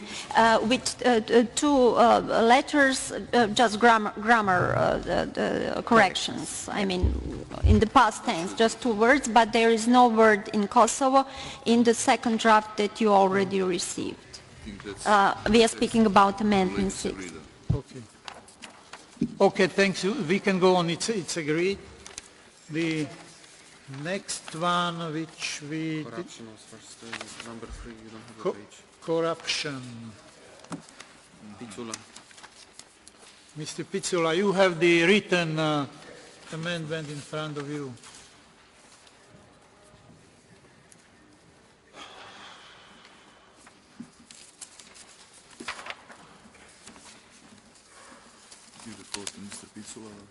Mr. Pizzula, would you like to repeat or to introduce it again shortly? Yeah, I think it's circulated anyway, and I can read it. Is concerned that despite of political will to fight systematic corruption, track record of solved high-profile corruption cases remains negligible. Calls on the authorities in this respect to strengthen the powers and resources of anti-corruption agency, as well as to start following up on the findings of the Anti-Corruption Council. Notes that the lack of transparency in the financing of political parties and election campaigns remains an important source of corruption. That's my amendment.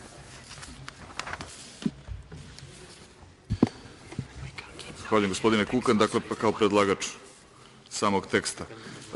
Moram da kažem da ne vidim način da spojimo predloženi tekst sa ovim što... I cannot see how we can put the proposed text together with what Mr. Pizzula proposed. It's an additional part of the paragraph. I have to express a reserve when it comes to the number of cases that have been solved.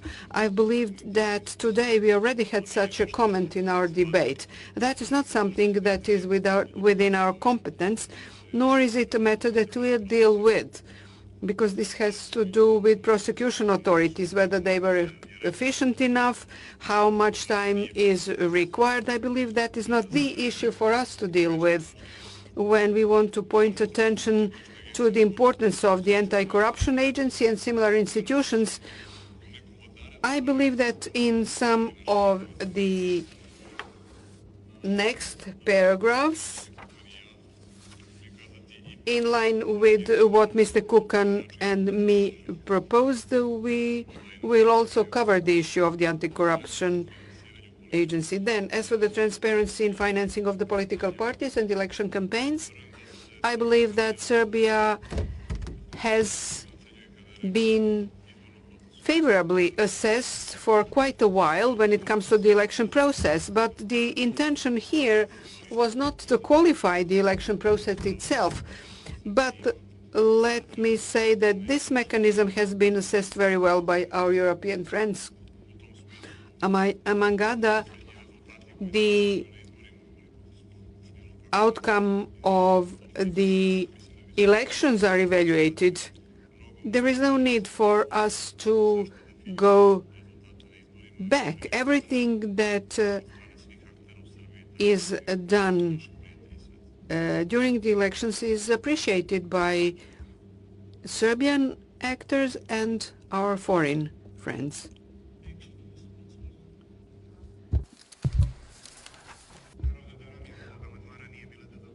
Of course, it was not the intention of this amendment to challenge the outcome of the elections, but the elections themselves and functioning of the political parties, as has been proven in many situations, are favorable ground for corruption unless corruption is prevented by adequate legal provisions, the sources of financing and control or oversight of expenditures. The political practice has proven this in many other countries, so the intention of this amendment is to indicate there is some work to be done there, because the multi-party system can be an ideal ground for those who want to manipulate the money and to push it to a regular election process. Let me reiterate, it was not my intention in any way to challenge the outcome of the election. As the former employee of OSCE, I also monitored some elections in Serbia, but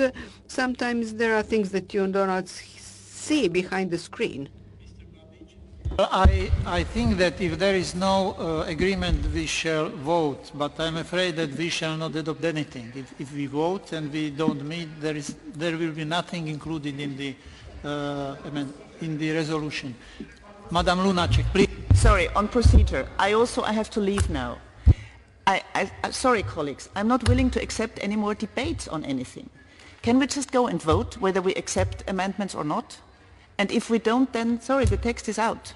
I mean, I have to leave. I have other commitments that I want to do this afternoon, and we should have finished an hour ago. The interpreters, I'd like to thank them for that, also have been here for much longer than was agreed. I think that is not the time to go on discussing things. I'm sorry. And if there's a vote now, I'll stay, but if there's not, I'm going to leave. Sorry. Several colleagues have left already, as you see.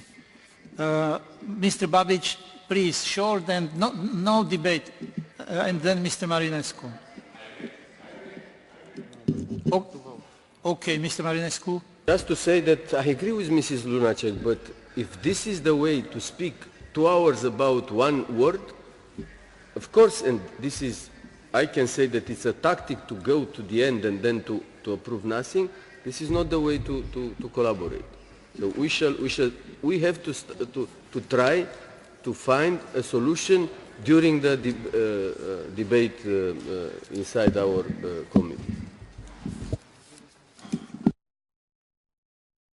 Sorry, so let's vote. It's not the best way to deal with the things, but there is, if we want to have something, we have to vote, because otherwise everybody will leave.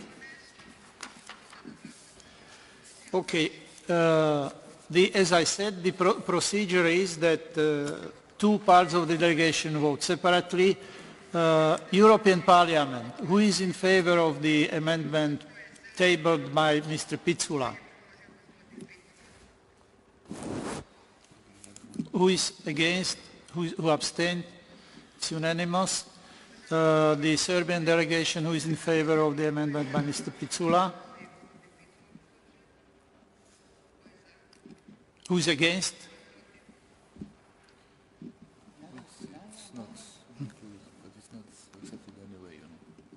No. Who abstained? So it was rejected. It was rejected. It means the amendment falls.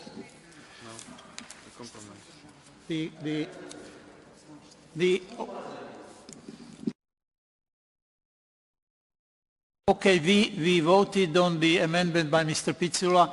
We are going to vote on the original amendment.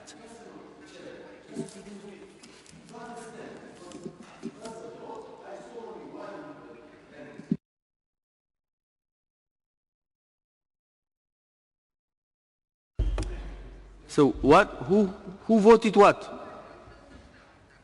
Because okay, I saw only one vote against. To be transparent, from Serbian Parliament, who is in favor of amendment by Mr. Pizzula?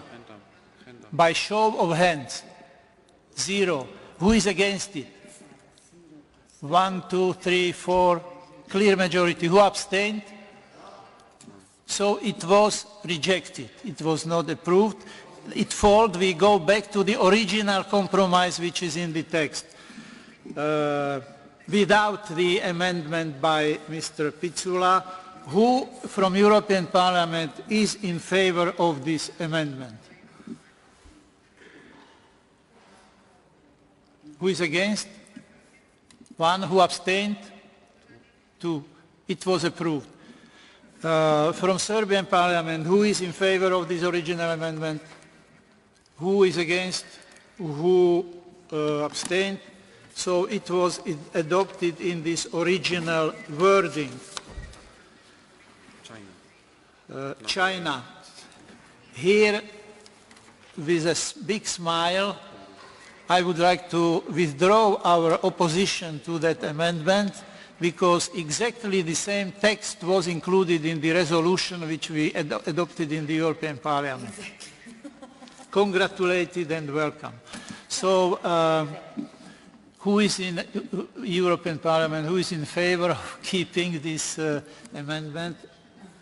3, 4. 4. Who is against? 1. Who is abstained? Okay, adopted. From Serbian Parliament, I think you are for it. So it was adopted as worded. Now Ombudsman. Ombudsman. Let us clarify. We have in front of us text of the original consolidated amendment plus the amendment put to it by Madam Lunacek. We are going to first vote on that. If Ulrike, you can repeat this so we know what are we going to vote about. The text as it is plus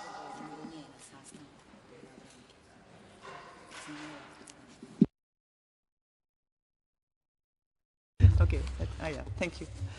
Okay, so it reads, welcomes that Serb authorities have accepted more than 90% of the Ombudsman's recommendations, condemns nevertheless any ungrounded public denunciation of the Ombudsman, and stresses that the role of Ombudsman is central to the system of checks and balances of the government.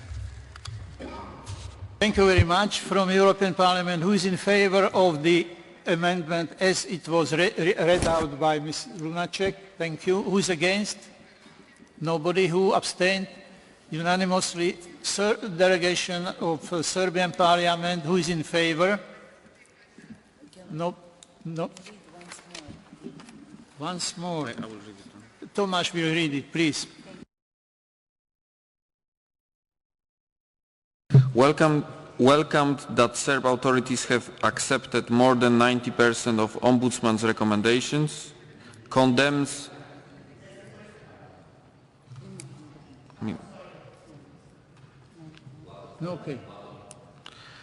condemned any ungrounded public denunciations of the Ombudsman, stressed that the role of the Ombudsman is central to the system of checks and balances of a government.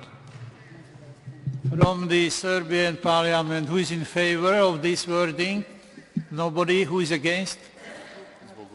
Public denunciation. 1. Who abstained? It was rejected, so this wording falls. And I put on vote original consolidated text. Who is in favor of this wording? European Parliament first. Who is against? 1, 2, 4. Okay, there is no need to continue because it is rejected. We don't have anything about Ombudsman? Nothing. And now, Media freedom. Media freedom.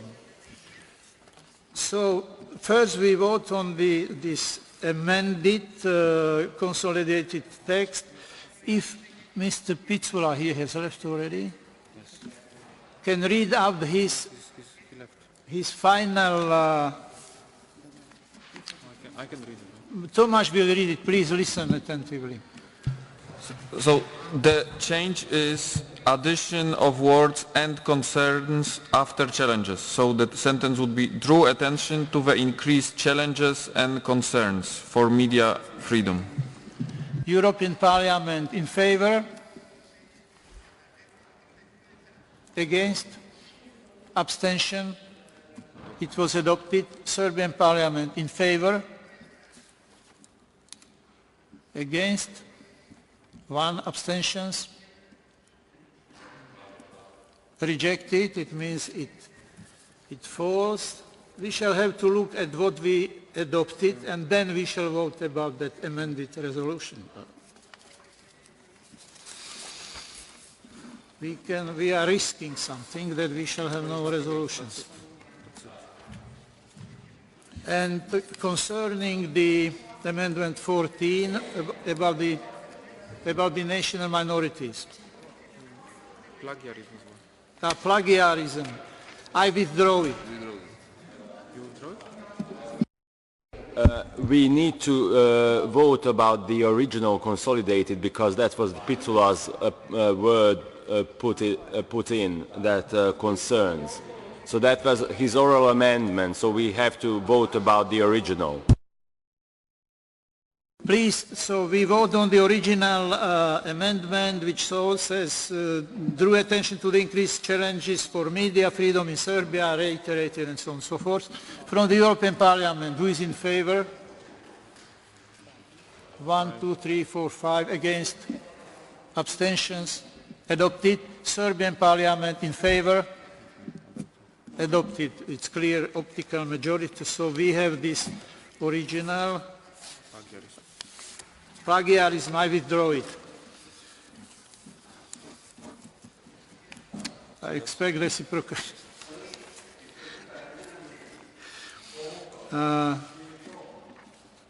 He withdraw amendment number 13 on plagiarism. Number 13 on plagiarism.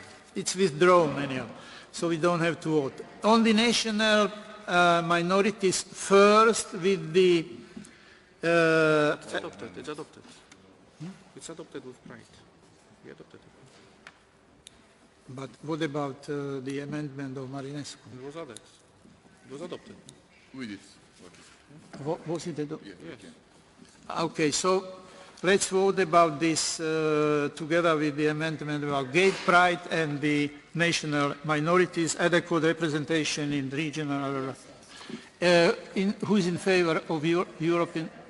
We did it. We did it already. We did it already. No, Mr. Orlic said that. Pride is in anyway. You said that. Yeah. You just omitted it, so we're not going to vote on that.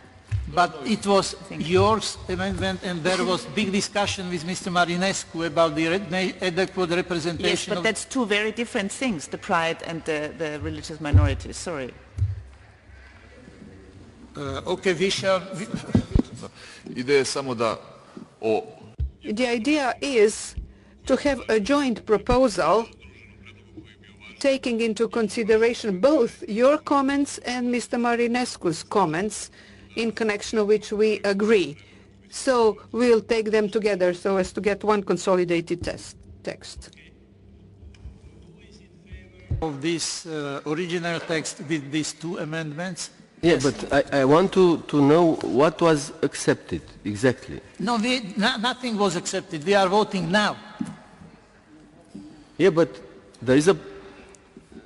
Mr. Orli said that he has accepted my amendment, so I want to know which part? All amendment. Dakle, čisto zbog preciznosti.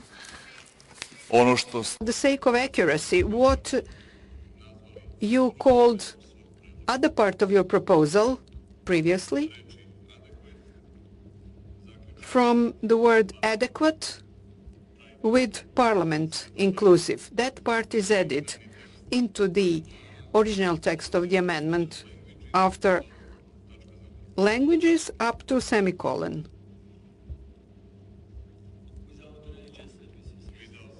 Yes, okay. Sorry, Ulrike, gay pride was included already. That we agreed in the first round because it was omitted.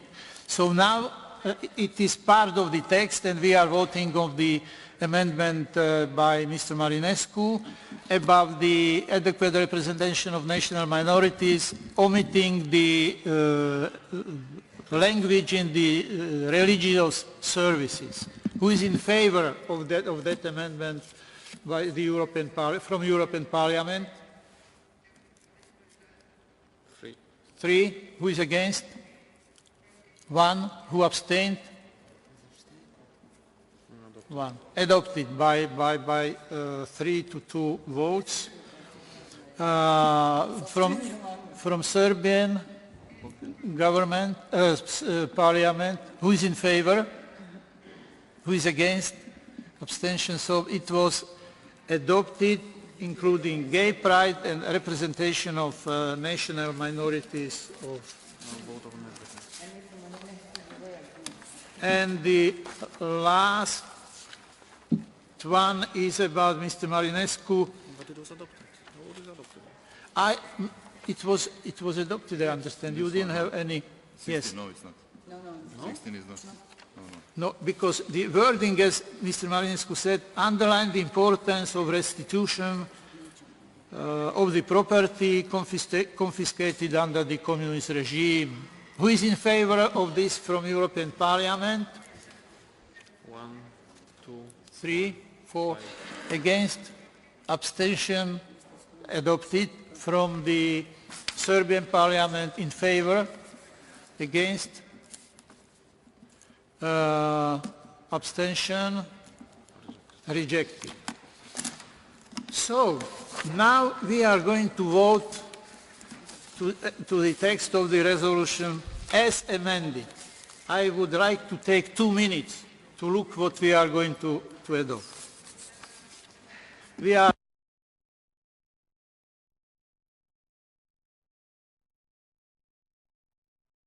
please, I would suggest that Tomáš reads out the whole text of the resolution which we are going to... No, not read everything, but I will tell what was... He will tell, so that we know whether we have balanced, objective, realistic resolution which we can support. Because if not, Ulrike, 2 minutes. I will not read We will not read all the resolutions. Vote. Please vote. You don't vote.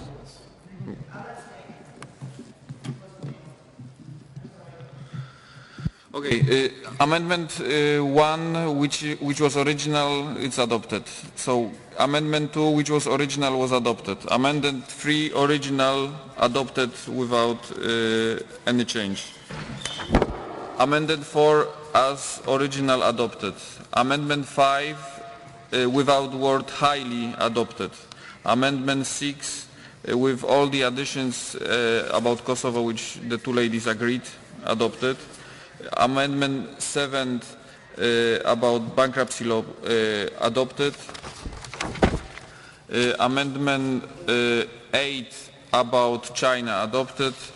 Amendment 9 about Court of Auditors, adopted. Amendment 10 about Ombudsman, adopted as in the original document here, without any amendments.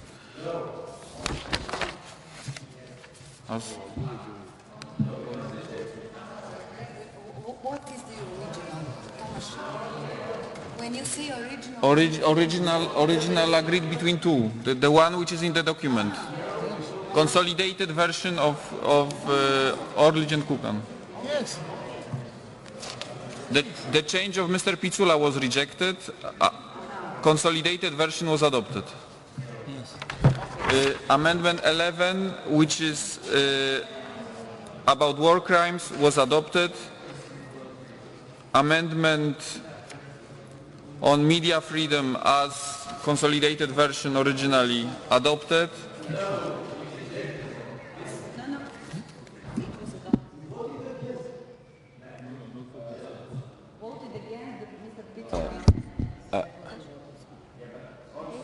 Mr. Now, please, be quiet. On the Ombudsman, it was the amendments by Ulrike and Mr. Trank were rejected. The original text was adopted. Yes. No? No, actually, just the 2 of us voted for, and 4 of us was against it. Please, I don't... Mr. Kukan, so basically the EP team voted 2 were for the original, 4 were against, so you constated that we don't have anything about it. You are right. We didn't have the... Okay. Both Ombudsman and media, you said we shall not have. Okay, so no paragraph on Ombudsman at all? No paragraph on Ombudsman, correct. Thank you. Media as original. media as in the proposal of Mr. Kukan and Orlic, war crimes as in the proposal of Orlic and Kukan, no plagiarism, no paragraph on plagiarism. It was 18, it was withdrawn. Regional cooperation adopted, Amendment 14. The text about minorities adopted with pride and not adopted adopted with pride, not with a part concerning the regional religious services. An amendment on restitution of property not adopted. So this is it. I put to the vote the resolution as amended. Who is in favor from European Parliament? 1, 2, 3. Who is against? 2. Who abstentions? Adopted. From the Serbian Parliament in favor? Against? Abstentions? It was the resolution as amended was adopted. Thank you. And we have to deal quickly with the rest of the issues. The next meeting of the SAPC committee will take place on the October 8 and 9 in Strasbourg or Brussels. Thank you very much, the interpreters, for your heroic performance. We really appreciate. We would be very weak without you.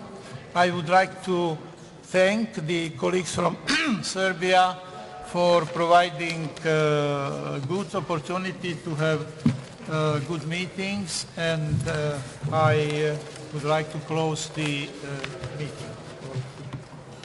The meeting is adjourned.